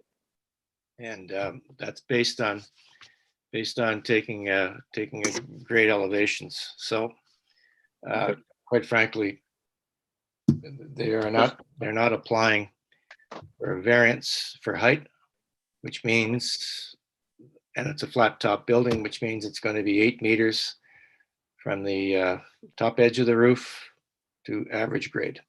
Okay, So that's and if they exceed that, then stop work orders can be asked for. And quite frankly, they could likely be back in front of us asking for a variance for height. Okay. And they know this. okay. So You asked me to go first, but we all have things about the variance, but I'm basically concerned about, I would also like to state that the developer waited again to the last possible time to submit their revised proposal with the same design. The meeting was held on Thursday, April 1st. That's the day before Good Friday. Again, other members could not attend because of work restriction, and 2 other residents needed to take holidays in order to attend. Mr. Critch, who is at 696 Crystal, has sent an email to the coordinator stating that I could talk on his behalf. And he objects to the proposal. I'm extremely concerned at the lack of privacy that will be present once the removal of the edge, the cedar edge. There's a cedar hedge along the 692 Crystal. And he's also concerned about the foundation damage, which could occur as a result of blasting while this excavation of the lot 692 takes place. As well, Crystal has a slope which begins at Bermuda and goes down towards Charleswood. The house lots are tiered with different elevations as the street goes downhill. The proposed development depicts the new structure being on the same elevations, which I talked about, and doesn't matter, and does not show the retaining wall, which is currently on the property 692 and runs the complete length of the property line separating our 2 properties. The final item I would like to address is what you've addressed with planning, I guess. But every house on my side of the street has had a major storm sewer backup. 3 of the properties have had to replace the plumbing from their house to the street. Okay, they've had extensive stormwater events. The units at 685, 689, 693, and 697 have had major stormwater events. My house is the last house at the bottom of the hill. The only house out that has not had a basement flood is mine, which is located at the bottom of the hill. I do not see how it's in the city's best interest to add a unit on a street that has infrastructure built in the 1960s. The city of Ottawa has stated to my neighbors that the system is at capacity. The other item I'd like to address, I don't think it's been fair to us the way the developer has presented their project. We've had discussions at the last meeting with regards to the structure that should have been done 6 months ago, and we wouldn't be at this point. We probably would have had 1 meeting, you know? Now they say they don't have time. They've made minimal changes to their building, a bit of brick, a bit of cosmetic changes, but they wanted to talk to us, I think, because the committee requested that you have another meeting. And again, it was at the last minute. I don't think they were fair to us. And I think we should have been allowed more time to provide more info with regards to recommendations to them on what we would accept and what would we feel comfortable. The landscape. You understand that there's no requirement for the developer to talk to you about their application at all. I didn't know that. No, I'm sorry. I didn't know that. There is no requirement. Okay, well, we suggest to them when they file their application that they talk to the neighbors. But they don't have to. They don't have to, and we can't enforce that. Okay, well, I didn't know that. Sorry about that, Mr. Chairman. Closing, I just want to thank you for letting me voice my concerns, and those are my concerns. Okay. Other people are going to talk to the variance. Yeah, thank you very much. We have Miss Marier, 692 Crystal. Is she there? Yes, I'm here. Okay. And so I'll just start. So I'm going to start with pedestrian safety and parking accessibility. So it's important to note that there is no sidewalks present on the street, and there's an elementary school, high school, and college nearby. We really can't talk about that kind of thing. Well, it falls within test number 1 and test number 3. Wow. We're dealing with a variance for lot width and area. Yeah, so it's So to me, tied to that variance, what are your concerns? that's what I'm Okay. just Go going ahead. forward. So anyways, there's a lot of foot traffic because we have so many schools around. So before and after school hours, and most of the neighborhood demographics are seniors. So one item that is abundantly clear with the building a structure that exceeds the setbacks on the property is the reduction of safety to children, seniors, and other pedestrians, both during and after construction. So the big machinery during construction will lead to a sharp increase in hazards to pedestrians since they'll need to walk deeper into traffic lanes and closer to moving vehicles. Post-construction, the reverse driveway will represent a safety hazard as there's no clear view of the street while leaving the property. The design will also increase the need for street parking as the current plan for 692 will only abide to one parking space per unit, which will not maintain, sorry, my cat's there.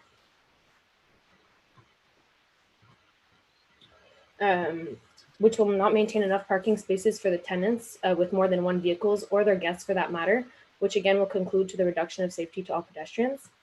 So when I brought up my concerns for pedestrian safety during the April 1st meeting, the developer responded that a reverse driveway is not illegal and did not really show any regards to pedestrian safety. And honestly, to me, that's an extreme concern.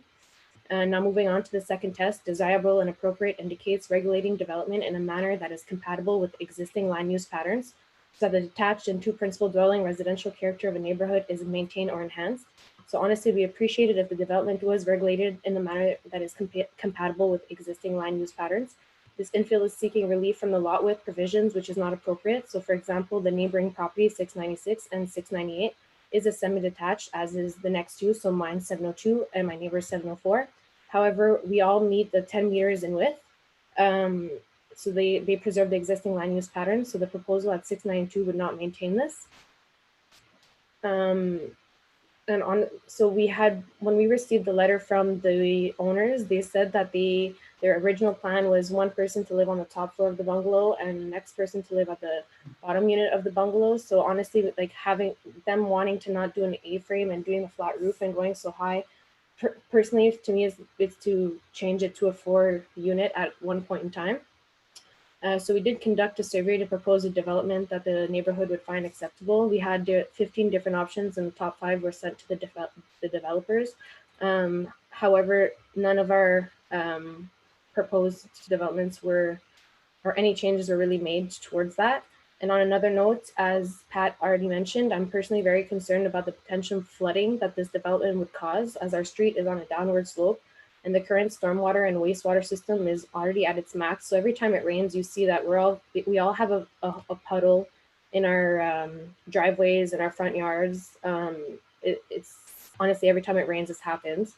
And the current design can easily be turned into 4 units, which again would indicate a 20% increase on the current stormwater and wastewater system that is honestly already at its capacity.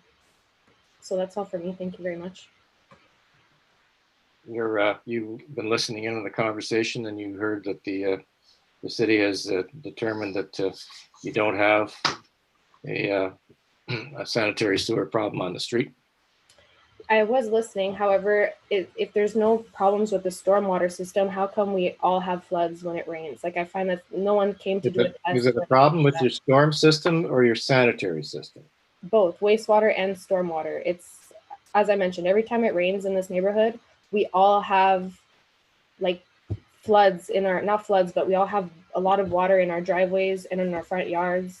So you can see that it's on a downwards hill. So the green space in front of that yard would take in some of the water. Right now, if it's a reverse driveway, one, they're going to receive water in their garage, which we've already told them that it could be a concern to their current development, but that's completely their decision. But without any green space being in front of their property, that water is just going to continue flowing down the street. So the current water that I have in front of my house every time it rains is only going to get bigger. Thank you. Mr. Wildman? Well, I've read the senior engineer, the water resources engineer's response. And if what he's saying is factual, I would be shocked if there was any issues with sanitary sewer whatsoever. In essence, what he's saying is that the sewer on the street has 130 liters per second capacity. And by adding the flow from this unit, it would add 0.05 liters per second additional flow, which makes sense when you're doing storms sanitary sewer calculations. But there was something that Mr. Hanrahan said, and I just want to make sure, because it didn't align with what Ms. Merrier said, and I just want to make sure here. There is a big difference between flooding on your property and flooding in your basement. And actually having a driveway or a road with a slope is a good thing. It gets the water away faster. Mr. Hanrahan, did you suggest that there are houses whose basements are flooded? You're on mute, sir. You're on mute, sir. Yeah, okay, yes. For everyone on my side of the street except for me. They've had swimming pools in their basement, and they had to refinish their basements. 3 of them had to fix the plumbing from their house to the water main. In fact, I already got insurance that the city is providing. Well, it's not the city, but they've recommended an insurance provider because I'm afraid. I'm the only one that hasn't been flooded on our street. Everyone has had backups on the street. That's And unusual. 3 of them, 3 except for me. There's 5. Highly unusual for you not to flood if you're at the bottom end of that, because you would be taking all of the flows from the upper reaches of the street. Okay, thank you very much. I just wanted to be clear on that. Lot drainage and flooding is not the same thing as backups in a basement, and not at all. And just to be clear, on the sanitary side, I don't believe there is a problem based on the information that the engineer provided. While there may be a problem on the storm, that problem may have something to do with whether your backwater valves in your basements are in good shape or not. That said, I'm going to review this before making a decision. Thank you for clarifying that. Thank you. Thanks, Mr. Weldon. Thank you, Mr. Hanrahan. Who else was? Okay. The next, are you finished, Ms. Merrier? Yes. Okay. Thank you for your input. Mr. Safer is next, 698 Crystal. You're on mute. Yes, hello, can you hear me? Yes, can't see you though. Okay, don't know why. How come they can't see us? He's a little bit. Oh, video. Start video. Okay, there. Sorry. How's that now? That's fine. Oh, okay. Well, I think, we boiled it down to the visual impact of the building on the street. I think everything else has been covered. So technically, there's nothing we can do to influence what's going to take place there. But some of the documents the city provides on the internet, like ensuring that the new fits in with the existing terms of scale, massing, and spacing. I think there could be a lot more done in the design area, to make a more compatible building with the other houses on the street. I think this one here is quite a departure. It's not hard to realize that, and is setting a precedent for what's going to come along in the future. Everybody who wants to do a little bit of developing can plunk themselves down on our street, buy a house, and do that same kind of development. And being in my later years, I've lived here for more than 30 years, as have most of the residents here. We just want a quiet time in our later years instead of being chased out of the neighborhood by people who want to make a few bucks. And that's the way I see it. And why can't we be a little more creative or a little more imaginative in the design of the building? It's a modern looking box, but I just feel it doesn't complement the neighborhood, and it won't enhance what's already here. And that's about it. I don't know what else to say, because I think everything is so technical now that it just has to fit in with those parameters. So, I'm saying, we believe that we should be entitled to some protection by our city's regulatory system, and that we should have a greater choice in what's going to be put on our street next to our houses. I live just 2 houses away from that 692. I'm at 698. The unfortunate thing is that zoning really can't control design. Yes, I understand that. Yeah, but yet everybody talks about design and humanity these days. Yeah. And we become overrun with codes and regulations and technical enforcements. Well, for your information, the city is giving a very hard look in the new official plan of going to form-based zoning, getting away from all the setback requirements and the height requirements, and building stuff that fits in. Something more qualitative rather than quantitative. Yeah. You're also going to end up with more density. Yeah. There's an upside and a downside. Anyway, all right. All right, thank you. Thank you very much. The next on the list is Jean-Michel Charon at 697 Crystal. Just look these around. Is he not there? Yes, I'm here. Good afternoon. It's a bit late. I'm getting hungry, so I'll do this very fast. I'm not a good public speaker, but I'll try my best and keep it short. First of all, I'm a bit shocked. I live in the same house that this investment group has bought and wants to destroy. I know the house very well, and I'm surprised they want to blow this up, take all the trees, all the flower beds, all the grass, all the shrub, and replace that with a cement and asphalt and aluminum siding, a big box with doesn't fit at all. It's not compatible with our neighborhood. I guess when an investment firm wants to flip a house, they can do what they want, it seems. But it's for us, I've been here for 30, 35, 40 years. It's a bit of a shocker. I would have wished that these people would have come and introduced themselves a year ago and talked to us, or at least wave to us and say, hi. No, nothing. They sent us a letter. We're going to destroy this house and put 2 shoe boxes on a small lot. We're going to divide the lot 23 feet wide. And they're going to put 2 big boxes on it, black box. I don't know. I don't like it. Where's the trees? Where's the flowers? Where's the grass? Nothing. Cement, asphalt, aluminum siding. I don't like it. Regarding backup and sewers, I was one of those guys affected twice. And every time it rains a lot, there's water. I don't know if the city can provide us with how many repairs they've done on properties here, on Crystal, on Eastvale, on Bermuda, on Roanoke. But the city has replaced a lot of pipes going from the house to the main, free of charge, by the way. Now we have to buy an insurance to cover this. I will, because I'm afraid of being flooded again. And that's it. But I would have wished this corporation, this investment group, would have taken time and talked to us and introduced themselves.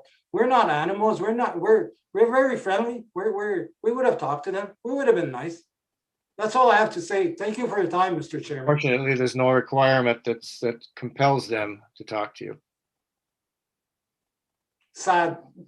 Yeah, well, and that's what we have to deal with, and that's why we suggest to applicants that they talk to the neighbors, because quite frankly, in my experience, and I mean, I sat on my community association board for 31 years, and you can get a lot of things worked out if you sit down with a developer and discuss this in advance of an application being filed.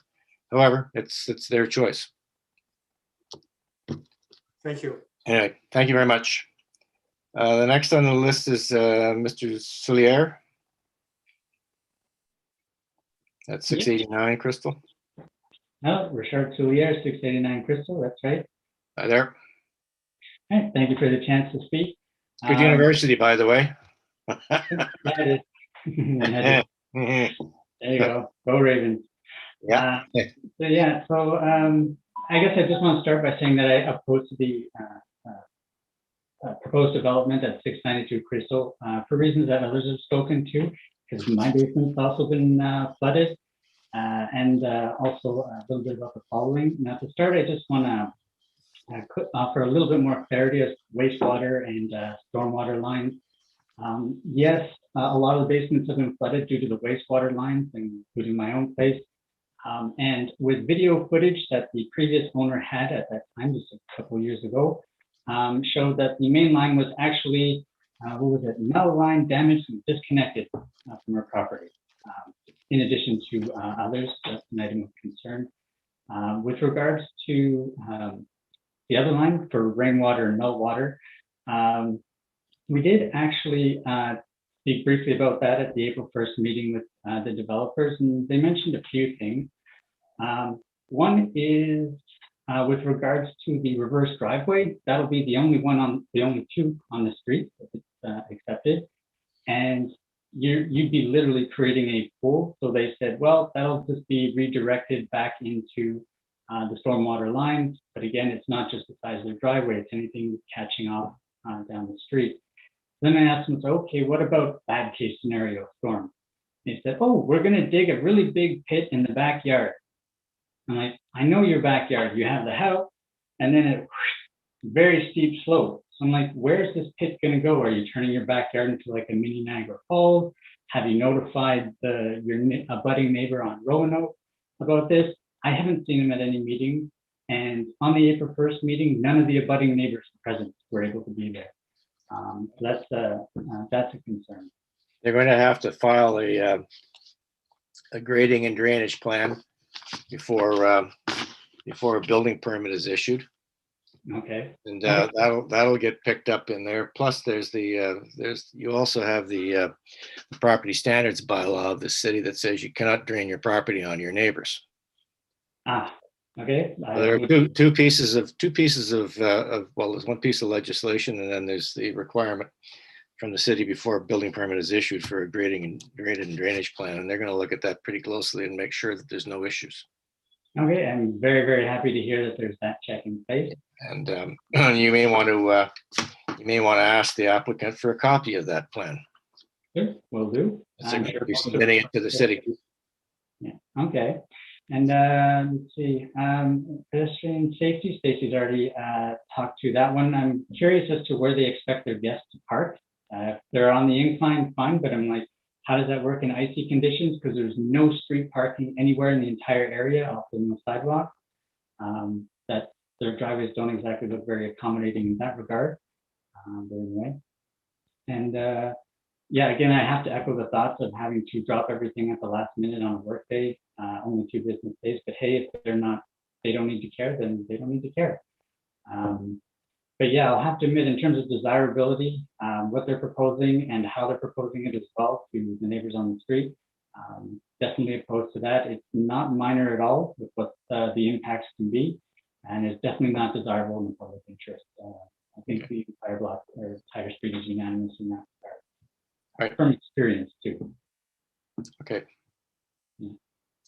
Thank you for your input. You're welcome. Next, we have Bob and Anita McFadden, or McFadden, sorry.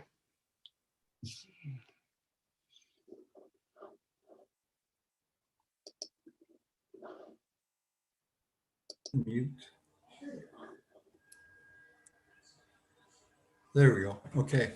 I'll be very brief, just a couple of points. First of all, Mr. Alhaj in his presentation went to a lot of trouble to show you examples of existing structures that are 2 stories and various squares, very similar to his own. But, you know, it depends on how you define the neighborhood. We're talking about our street. There is no 2-story structure on our street. It's all 1 story, and it's all, you know, very, very similar construction. His proposals like stands out like a sore thumb on our street. It just doesn't fit in. Theoretically, you could say, look, go a few blocks more towards the north, and now we've got a 10-story building, apartment building that's part of our neighborhood, but it's not. We're talking about a cohesive neighborhood on our street, on Crystal Street, with people knowing each other, and then we've all been here for years and years. If you look at what they're proposing, it doesn't fit in. Anyways, that's the only point I wanted to make. Thank you. All right. Thank you very much. And finally, we have Miriam, I'm assuming it's Bossy, 688 Crystal.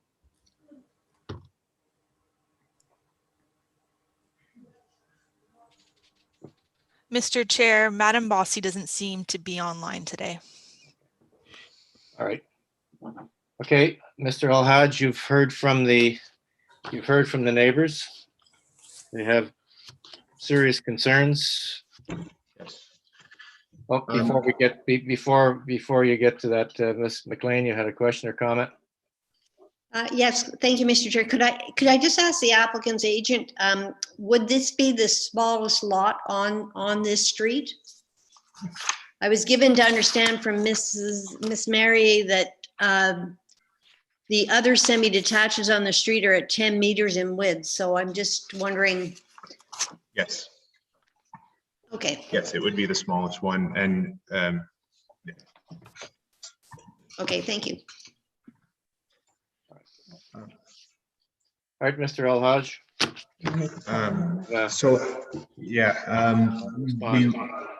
Absolutely. Although not required to have these committee meetings, I know we've spoken to our client and they are open to continuing this even beyond the minor variance. We would also be open to explain a lot of the building code requirements and how they pertain. I'm going to touch on some of them right now very quickly, but as a reverse driveway, in regards to the reverse driveway, yes, it does get connected to the storm sewer, but there's also a backup that's part of the City of Ottawa standards that obviously will be implemented at the building permit and design stage. That refers to the granular pit in the backyard. There is requirements on setbacks to adjacent neighbors of 1.5 meters, and of course all that will be met.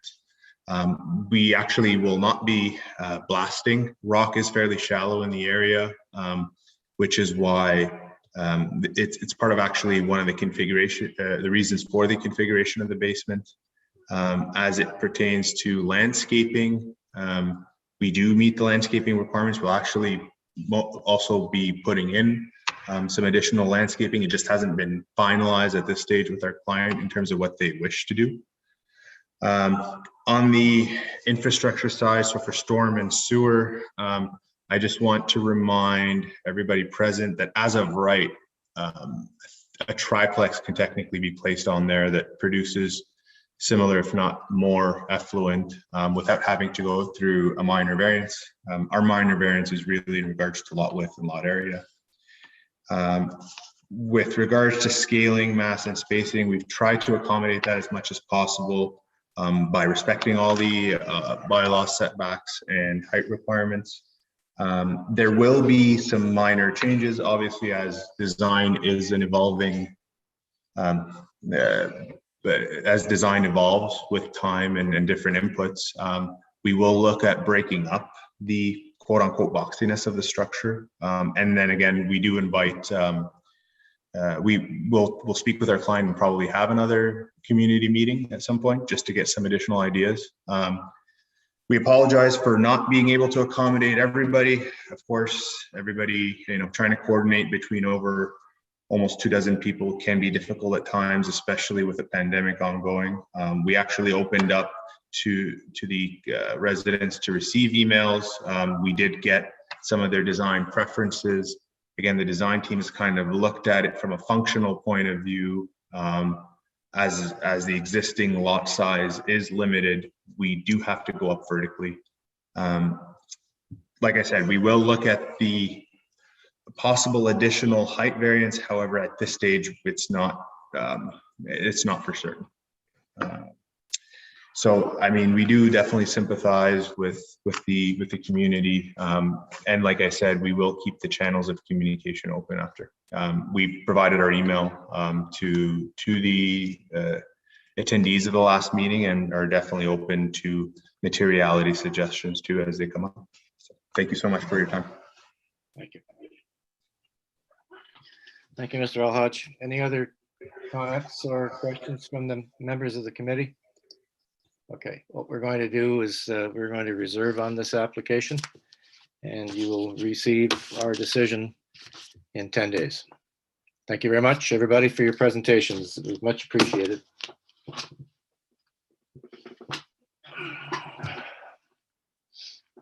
The next application we'll deal with today is, hang on here. Papers organized.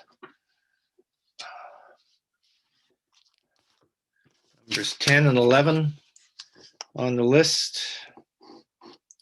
And that's 182 and 184 Clare. This application is to subdivide the property into 2 separate parcels of land in order to create separate ownerships for the existing semi-detached dwelling. And there's minor variances to reduce the lot areas and permissions to enlarge the eastern portion of a bay window, to enlarge the western portion of the dwelling for a walkout basement, and to enlarge the southwest portion of the dwelling 184 Clare Street, and to enlarge the overall dwelling 182 Clare Street for the existing semi-detached dwelling. This hearing was adjourned in March 3rd, because we had some problems with the variance notice. So we are back for dealing with this application. As Hutcherson Nitschke, I believe, is the agent's applicant. Hi there. Hello. Yeah. What Sorry. address, please? What's your address? Your address? 396 Cooper. Okay.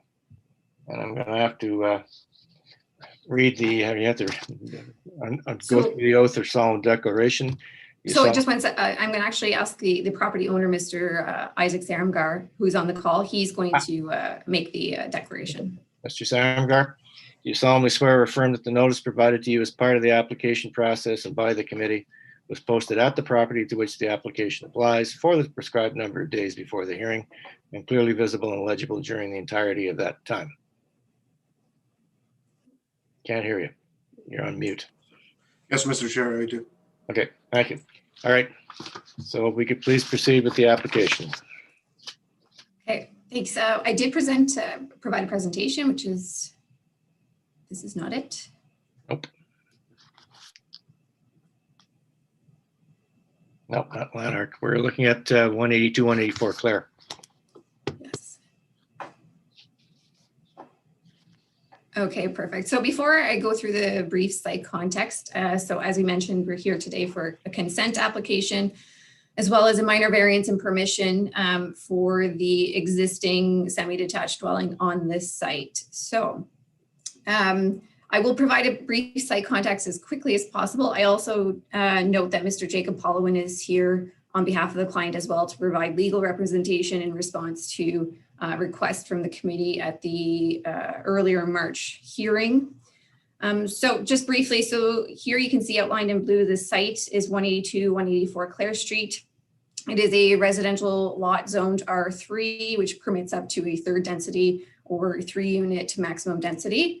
I've just also noted here, you can see the red dots represent transit stops. It's the site or the corner of Kirkwood and Clare is approximately 750 meters away from the traditional main street.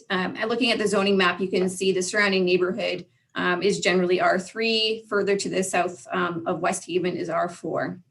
So if we flip to the next slide.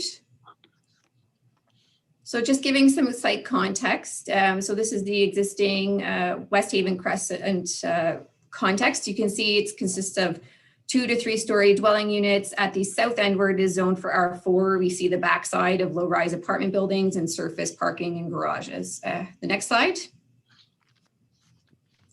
So from a historical context, just using Geo-Ottawa, we can see that's the aerial photo to the left.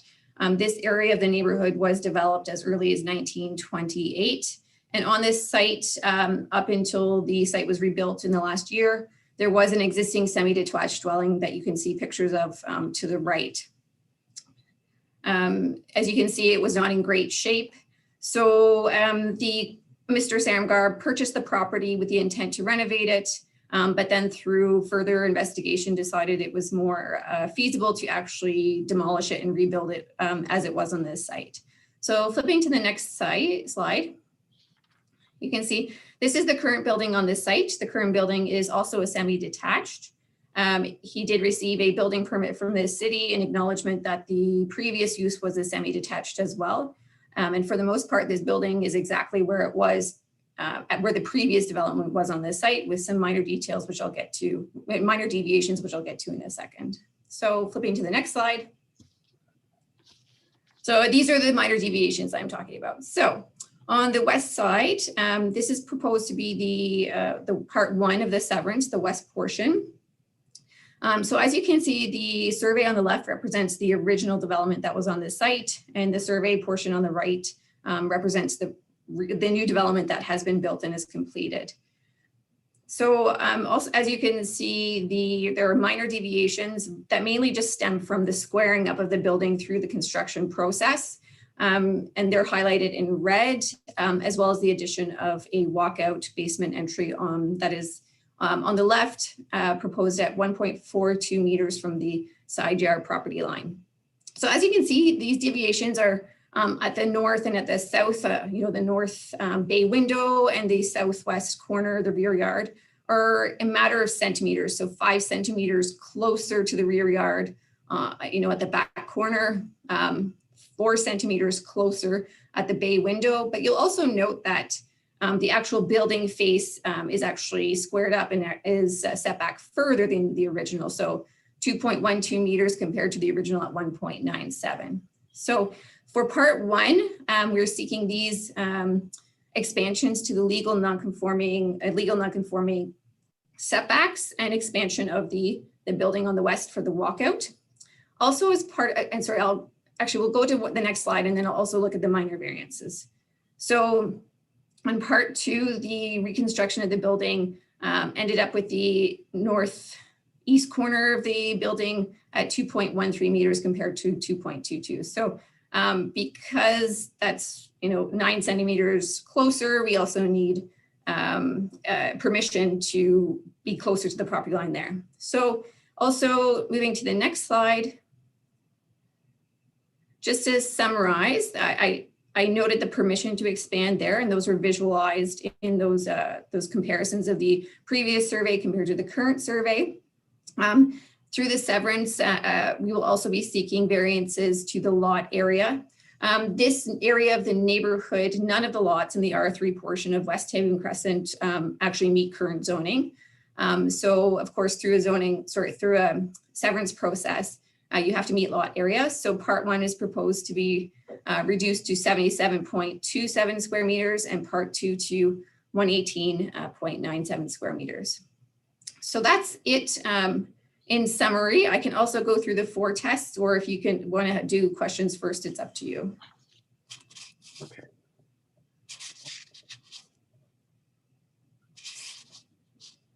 And I spoke very quickly because we've all been here a long time. I think Ms. McLean has questions. Ms. McLean. Thank you, Mr. Chair. I just want to pursue the permission aspect of this application. So my understanding of the permission section in the Planning Act is that you have to have established a legal non-conforming use. So what was the use on the day the bylaw was passed to make this a legal non-conforming use? The use was a semi-detached dwelling. And then what bylaw was passed to make this a legal non-conforming use? It's not a legal non-conforming use. So to clarify, the R3 zone permits a semi-detached. So the use is permitted, but the siting on the building does not conform to current zoning regulations with respect to setback on the lot. So that's the non-conforming portion. It's not the use, but the siting of the building. And Mr. Pollowin is here as well to further discuss legality as it relates to the Planning Act. Yeah, Mr. Chair, if I may just jump in for a minute. I think the answer to the question is that, as Kristen said, it's not, the building is not legally non-conforming with respect to use. It's legally non-conforming with respect to its performance standards. and in particular the setbacks, that is sometimes in the planning world referred to as legally non-complying, and that may be where some of the confusion is coming from. Legally non-complying is just a planning term of art, and it doesn't actually exist in the Planning Act, and the Ontario Municipal Board and the LPAT have consistently held that non-complying and non-conforming are the same thing. There's no difference. And so the reason we're proceeding under section 45.2 for some of this application is because we're looking to expand the degree of non-compliance.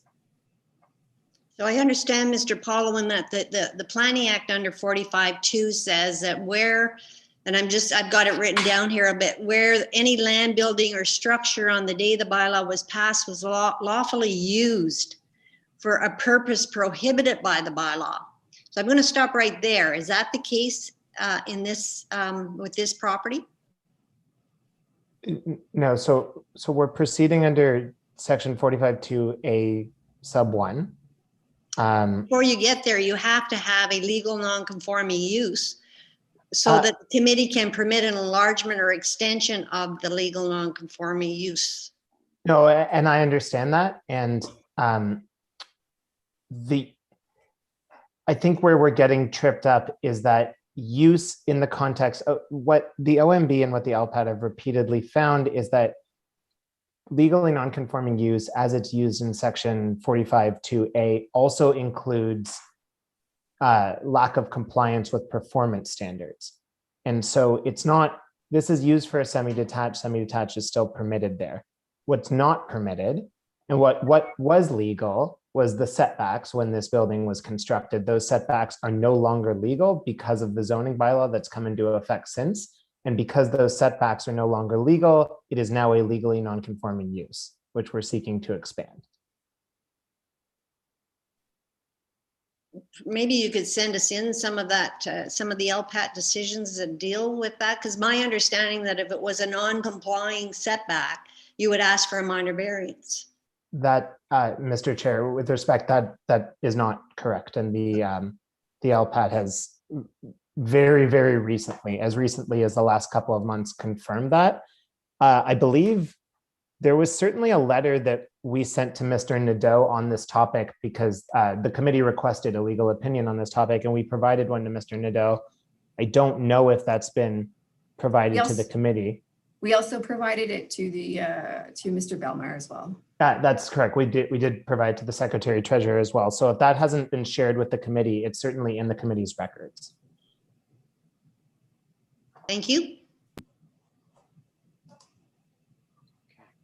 Any other questions from members of the committee?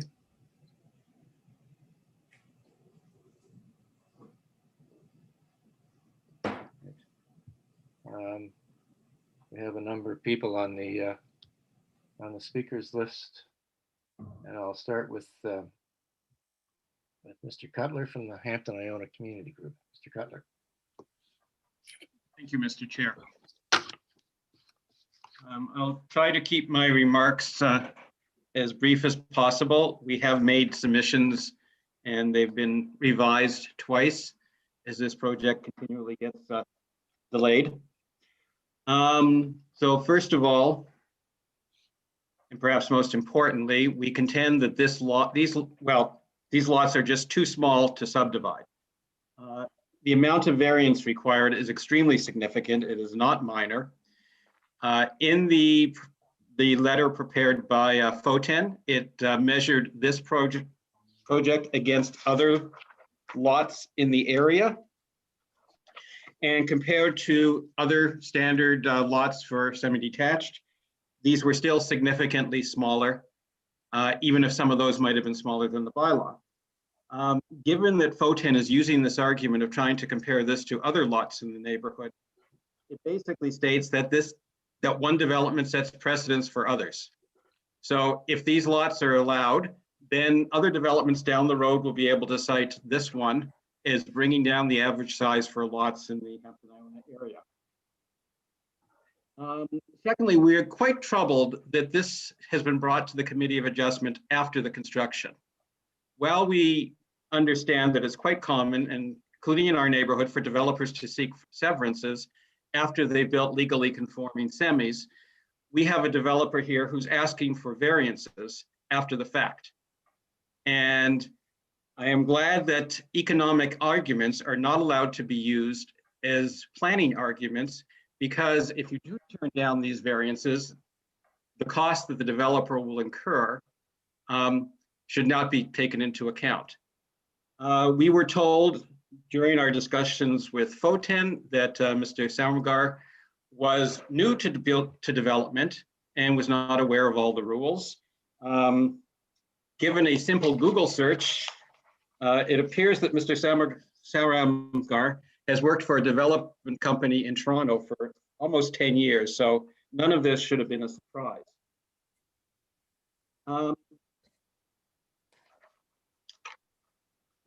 Ms. Nietzsche showed a drawing that showed the difference between the old building and the new building.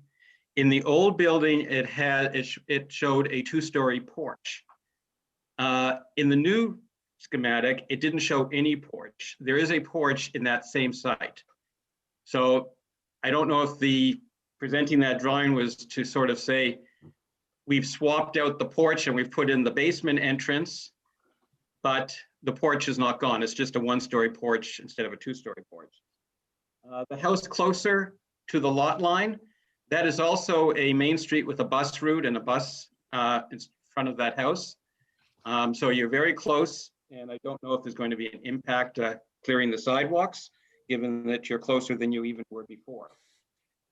Clearly, the intent of this development is to rent out 4 units, or to have 4 units to rent. There's no entrance to the basement from inside the house. The only access to the basement is these outside walkways or staircases. The basement units are quite small. They're approximately 300 meters. That does not include the space for the furnaces. So these are small units, and they would be made even smaller if the staircases had been internal, as is the norm. I think that's probably the rationale why we have these outdoor staircases. Well, in square area, they may not take up a lot of space. If you look at the size of the lot, they do take up a significant amount of space. So the variance from what was there before is quite large, given the size of the lot. Also, given the size of the lot, we are concerned, as are the neighbors particularly, about the trade-off between green space and parking. There is no curb along West Haven. So should the developer, and the developer has said on occasion that he won't allow parking on that side, there's nothing to stop parking unless a curb is poured or some sort of permanent barriers are built in there. And particularly if there's 4 units on that site, the parking is going to be extremely difficult. In the letter that was prepared by FOTEN, it talked about this being affordable housing. Hampton Iona Community Group is not opposed to affordable housing. We recognize the need for it across the entire city, including this neighborhood. But these units are being rented out at twice the price of the previous units on the site. So if affordable housing is an argument for allowing something, this is clearly not affordable housing. This is what's more commonly referred to as renoviction.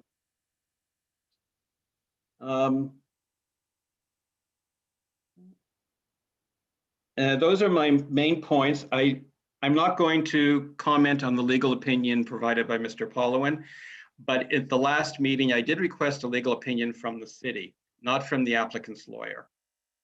I did look up the case that Mr. Pollowin cited, and it appears that the case did apply to a new build, not just an enlargement of an existing build. So I will recognize that, but I was looking for a more independent legal opinion. But I will have to leave that in your capable hands to sort through this. Thank you very much. Thank you, Mr. Cutler. Any questions for Mr. Cutler from the panel?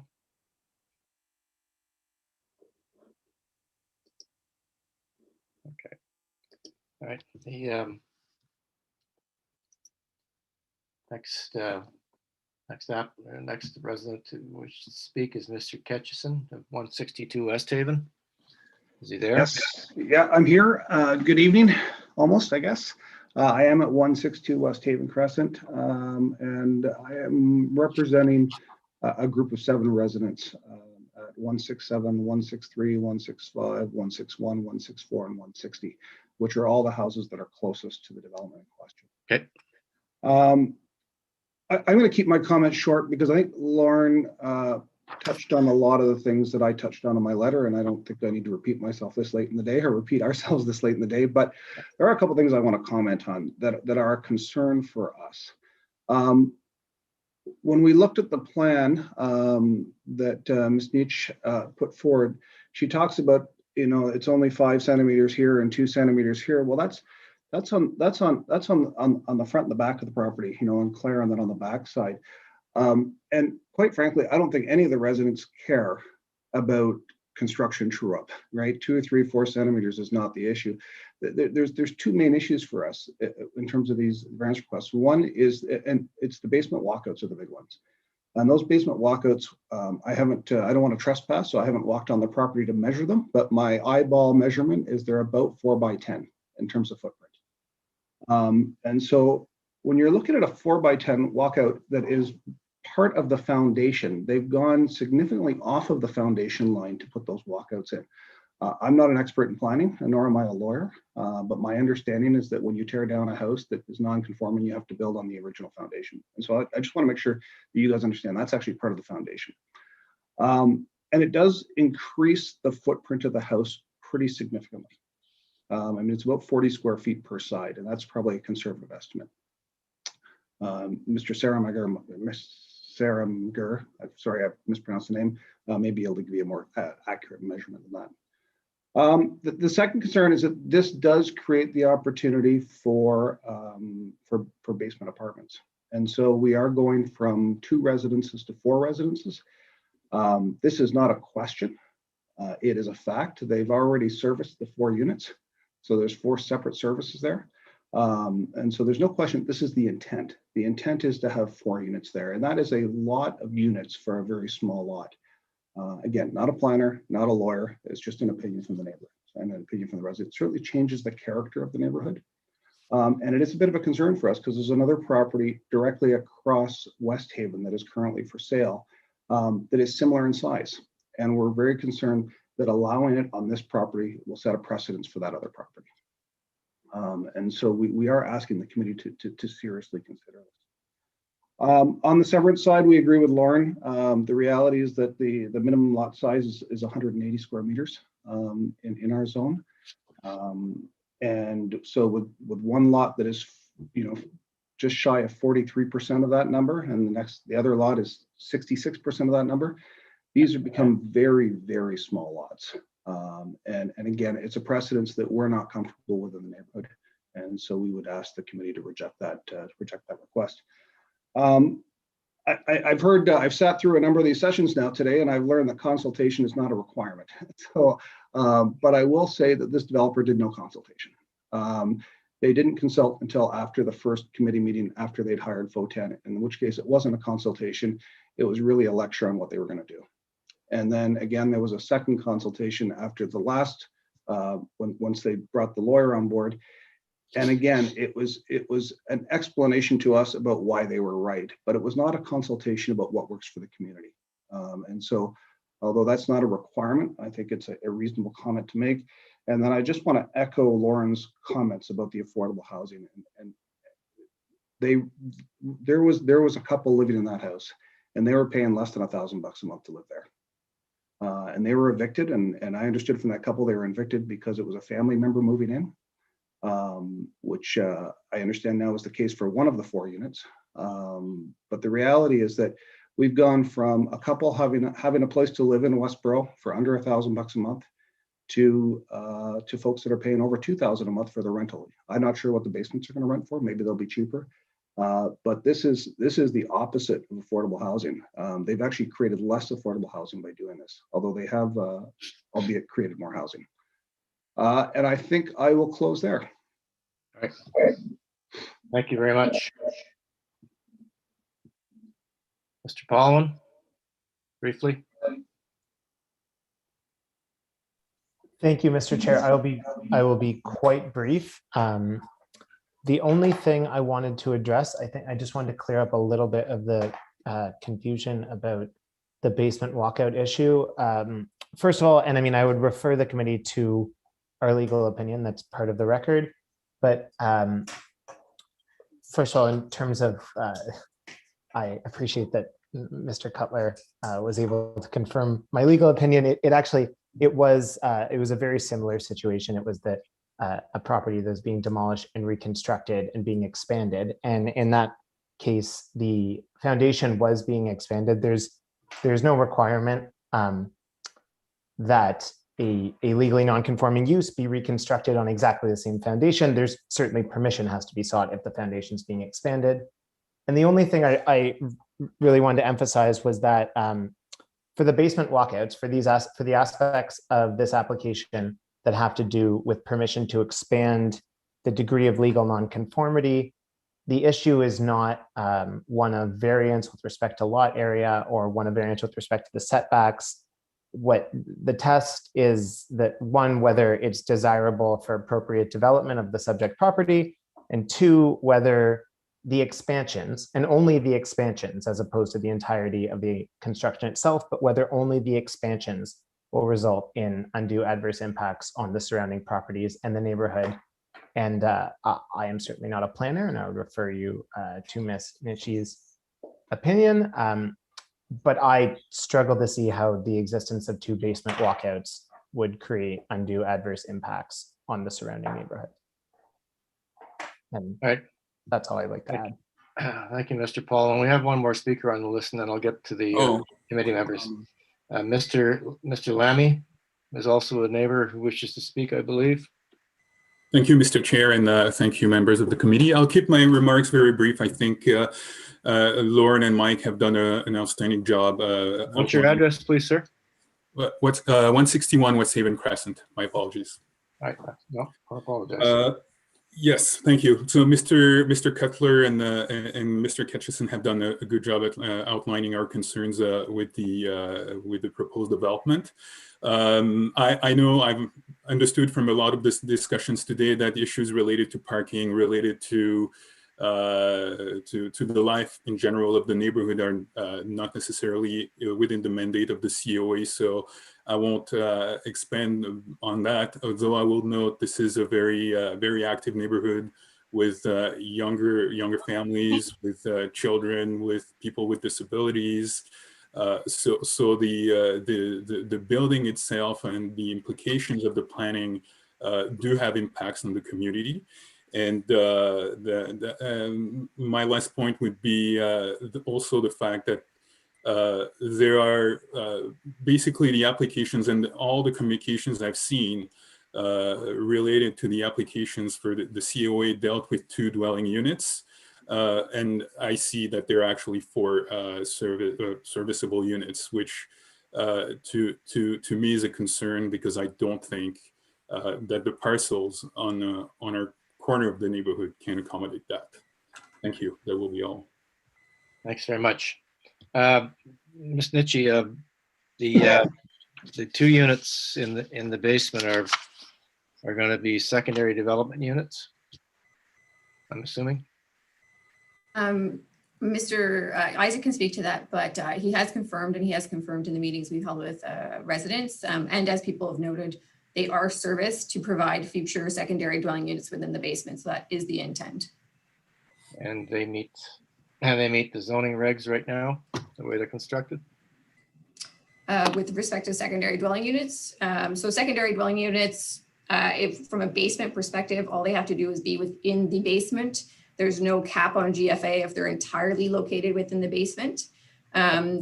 The site does have to meet a lot area and lot width. So as part of the severance, the request to reduce the lot area would address compliance with lot area. There is no compliance concern with lot width.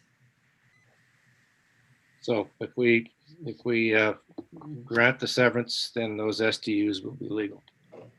They would be permitted. They are not currently there. Obviously, Mr. Zamgar cannot obtain a building permit for something that doesn't meet the zoning bylaw for those secondary dwelling units. Okay. All right. Thanks. Ms. McLean, you had a question. Thank you.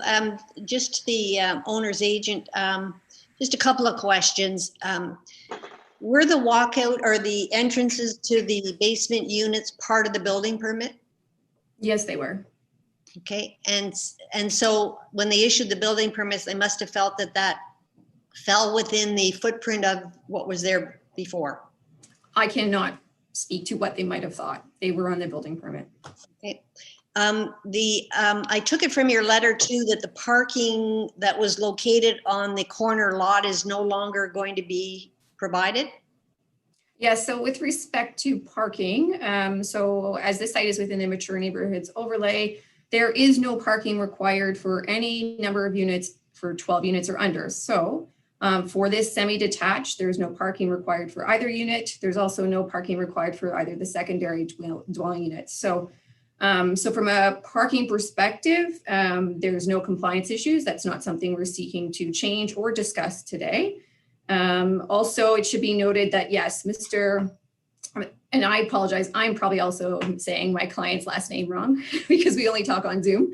So Mr. Samagar is committed to reinstating the parking pad that has been present on the West Haven Crescent frontage for at least from Street View since at least 2007. So, I mean, I would be interested to know if people were concerned with parking at that time because it actually hasn't changed. That parking space has been there for over 10 years. One parking space will be provided on part 2, and that is in compliance with the zoning bylaw. Okay, I thought I read when I read your letter that there was not going to be a parking space for the corner property, but you're saying there is. No, I'm saying there currently is. It's been there for over 10 years. And as part of finalizing the construction and landscaping on the site, the client will be reinstating, and maybe this is very confusing, reinstating the greenery, so landscaping, not a parking space. So they will be removing the gravel pad parking space that is there. Okay, thank you. And then the last question I have is with regard to the rear yard permission request, and I'm still struggling with the idea of this being a permission request, but the rear yard for the corner property down to 0.5 meters. Is any part of that, I was concerned about the eave. You showed before and after. Is the eave built over the lot line for that, or is there any part of the building that's built over the lot line?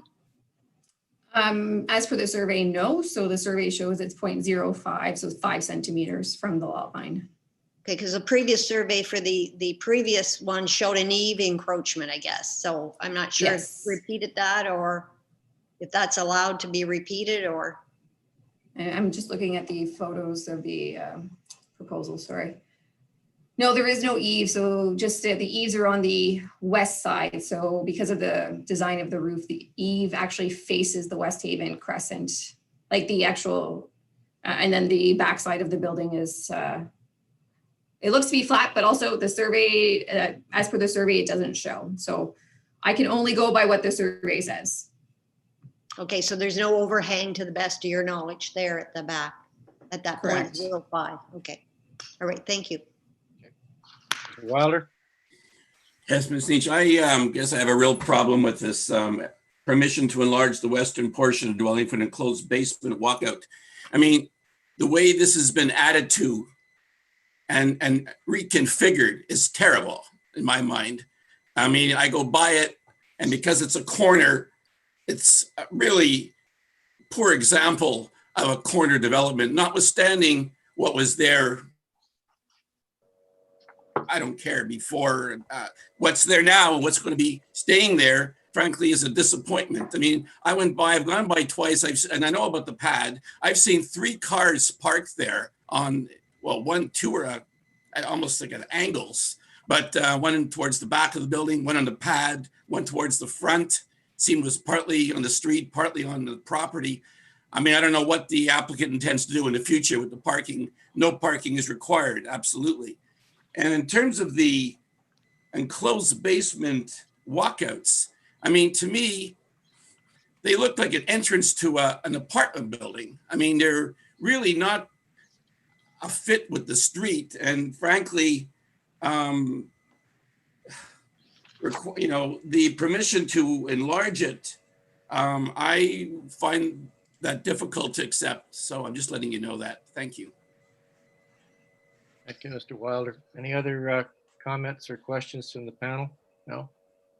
Ms. Nitchie, please. Yes, I guess I just wanted to take the opportunity just to clarify some information that's been discussed that's not entirely correct. So we can backtrack, and Jacob can, or Mr. Palawin can chime in if necessary. But just to reiterate, this is this building existed on the site. It's permitted to be there, and the property owner is permitted to rebuild it. So they did not build a building and ask for permission afterwards. They received a building permit from the City of Ottawa in accordance with building code, Ontario Building Code, and as per the current permissions under the Planning Act that you can rebuild a building that's been there. So we're not asking for after the fact. What's precipitated these applications is that the client would now like to sever the property to separate legally the semi-detached dwelling. And through this process, this is why we have to go through the minor variance to address lot size. And through this process, the survey for the draft R plan and the R plan that's required by the severance revealed that the construction of the building did have some very slight deviations from the original footing. As well, we do acknowledge that the walkout must be addressed as an expansion of the building. So just to clarify, there is no, building first and asking for permission later. This did not happen.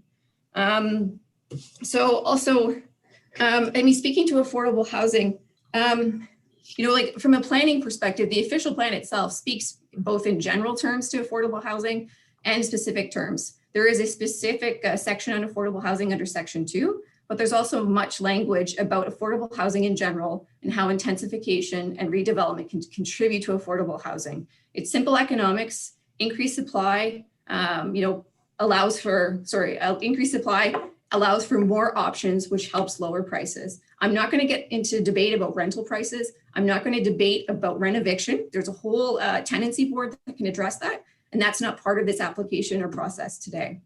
So I think, speaking, I can also go through the 4 tests. Mr. Cutler spoke about a chart I put in a planning rationale looking at lots. This is not intended to demonstrate that precedence. It's actually, if you read the report, it talks about the varied character within this neighborhood. Based on the fact that this neighborhood, West Haven Crescent itself, was built in 2 different, time periods, you can see the variety of lot sizes and lot widths. So it was merely just a discussion of the existing community character, representing a variety of lot sizes. So I just wanted to clear up those points. I also spoke about the parking. All along West Haven, all those buildings, all of that is front yard parking within the right of way.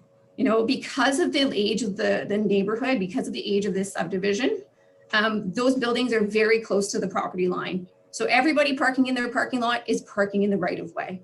So Mr. Saramgar is proposing to remove his parking pad from the right of way, and that is completely in compliance with zoning. So like I said, we're just here to consider compliance. Like, this is a non-conforming building and he's rebuilt it, and we're just seeking very minor permission to expand the building. And also, of course, the lot area variance. So I can go through the 4 tests if you would like about the minor variance, but I see Lauren also has perhaps a comment or question. Cutler first, very briefly, please, Mr. Cutler. I'll agree to disagree on what constitutes affordable housing, but I just want to reiterate, promises of doing away with the parking pad will not eliminate parking, given that there is no curb. And from what I understand, family members live in part of this building, so I'd be surprised if family members are going to lose their ability to park unless a permanent barrier is put along the West Haven side. Removing the gravel will not stop parking, or will not ensure that parking is stopped. That's what I wanted to say. So I can respond to that. Wrap up. Okay, I can confirm Mr. Saramgar has committed to, if it would satisfy the committee, to planting a tree in coordination with forestry, because there is a small setback and most of that area is right of way. So he has committed to planting a tree to provide that sort of commitment that I think the community is looking for. And this is the commitment to remove the parking? Yes, this street would not be appropriate to have a curb here, just based on the cross section. So a tree we feel would be a satisfactory resolution. Of course, I'm not telling people that you should call 311 on my client, but you can call 311 on anybody who's not complying with any bylaw in the city. The other solution as well is to put in vertical measures, Ms. Nitchie. That way you can't park because you can't drive over a planter. Yes. Trees are fine, but trees can get run over, especially when they're only that thick. Anyway. Can I make one quick comment here? Very short, please. I will be very quick. The biggest concern amongst the neighbors is the severance and the addition of the 2 basement apartments. The parking's a mixed thing amongst the neighbors, and different neighbors have different opinions on it. I'm not disagreeing with anything Lauren has said, but the biggest concern are those basement apartments, those walkouts, and having 4 units, 4 houses, 4 homes on a very small lot on a very busy street.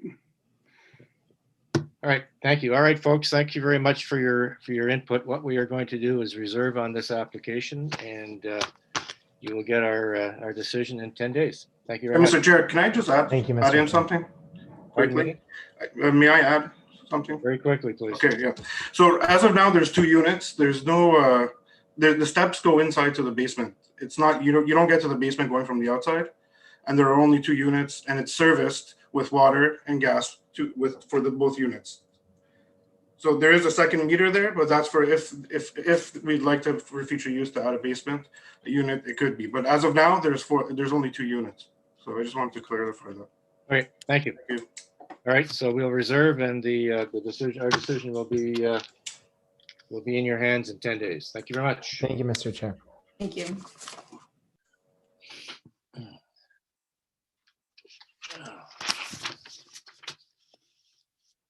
And the final application on a very long agenda, and thank you to all the folks who have been sitting and waiting, is 304, 304A, 306A Lanarch Avenue.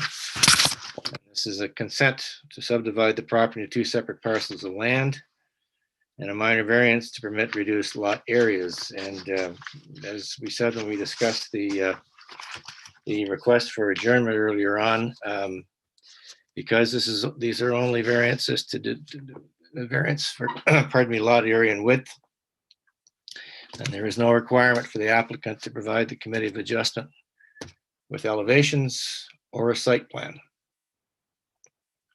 So we have which of the people from Novatech is going to be the Mr. Chair, Serene will make the presentation, and then I will make myself available to answer questions. Thank you very much. So who's going to take the oath? I will. All right. Do you solemnly swear or affirm that the notice provided to you as part of the application process and by the committee was posted at the property to which the application applies for the prescribed number of days before the hearing and clearly visible and legible during the entirety of that time? Yes, I do. Okay. So we're back after several pauses. And I think, quite frankly, the committee would like to know from Forestry, before you begin your presentation, exactly where we stand regarding trees and redesigns of property and all that kind of stuff. All right, through you, Mr. Chair. We've worked extensively with the applicants over the last month or 2, and we've come to an agreement where some of the design has been changed in one of the units in order to allow for the retention of a jointly owned tree. It's owned partly by the neighbor, and there's an additional change to allow for further protection of a distinctive Norway maple in the front. So ultimately, the plan as proposed here would allow for the retention of 3 of the 4 trees on site. Which tree is going to be removed? There is a locust tree that's on the west side of the property that it's impacted by both the building and the front patio. So in order to retain that, it would ultimately need to be a redesign of that. And that's not a boundary tree? It's not a boundary tree, no. Okay. Okay. I just wanted to make so your discussions with the applicants were successful. Yes. Yeah. Okay. All right. Okay. If we could have the presentation now from Novatech. Thank you. Yep. I have provided a slide deck for my presentation today. Yep. The coordinator can put that up. Thank you. All right. So the applications before you today are applications for minor variance and consent to facilitate the development of 2 long semi-detached dwellings. In this rendering that you see on your screen right now, this is the proposed development. And as you can see from the street, they look like a pair of single detached dwellings, although they are long semi-detached dwellings. Next slide, please. So the property is located in Ward 15, which is Kitchissippi in the Westboro Beach neighborhood. The property has an area of about 700 square meters and a frontage of about 20 meters. The property is in close proximity to a lot of neighborhood amenities such as Westboro Beach, and in close proximity to transit such as bus stops and the Westboro Transit Station, which is also the site of the future O train station. Next slide, please. So this is the site plan of what is being proposed. And we've highlighted changes that have been made after discussions with city staff, with foresters and arborists. Right. So the proposal is for 2 long semi-detached dwellings fronting on Lanarch Avenue. Although it's not required under the zoning bylaw, parking spaces are proposed. A shared driveway off of Lanarch Avenue leads to parking spaces in the rear yard for the proposed dwellings. So as Ms. Young mentioned, we have made changes to the site plan to facilitate the retention of trees. The first change is to the window well at the front of building B. So that's the top right of the plan. Terracing has been removed to accommodate the critical root zone of the tree. And the second and third changes are in the second square, that's to the bottom right of this plan. A window well has been removed and a notch has been created in the basement to accommodate the roots of the boundary tree. So this proposal meets the first test of a minor variance. It is designated general urban area in the official plan, which encourages infill and intensification. The proposal also meets the second test, which is meeting the general intent and purpose of the zoning bylaw, as the proposed developments meet the performance standards for setbacks, so that's front, rear, and interior side yard setbacks, and for building height. A smaller area has no impact on the functionality of the site. Next slide, please. So this plan shows the trees on the property. The applications were originally scheduled on February 17th and have been adjourned twice, on February 17th and March 7. And in these 7 weeks up until today, we've been working with city staff and arborists from both the city and our client to address the impact on the trees and mitigation measures. We have reached an agreement on a path forward, as you can see on this plan here. Next slide, please. So this is just the draft reference plan showing the easements that are requested for the shared driveway between both properties, leading to parking spaces in the rear yard. Next slide, please. So there is a large number of subdivided lots on Lanarch Avenue and the surrounding area. This figure just shows just how many lots there are that are comparable in size to what is being proposed in the surrounding area. Next slide, please. And this figure shows all lots within the Westboro Beach neighborhood that are zoned R3EE, which is the same zoning as the subject property, that have lot areas of 355 square meters or less. What is being proposed in these applications is about 350 square meters for both properties. And as you can see in this figure, there are more than 60 lots in this neighborhood and the same zone that have same or lesser lot area than what is being proposed. So the proposed applications the variances are considered desirable as it's consistent with the lot fabric of this area. Next slide, please. This table shows the different subzones in the R3 zone, and the lot area requirements for long semi-detached dwellings in each of these subzones. As you can see, all subzones have requirements of 300 square meters or less for a long semi-detached dwelling, except the R3 EE zone, which requires a lot area of 450 square meters. This is an error identified by city staff that they will be addressing. And it's important to note that what is being proposed in these applications is still in excess of the 300 square meters required for a long semi-detached dwelling. We are requesting lot areas of 350 square meters. Next slide, please. So talking more about transit, the property which is highlighted by that red rectangle is within the 600-meter radius from the Dominion Transit Station, and it's just outside the 200-meter radius of the Westboro Transit Station. The city does encourage infill intensification in close proximity to transit. Next slide, please. So the subject property is only a 5-minute walk to the Westboro Transit Station, which is currently serviced by a number of bus routes and in the future will be changed into an O-train station. Next slide, please. So the requested variances for lot area do not affect the functionality of the site and meet the performance standards for setbacks and building height. The variances are considered minor in nature. And in this rendering, we wanted to show what can be developed on this lot as of right. So the blue shadowing that you see is what can be developed as of right on this property, which would be a triplex. So as is clearly shown in this rendering, what is being proposed is consistent in nature and scale to the street. Thank you.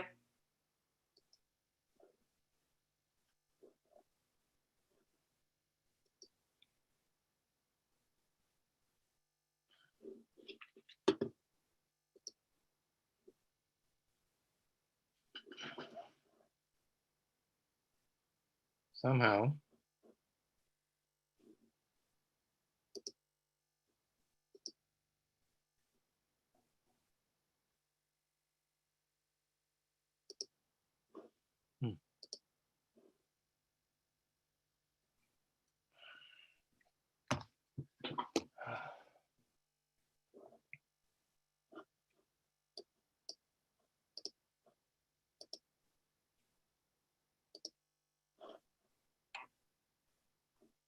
Can everybody hear me?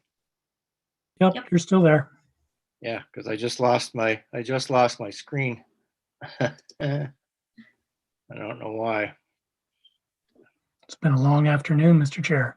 Yeah. Mr. Wildman, you want to take over while I reload Zoom and get a picture back? Sure. Okay. Thanks. Mr. Chair, Mr. Temporary Chair, could I just ask one question Sure. of the presentation? You said that the 450 square meter requirement was an error and that it's going to be corrected. Is that what I heard? Through the chair, yes. And do you know, is that through a bylaw anomaly report? Is that what's going to? Yes. Can you be a little bit more forthcoming? Have you told, is it on the books or is it a discussion with planning or? No, staff are working on an anomaly report that's dealing with a number of revisions and corrections to the infill 1 and infill 2 amendments that were passed by council in October. And they will be bringing a report forward to planning committee. And is it your understanding that the requirement would be brought down to 300 square meters? Is that what I'm? That's correct. Okay, thank you. Any other members of committee have any comments or questions? Mr. Wilder. You're on mute.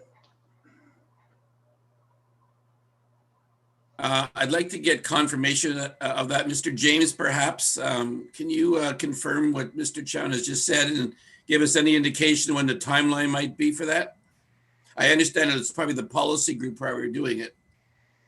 Yes, Mr. Chair, that report is coming forward. So when Mr. Chown was speaking, I was trying to think it might be coming this month. So I'll have to double check, write that down. But he is right. There is one coming forward.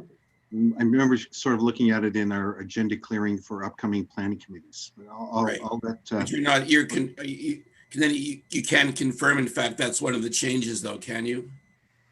I'd have to look up that specifically about what the changes for the area. Fine, thank you. We'll get that back to the committee. Thank you, Mr. Chair, are you still having problems? Nope, I'm back. Can you Okay. hear me? Can you see me? Back to you. Yeah. Maybe I should hide.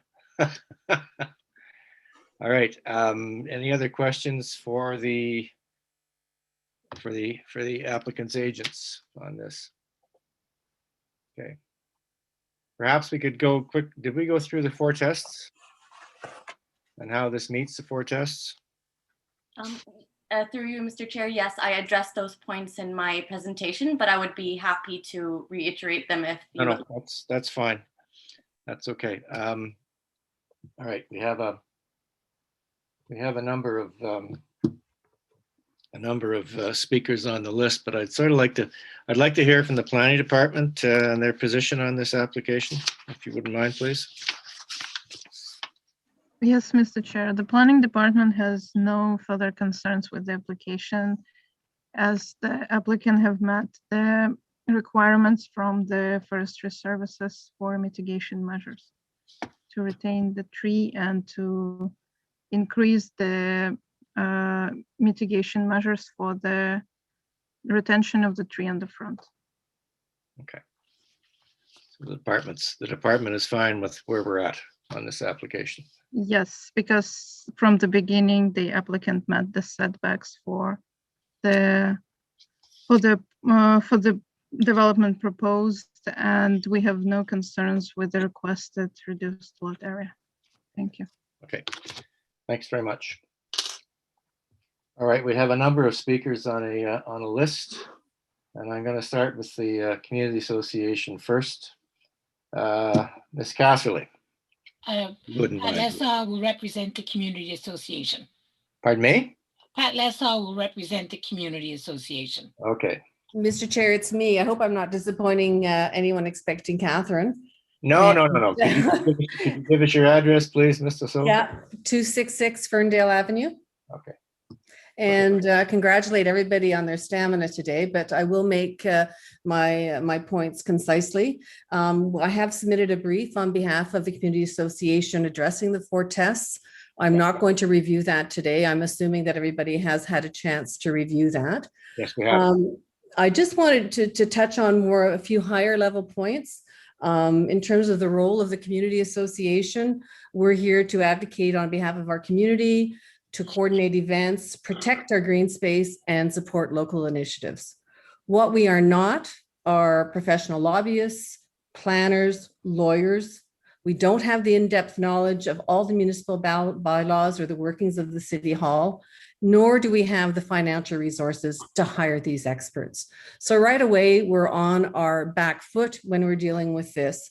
But what we do expect is support from our elected officials, our councillor, our mayor, and we expect the Committee of Adjustments to uphold the current bylaws and not necessarily accept variances. So we have a lot of faith in this organization, in your organization, and based on what I've seen this afternoon, there seems to be a lot of commonality in terms of the issues we're all dealing with.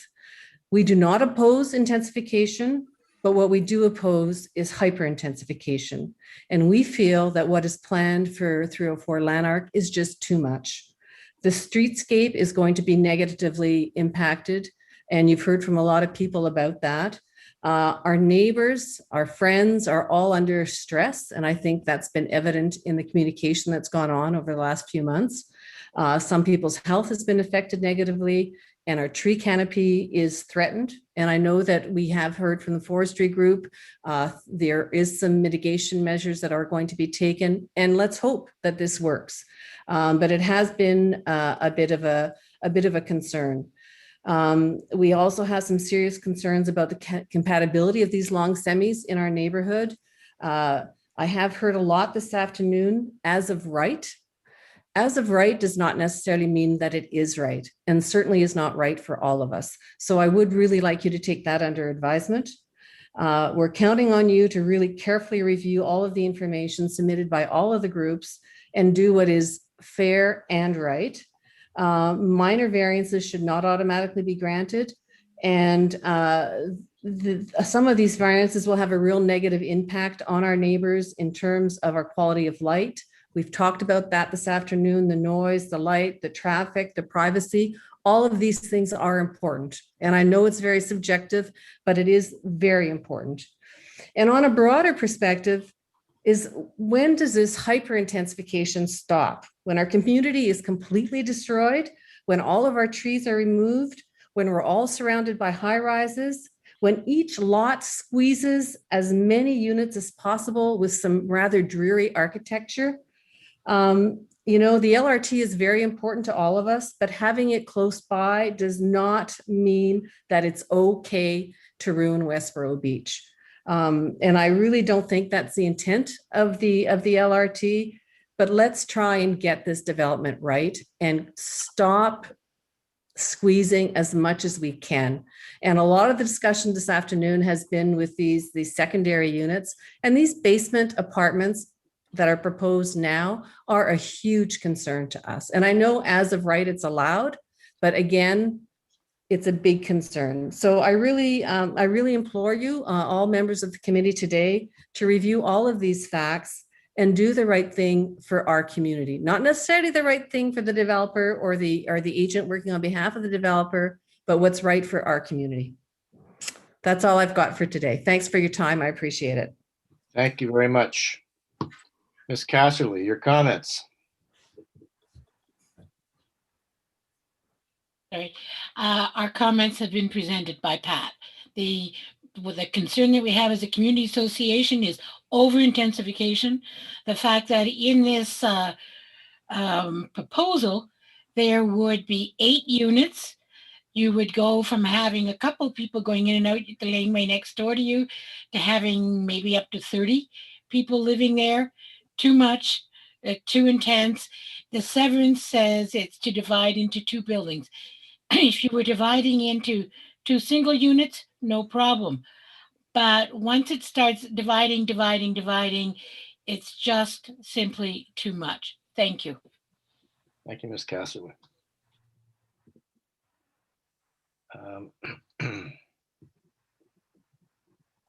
We have Mike Robillard, 303 Lanarch, as well on the list.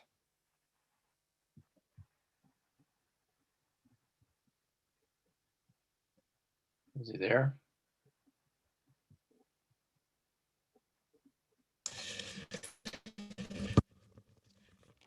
Mr. Chair, he doesn't appear to be online. Okay. Stephen Katz, 302 Lanarch.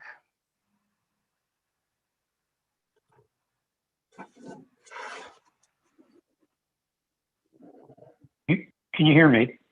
Yes, Mr. Katz. Okay, good. Thank you. I am. I'm on both. I'm also on my phone for clarity and for voice. I'm not sure this is really helping me. I thank you, Pat, for my apologies. I'm getting a bit of an echo. I think I'm going to have to go through my computer. Yep. There we go. Is that better? Okay. Can you hear me now, sir? Yep. Okay. Thank you, Mr. Chair. I thank you all for taking your time here, and I thank Pat for what she provided. And I'm in complete agreement that this is hyper intensification. They're talking about bringing in 8 apartments 4 of the apartments are 4-bedroom, 4 are basements with 1 bedroom. The potential is to have 20 bedrooms. That means at least 20 people. I don't know how many people here, but I can certainly raise my hand that I shared a bedroom with my brother when I was a kid. So there's a potential for more than that. I took a look at the street, the side of the street that I'm on, and I'm just looking for my data points here. I believe that there were 34 residents on my side of the street. If you add in, if we take that down to say they don't fit 20, they fit in 16, you're looking at a 48% increase on my side of the street. That translates to something like 24 for the complete street. That is hyper-intensification. I don't know, we talked about 3 parking lots. If you bring in 20 people, there's going to be guests coming. They have 3 parking lots. I'm not sure how they work that out. They're going to say we're near the transit, we're not renting, but they are going to have people who are going to be coming as visitors to this street. There are 12 to 14 parking spots on this street. We certainly fill them up at times. I don't know how you add 20 people and have a chance at remaining. So, you know, I get asked if this is minor. I ask you, Mr. Chair, fellow committee members, not fellow, but committee members, to please think about if you were getting a place next to you, if there was a proposal to put in a place where there was a single home, to put in 2 long semis, please think about this. And in there were going to be 8 apartments. You know, I've had this conversation with people. I don't think, Mr. Chown in his presentation talked about the long semis that are around here. If I tell anybody that, yeah, I live near those 8 apartments, they're not going to tell me, so you live near the long semis. They're going to say you live next to apartment buildings. And that's the reality. 4-bedrooms apartments are certainly not being built for intensification. But this is, you know, as somebody else in another meeting I heard, does anybody here believe this is for diversity? This is for intensification? The rent RVs are going to be substantial. My belief, and excuse me if it's not right to say this in this environment, in this meeting, but I believe this is all financial. And I just don't believe that that's a reason to approve variances such as this. Again, I ask you to consider if this were coming next to you, would you feel this was right? Is this right for the city of Ottawa? Up and down our street and other streets, I could point to homes that in the next years have the potentials of going down, of being rebuilt. If people look at this purely for financial means and look at it as investments, what are we going to have left? What happens to our city? And this is really, you know, with each meeting you guys have, each opportunity, you're looking at what happens to our city. You know, I'm somebody who came into this completely blind. I was brought up, you follow the rules. Rules are meant. I teach my son, you follow the rules. There's a red light, you stop. There's a no parking, you don't park. This process has just been unbelievable to me. It just doesn't work like that. There are bylaws. We looked at our home and we looked at the educational system that was here. We went through the EQAs, EQUAs, we went through all these different things and chose based on the schools that were around. We understood we were in an R3 zone and we thought that meant R3. Nothing against infills, nothing against intensification. I do have a problem with hyper-intensification. No problem with infills. We purchased here expecting that the bylaws, the rules are meant to be followed. And you know what this process has taught me is that people bring up variations and it's for me to present why they shouldn't get it. It's not for the developer to say why I should have it. And again, I think, you know, I guess that speaks on the system and perhaps not my case, but it's just been a real education to me. Yeah, I also, just looking at my notes here, when you look on Google Maps, this build, again, for my comment about it upping the population by about 38%, It's about a ninth the size of this street. So what's that, 11%? And the population increase is going to be dramatic. It takes up the whole lot. There are kids in the homes beside us, and their backyards are disappearing. The privacy of their backyards, excuse me, their privacy of their backyards is going to disappear for somebody's financial investment. Not to bring in intensification, not to bring in diversity, not for everything that I read is wanted in the official plan, but for somebody's financial gain. I also want to bring up Ms. McLean, and I hope I'm saying that right, and Mr. Chair, in the meeting of, I think it was, I have this jotted down somewhere, February 17th, both of you commented on the elevation diagrams. I'm not sure, I brought some 3 diagrams that were elevation diagrams. And Ms. McLean, you had referenced that you will challenge the developer on the elevation diagrams. And I don't know if they can be brought up.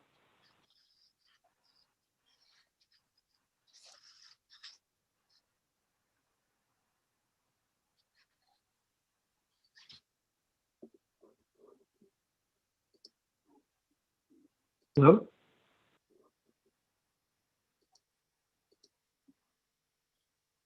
Thank you. Thank you very much.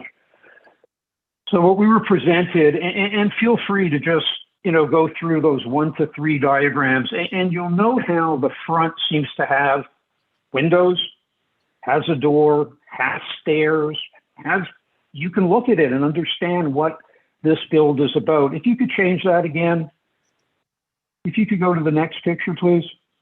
The side is void.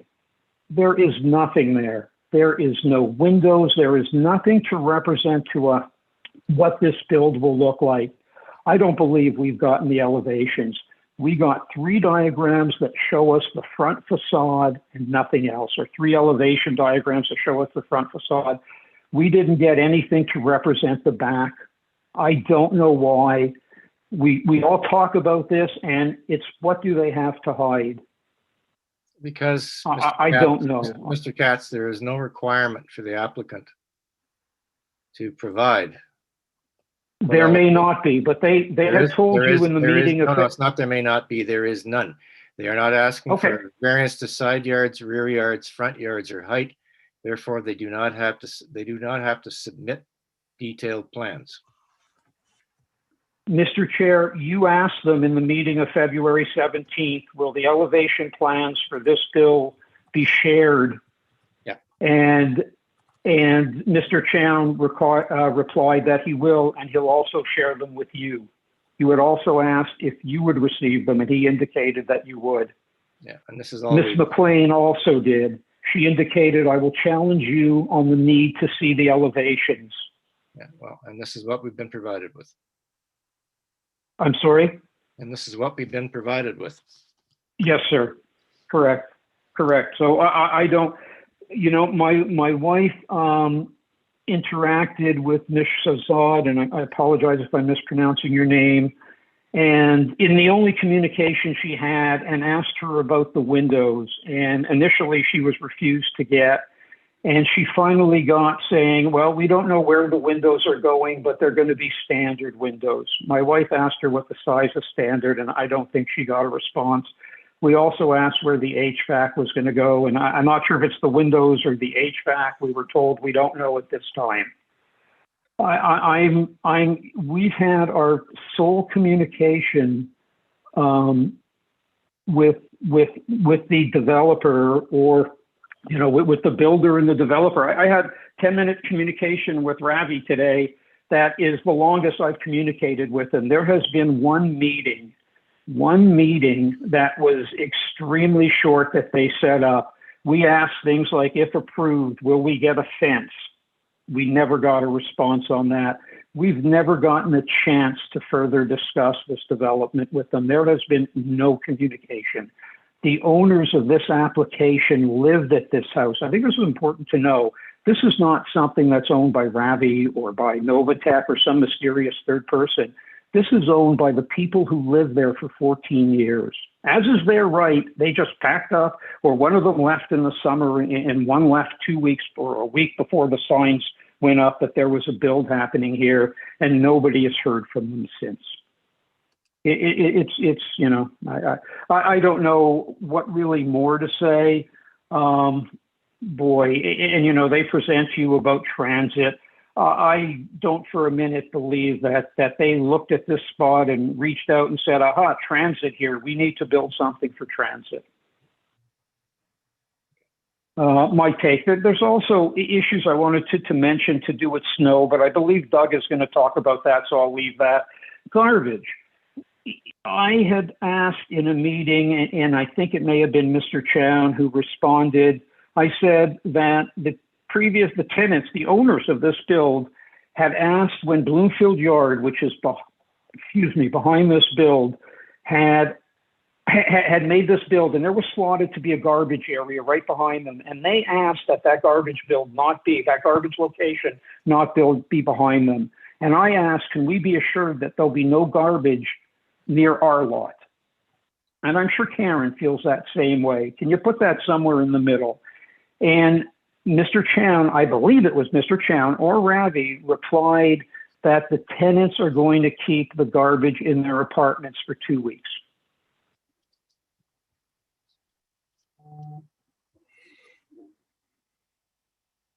Maybe he now has a different answer for that, but I mean, that's where the state of this build is. Yeah, well, and they're not also not required to file a site plan with these applications. They may not be. They aren't. There's going to be a site plan. Thank you, Mr. Katz. Ms. McLean. Thank you, Mr. Chair. Just maybe to respond to the question about elevation drawings, maybe we could just have Mr. James reiterate what he said on the earlier application about that there's no need for development proposal plans when we're dealing with a lot width or lot area variance. Just thank you, Mr. Chair. A couple things. One, I'll start with respect to the question by Mr. Wilder a little bit earlier. I found that report and I sent it to Mr. Belmer. So he has it, and it is indeed in this zone. I think it's 300 square meters. It's at the bottom of page 9 in the report. Okay. Sorry, and that's going. Mr. Belmer. Also, with respect to the zoning, this is tomorrow. Mr. James, when is that report going forward? To the planning committee tomorrow. Oh, tomorrow. Thank you. You're welcome. With respect to listening to people's concerns today, but the variances here for lot area, excuse me. As I mentioned before, the zoning bylaw establishes a box that you can build in.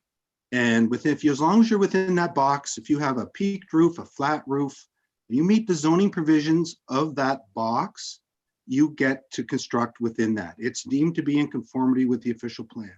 The official plan has policies that inform the zoning, and the zoning creates requirements that implement the official plan.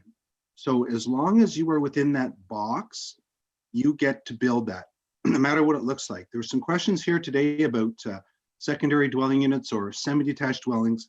The issue is not whether or not that use is permitted. That use is already allowed there today. You can have that many units. The question is whether or not you can take those many units that's already allowed and put them in a box on that property that's within the zoning. Now we're going from a lot area, something that's a little bit smaller. So they have shrunk the building down. And from the planning services perspective, they have a building that conforms to the official plan.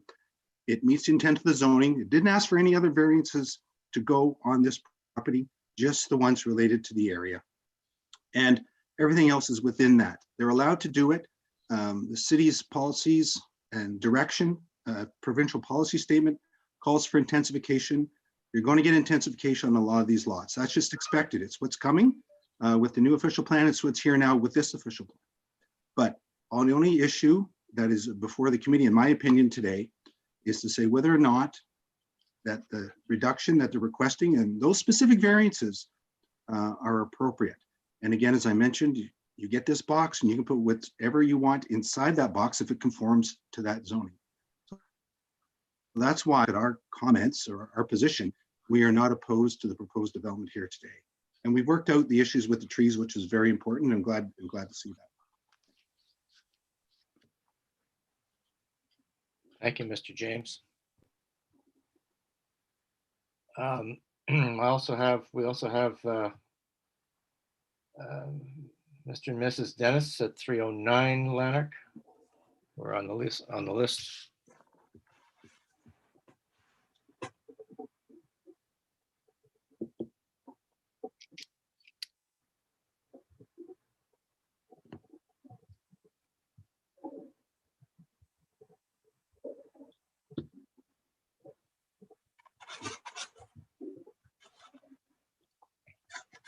Are they there?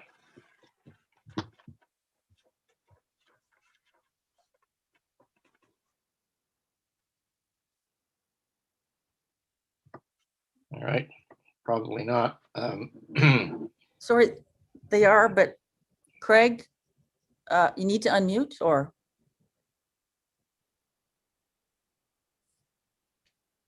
On your screen or?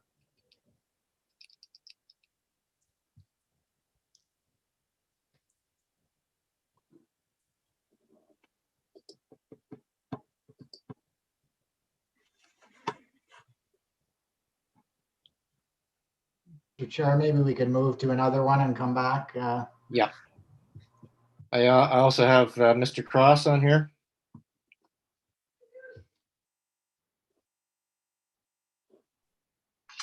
Mr. Chair, maybe we could ask them not to repeat what has already been said before, and we'll stick to our 5-minute rule if we could. Yeah.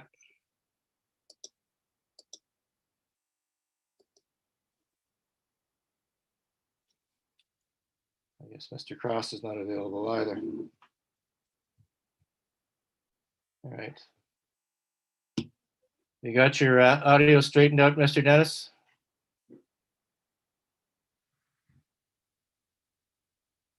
Apparently not. Is Mr. Poulter there, 297 Lanarch?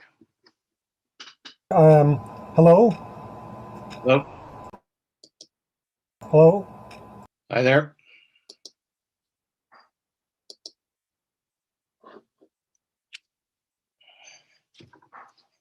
Lord. Mr. Poulter, you muted. Second.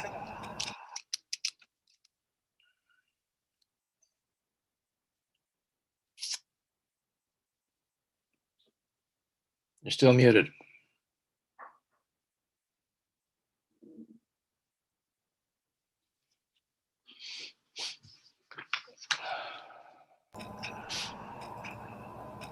All right. Do you hear me now? Yep. Oh, good. Okay. So please proceed, and please do not repeat what we've already heard. Right. So my principal concern, beyond what I've mentioned in my communications, is the systems or the city infrastructure is not adequate. I had a conversation with Mr. Eric Tousigno. He's an engineer for the city of Ottawa. Yeah. And he conceded that the city's plans as far as the sewer infrastructure is unknown. For example, at the last flood, the city found, this was in 2019, the city found a whole bunch of new connections they were not aware of. And with respect to my street, on the north side across from 304, starting at my house going west, I've been here since, I guess it was 1999, and the city's rebuilt the street, and I've watched multiple flood events where both the sanitary and storm sewers were supercharged. By supercharged, I mean they were filled and backflowing either up onto the street or into people's basements or their weeping tiles. Now, when the last rebuild of the street took place, I took the opportunity to get a sanitary backwater valve installed. And with that sanitary backwater valve, since it's an outside sanitary backwater valve, it has a vertical pipe. This vertical pipe is to maintain the valve down below. And coming up that pipe, I get sewage deposits. The only way that I would get sewage deposits up that pipe is with surcharges coming back from supercharged, the supercharged city sewer. And so it's continuing to occur. And how often has this occurred? I can't give you a count, but I can say that it's been at least 6 times since 2008. And are these after storm events? These would be after storm events, yes. And I've watched. Why would the sanitary sewer back up after a storm event? Oh, because there's connections to this sanitary. For example, from 304, 304 as it was before it was demolished, it would have weeping tiles around it. And those weeping tiles would drain directly into the sanitary. So when we remove 304 and replace it by the 2 long semis, at first one would say, oh, great, we're not putting all that weeping tile water directly into the sanitary. And that's great, because we won't be supercharging the sanitary. But where does that water go? Well, that water goes under the street into along the stream bed. My house is built in an excavated pit in the bottom of that former stream bed, and my house will discharge that water that 304 doesn't discharge. It'll come to my house, do damage to my house, and then go into the sanitary, or I will pump it out onto the street. And so we're just delaying where the water gets put in. My house was built before the storm sewer was connected, and there's 3 streams that cross Lanarch Avenue from Beach Grove to Churchill. That information the city lost when the city annexed this part of Nepean. The city lost the infrastructure records that the city of Nepean had. And so I've watched the city come by and rebuild the street. And what do? Well, they don't have on their plans the infrastructure that was built and designed back in the 30s and 40s to protect the houses like mine. And so the current city, when they come by and rebuild the street, they just tear right through that protective infrastructure, or they approve plans like next door at 303, which is directly across from 304. They allow the drainage plans to be submitted without neighbors having inspection, without the staff at the city look at their plans and they don't see the necessary protection that needs to be there, that was put in there by the city of Nepean. They're missing all that information, and then they, based upon that missing information, not knowing of that, they approve the design of 303, which has resulted in flooding of my lands and my basement, as of including the Dennis's driveway. If you look at some of the pictures that I submitted in my emails, there's one that includes some flooding of 309, Craig Dennis's place. Now, I didn't capture the worst flooding that occurs there, but there's substantial flooding. Yeah, so here we can see water going around the barrier. What has happened with 303 here? I used to step down 9 inches off of my retaining wall at the side of my driveway to get to 303. And then in 303, there was a drainage swale that one would go down further, and it went from the front of the property at the east side all the way back and around the back doing drainage. And what did the city do? The city gave 303 the right to fill in that drainage swale and cap it with hard paving stones above the level of my retaining wall. So whereas the old city of Nepean said, hey, what we've got to do is those properties that are, the word I'm looking for is, will have a tendency to have a problem. What we'll do is we'll elevate them and we'll cap them.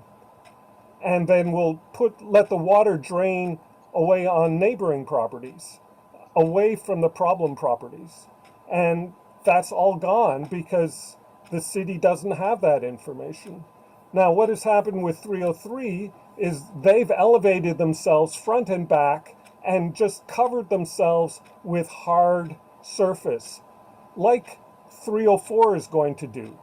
304, if we look at 304, the pictures that I sent in today, it actually shows a slope from, this is 303. You're looking at 303. Here you can see water in the back that is run around. But if we look there at its worst case, I've seen it 6 and 9 inches deep in 309. And this is because the water floods from 303. Now, 303 was the original plans or the request for variances were for 5 units, and the Committee of Adjustment said, hey, there's no place to put snow, and so they rejected that, saying that you've got to build according to the real world. There has been nothing but problems with respect to 303 with respect to snow. Right. Okay. So just to cut to the chase, because it's getting very late in the day. Okay. So let's Lanarch Avenue has problems with stormwater runoff and storm sewers, and you're getting backups of sanitary sewers. Correct? I can't hear you now. You're muted, Mr. Poulter.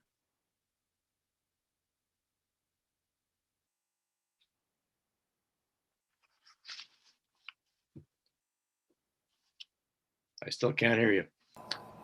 Can you hear me now? Yeah.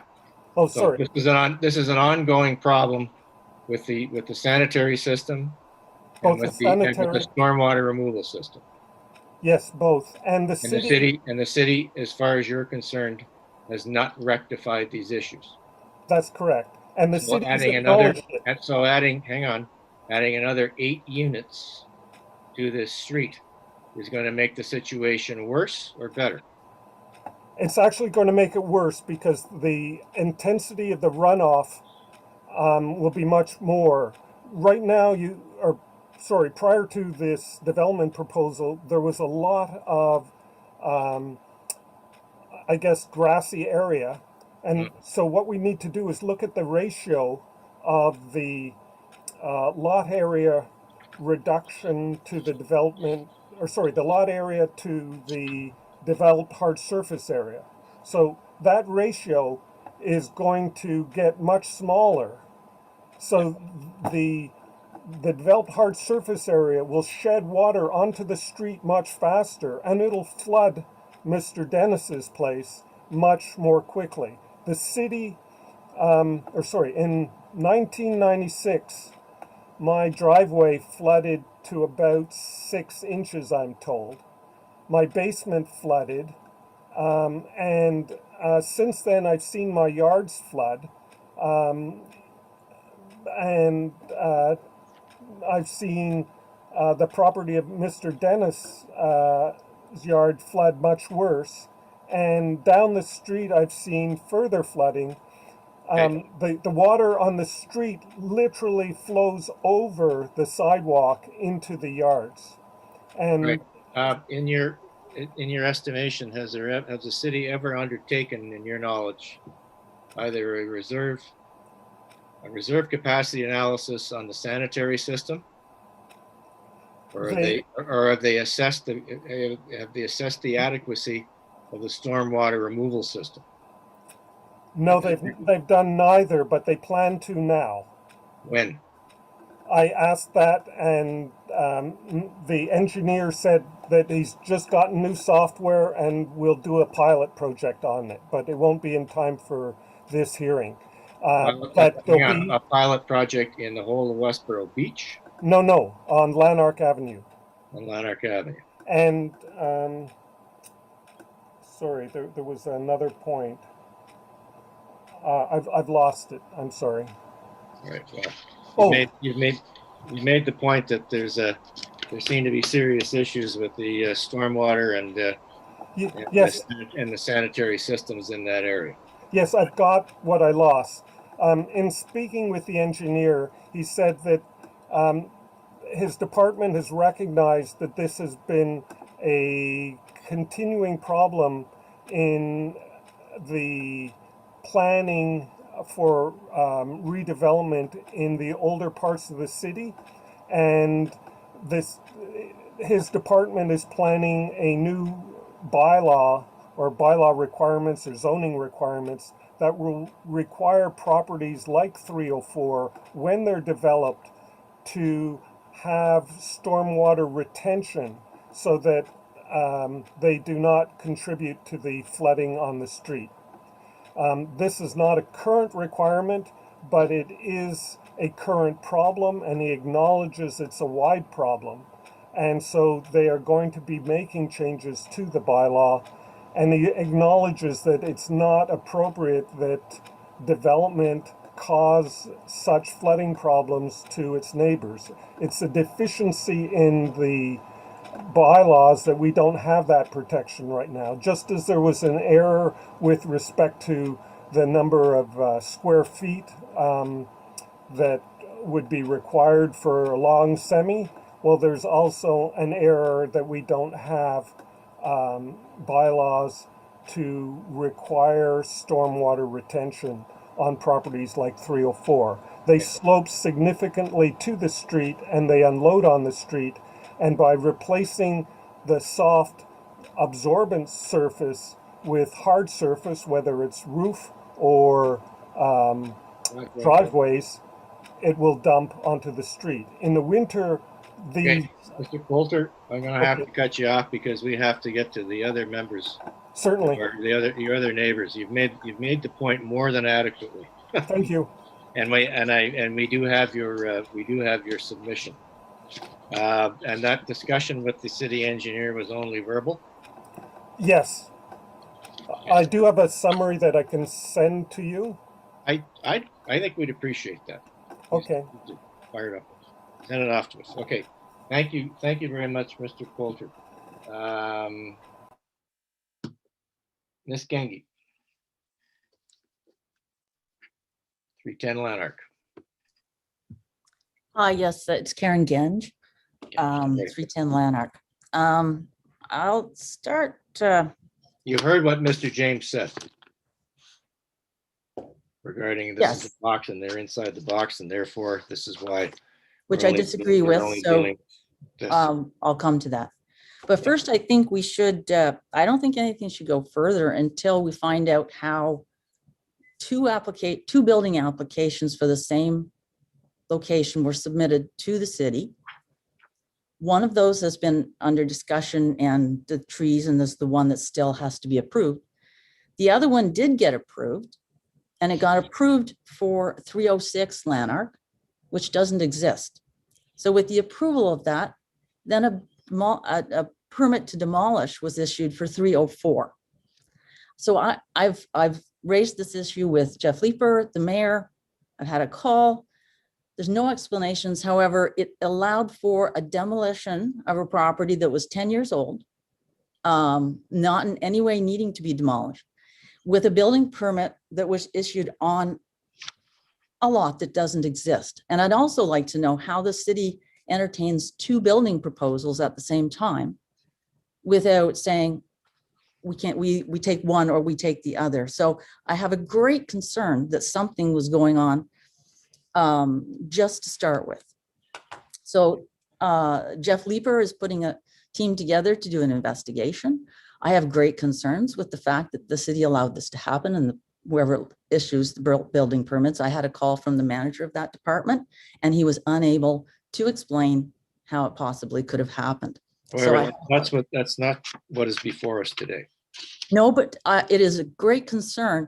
That's fine. That may be a great concern, but it's not what's before us today. So, however, this committee needs to understand that it's dealing with a building application that should be superseded by one that got approved. So it shouldn't even be looking at it. Yeah, no. And so we're not going to deal with that. If Mr. Leeper's dealing with this, then there'll be a all right. So let's go on to the fact that an oath was, I believe that the oath was said that the 20 days has been, there's been a notice. So what you have here is you have a property that had a notice that said the meeting was on February 17th. That was stuck on the property. It was never updated. Then you have a building permit. So I actually had people coming and reading my sign that was actually accurate, saying, how can there be a building permit and you haven't got the variance approved? But the meeting already occurred. So I actually had to cross out February 17th and I put April 7th. However, the developer, Novatech, has made no effort to make sure that people knew when this meeting was occurring and that it was still ongoing. Okay, so then I'll go to the fact that which they don't have to, by the way. There's no requirement for them to. Except that they just took an oath and said they did. No. So they didn't. They don't have to. They put the signs up, and they put the signs up in compliance with our with incorrect information. With our requirements, yes. Incorrect information. Okay. So now I'll come to the tree that's outside my property, which has someone said is not a boundary tree, and that's complete falsehood. I have a report, and quite frankly, the forestry department has said that is not a boundary tree.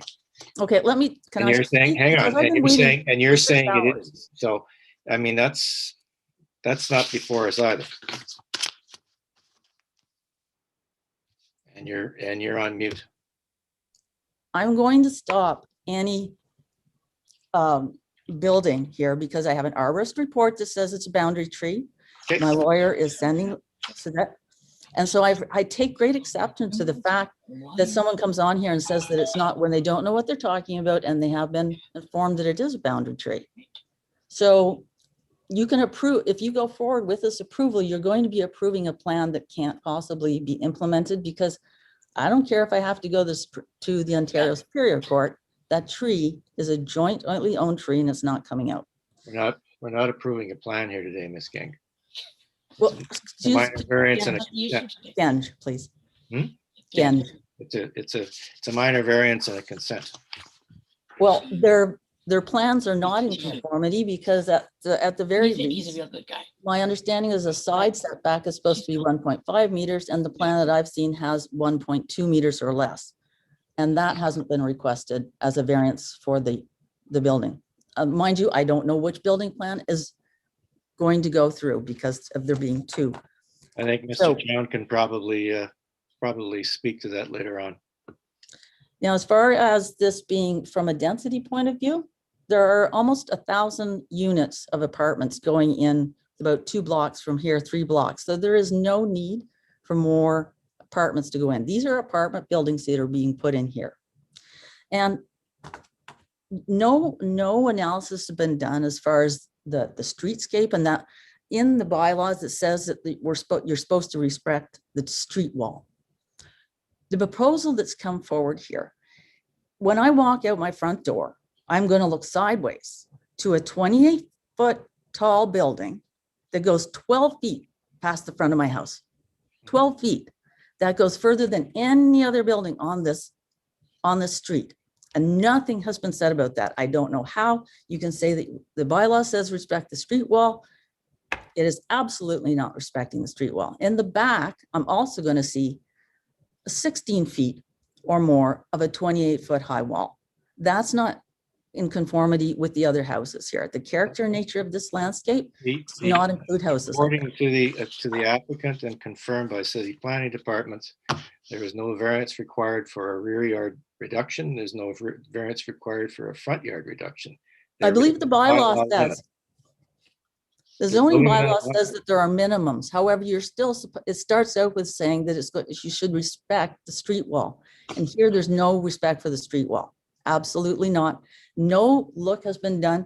I've sent you pictures from my house. As soon as this building gets put in, which is about 8 feet maybe from my house, I'm going to have a 12 by 28 foot wall when I come out of my house. That is not respecting the street wall. Minimums are minimums. They're not, oh, well, as long as it hits 4.5 or 5 meters that it complies. That's a minimum. You're supposed to respect the street wall and the character of the street. We're going to put in 2 apartment buildings, and there are no other apartment buildings on this street or anywhere in Westboro Beach. It's unlike anything else that goes in here. So it doesn't respect the street, the character, or the nature of this.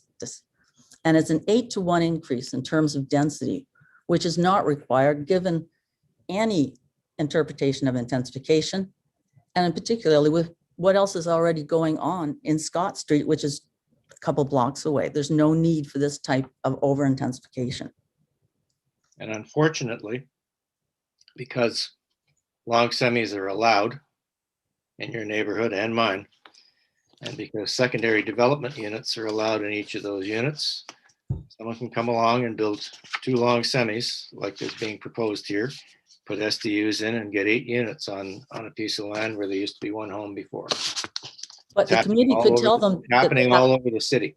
The committee could tell them that, and I've walked all over this and I sent you pictures of all sorts of other developments going in, and they all respect the street that they're being built on. They don't have these bulges. This is 12 feet out past my house. This is not like a foot or 2 feet. It's 12 feet and it's 28 feet tall. This is completely out of character, and the committee has the ability to say that that's not in conformity with the street wall, and it should be saying that. Well, the thing is, it's in conformity with the zoning bylaw. No, it's not. Yes, it is. No, it isn't. The zoning bylaw says that the street wall should be respected, and it's a minimum of 4.5 minutes. A minimum is not an exact, it's a minimum. But you start out by saying it should respect the street wall, which it does not, and it should be rejected just on the basis of that. There's no space, everyone else has been into the garbage, the setbacks, but we've never seen any diagrams of windows on the side. So there's going to be complete lack of privacy. People you're basically going to be able to look into every part of my house from wherever it is. The shade, you won't do a shade study or a shadow study. And each picture that was put up shows that my house, no matter where the sun is going to be, I am losing the sun on the front and the back of my house. And they are not, and how can it be in conformity when they issue 2 different applications and one gets approved that doesn't even relate to an existing lot? I find it appalling that the committee would even entertain going forward with this when obviously something was going on in order to get building and site and demolishing approvals. But also, I just say that this is not in conformity with bylaws. And that's what the committee is supposed to look at. You should drive down this street and see what it looks like and what will look like if this bulge is put up. I'm very familiar with the street. I went to Champlain High School and I used to live on Selby Avenue. Well, and you know that no one here is objecting to the fact that it could be severed and 2 the semi-detached, real actual semis be put up. Nobody's saying that. Like, I have no problem. I live in a semi. I mean, I wouldn't be here without this severance type thing. And then we all agree with that. But what's being proposed here is not. It's 2 apartment buildings. And to go back to Doug's comments about sewers, it's all of Westboro. So every time you put more of this in, it's only 2 or 3 years ago where all the flooding was just about 3 blocks from my house, where we all remember where there's a huge area in Westboro Beach that has sewer backups and water couldn't be used. They were going to other people's houses to shower and to go to the bathroom. That's 3 blocks from here. So putting an 8-to-1 intensification beside me is not proper planning. If your wastewater infrastructure and your stormwater infrastructure is inadequate to needs, I agree. And I think, quite frankly, I need to get some information, because this is not the first time that I have heard, and being on committee, not the first time I've dealt with applications in your neighborhood where this problem has come up. And when I also sit on the board, and I'm speaking on behalf of myself and not the board, but other people who sit on that talk about their own problems with the sewer backing up, and that when one person's does, then it seems to ricochet down the block. It doesn't happen to me because I'm high up. But I'm very passionate about this because what's being proposed to be put in here isn't like anything else in this area. And it doesn't, everything in Westboro is close to transit way. It doesn't have to be this house. The 2 owners left because they knew how angry the whole street would be with them. Yeah. And everyone who walks by reads my sign and says that they're appalled that this is being allowed to go in or being proposed. But everyone would love to see 2 semi-detached, 2 a townhome type things where you have 2 families who can come in. Doesn't stress the neighborhood, looks like everyone else. And you would have no opposition from the street. Sorry, I have an old cat who tells me when he pees. That's a cat, not my baby. So I guess I will rest, but I also have trouble with the balance. Your concern is overlooking from what's going to come in here, your loss of privacy, loss of amenity, loss of your ability to enjoy your amenity, open space. Yeah. And I mean the snow loading items that you mentioned or point that you mentioned in your in your letter. I mean, that can be handled with a dam on the edge of the roof line. And they're about this high, they're very effective. And that's something not the sun. I can't do anything about the sun. That's something you can bring up with the applicant and say, I don't want this falling on my pathway, because I don't want it hitting me in the head. We're only 8 feet apart. You've got to, can we get this resolved? And I'm, generally speaking, if you talk to an applicant, they'll make these kinds of changes to satisfy the incumbent. With respect, though, I would say that our experience with Novatech is the same as everyone else who's been on here, which is when you talk to them, they just say, this is what we're going to do. They have not made a single change that they weren't required to. And frankly, even the changes that they've made as far as trees are so far below what your own bylaws say for tree protection that it's a joke as to what they're going to do there. Yeah. But as far as the sun, I think that the shade is a big issue. This building is going to completely block my entire property almost. So it should be something that the committee takes into effect. Okay. All right. Thank you. Thank you for your input. We certainly understand your concerns. Let me think here. I think that exhausts the list of speakers. So, Mr. Chown or... Sorry, Craig. I think Craig is back. Dennis? Hi. Just maybe you can't see me now, but can you hear me okay? Yeah. Okay, yeah. I had 2 things I really wanted to discuss, and Doug Poulter covered one of them really well. He also talked, that was the water runoff, and that's a large concern for us. because I'm at 309 Lanarch, by the way. So just a little bit across the road from the project property. And the other point I want to talk about, I think Doug touched on this as well, but that's the snow loading for, in the winter time. 303 Lanarch right now, the property beside me, they have very little room to put snow, and so most of it ends up on the side of the road and quite a large pile of snow. And this property, the way it's proposed to be developed, will be even less place to put snow.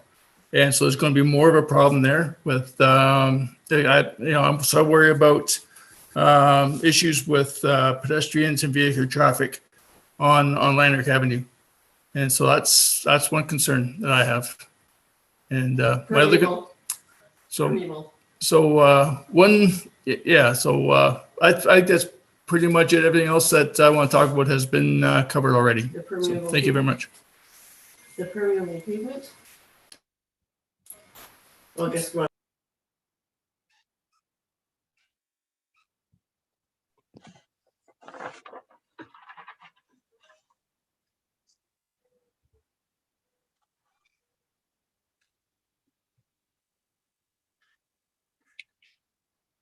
Did we just lose the chairman?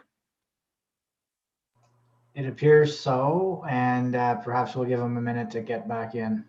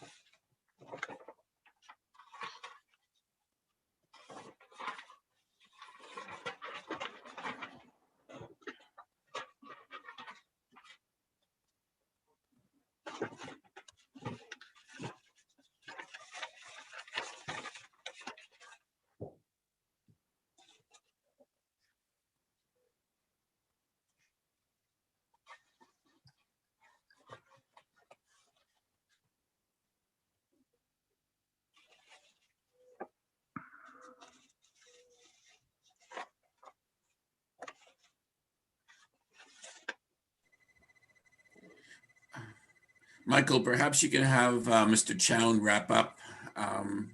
Yeah, so I was just going to ask committee if we could proceed with the wrap up from Mr. Chown, and if the chair rejoins us, then so be it. So, Mr. Chown. And so thank you, Mr. Wildman. And I must admit that I'm of two minds. One is to just deal with what I believe is actually before the committee this afternoon or this evening, and the other is to spend more time responding to the concerns and comments from the neighbors. So I may end up doing a little bit of both. But if I could ask the committee coordinator to put up slide 8 from our presentation, please.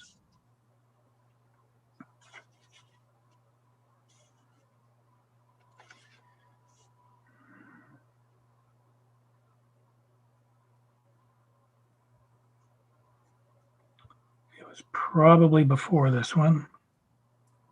That's the one, thank you. So, Mr. Chair, members of the committee, the application that's before you today is to allow for the severance of this property into 2 lots. We have filed a minor variance application with respect to lot area. But as you have heard from Mr. James, that the requirement in the R3EE zone is recognized by staff as being an error in the zoning bylaw. The staff is in the process of correcting that error, whereupon we wouldn't even need the variance that's being sought today. What's more important, though, is when looking at lot creation, the test usually is, are the proposed lots fit with the lot fabric of the neighborhood? And this image, which was part of Ms. Shahzada's presentation to the committee, clearly illustrates that the lots that we are requesting through these applications are similar, if not identical to, more than 60 other lots in this neighborhood. There's no reason, in our opinion, for the committee to refuse these applications. The applications are to create lots that are similar in nature to more than 60 existing lots in the neighborhood. Now, having said that, there's been a number of other comments and concerns raised. If I could go to slide 12 in the presentation, please. So as the chair has indicated both in this matter and on several other matters today, this application isn't about the development. It's not about how big it is. It's not about what it looks like. But having said that, this is what it's going to look like. It's going to look like two very modest single-family homes, significantly smaller than the semi-detached dwelling immediately to the east, and similar in scale to the existing semi-detached dwelling to the west, where Ms. Genge lives. It's not out of scale with the street. In fact, it's much smaller than what could be built as of right, which leads me to provide some clarification, just because I'm sure the committee is wondering about building permits. Our client has picked up the building permit for one of these two buildings.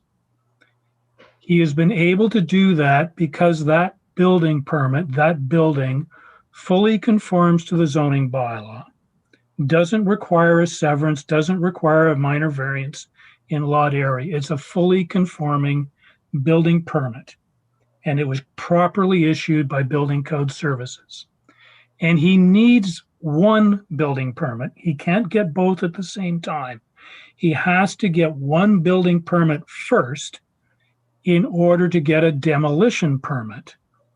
And he has to get a demolition permit before he's ever going to get a severance. So there's nothing surreptitious happening here. There's nothing out of the ordinary happening here. A building permit has been correctly issued by Building Code Services. A demolition permit has been correctly issued by Building Code Services. There also is no mystery about one building permit or two building permits. There's one building permit for the east unit and one building permit for the west unit. Both permits have been filed. Both permits are ready to be picked up. We simply can't pick up the second building permit until the severances are completed. There's nothing surreptitious going on with respect to building permits. Thank you to the coordinator for that. So I think the only other thing that maybe I will speak to, and I'm not an engineer, so I'm not going to pretend to be an expert, but Mr. Poulter has raised a number of concerns with respect to the capacity of the sanitary sewer infrastructure and storm sewer infrastructure in Westboro Beach, and in particular on Lanarch Avenue. I think members of the committee fully appreciate that our client would not have received a building permit without providing the city with a grading and drainage and site servicing plan for this property that met their requirements. So the city's infrastructural approvals department has reviewed the site servicing and site grading plan for this property and has signed off on the building permit. Now, as I say, I'm not an engineer. I have to place some confidence in the city's infrastructure approvals department that they actually know what they're doing. With respect to the impact of this development on the street, I think Mr. Poulter acknowledged it, and certainly in his notes on his conversation with Mr. Tougineau, he indicated this as well, that one of the benefits of redevelopment is that older buildings with the weeping tiles connected directly into the sanitary sewer are being disconnected from that sanitary sewer and creating additional capacity. And so, quite frankly, the city isn't overly concerned about the capacity of the sanitary system in these older neighborhoods. They are looking at the capacity of the storm systems. And that's a work in progress that's being driven by the draft official plan in the directions that it's taking in terms of encouraging even greater levels of intensification than the current official plan. So the city is working towards a new infrastructure master plan. They are considering a bylaw that's going to deal with storm water management for smaller projects that aren't subject to site plan approval. That is a work in progress. The industry is working with the city in that regard. In the meantime, though, we carry on with business as usual. The building, as I say, the site servicing, grading, and drainage plans for this property have been reviewed, have been approved, and a building permit has been issued. I don't think I need to talk anymore about trees. I rely quite heavily on what you heard from Ms. Young earlier on when you spoke to her at the beginning of this hearing. With respect to the size of what's being proposed, as the chair has indicated, and as Mr. James has indicated to the members of the committee, these buildings fully conform to front yard, rear yard, interior side yard, and building height provisions of the zoning bylaw. Mr. Chairman, members of the committee, all you're being asked to do today is approve the severance to create 2 lots that are consistent with, that are the same as more than 60 existing lots in this neighborhood. We'd ask you to consider our submissions and approve those applications. Thank you so much for your time and patience. I think this is a record for me in terms of how late panel 3 is sat.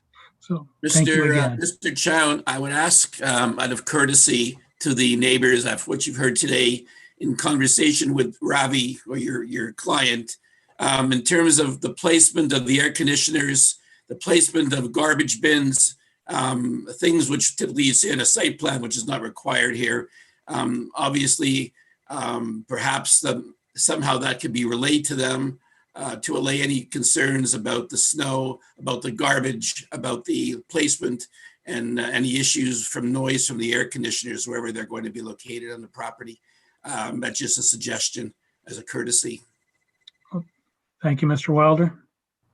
Mr. Chair, just for the benefit of yourself, Mr. Chown just finished his wrap up on all of the comments that were made this evening. So we are on wrap up yourself right now, and I'll hand the torch back to you. Okay, thank you, Mr. Chown. A lot to consider. However, that's our job. So I think obviously we're going to reserve on this application, and the application will be, the decision will be in your hands within 10 days. And I'd like to thank all of the neighborhood residents. I realize that you have serious concerns about this, and you've made your points very well, and the committee will give them appropriate consideration when we discuss this after this meeting is terminated. So, Mr. Chair, sorry to interrupt. Would I have the opportunity to speak? I did. What are you going to speak about, Mr. Shadzada? Mr. Shinyavi. But Chair, just very briefly, I knocked on the doors of all the circulation houses in this area. There's 22, 23 houses. I had more people with support or no concerns than I did with homes that actually had concerns. When we talk about compatibility of this built form in this neighborhood, for our consultants who asked me a question about long semis, I spent about half an hour and I made a list of 28 similar long semis in Westboro, in the Westboro area within 10 blocks. 28, and I did that in half an hour. So these are, and I'll be frank, this panel would be more familiar with them than I am, because I would expect many of them would have come for approvals before this panel. But there's certainly 28 I can easily name off that I've come across that are long semis. And what was interesting is that 27 of them were built on lots smaller than what we're proposing to build on today. 27. So the vast majority were built on smaller lots, and they're all long semis that presumably appeared before this panel. And Councillor Leeper would probably fall off his chair if he found out I was quoting him, but February 12th, Councillor Leeper to the Ottawa Citizen said that, this is in regards to the new OP and the new zoning plan that was recently approved for Westboro. And he said, it will open up Westboro to a greater diversity of residents. And then he went on to say, this incredible neighborhood in Ottawa is not just accessible to the very richest of us, that there is an opportunity for more people to be able to enjoy the proximity to Westboro Beach and to Richmond Road and to the Sir John A. Macdonald Parkway. And those are Councillor Leeper's words. And I say that's important because I could have come to this committee to build 2 single-family homes on this parcel, like I've done, and I've appeared before this committee before. Those homes would have sold for $2.7, $2.8 million. That's the current sale price for a single family in this area. So all the residents and the neighbors encourage and are comfortable with those homes. But the homes that I'm suggesting to build, which is what they are homes. I've placed an ad out briefly for a couple of weeks. 75% of the respondents to that ad for the 4-bedroom unit were divorced single mothers. I was surprised, but they want to live in the neighborhood. Families split up. They want to keep the kids in the same school. They need that much of a bedroom count. They're working from home. They got 2 kids, or they got 3 kids, and that's who's responding to this property. So I don't know. I mean, over intensification or not, we won't debate that. But and just one more thing, and I'm sure this committee is aware of it, but there's something the City of Ottawa has done a design plan for called 613 flats. It's part of the new OP.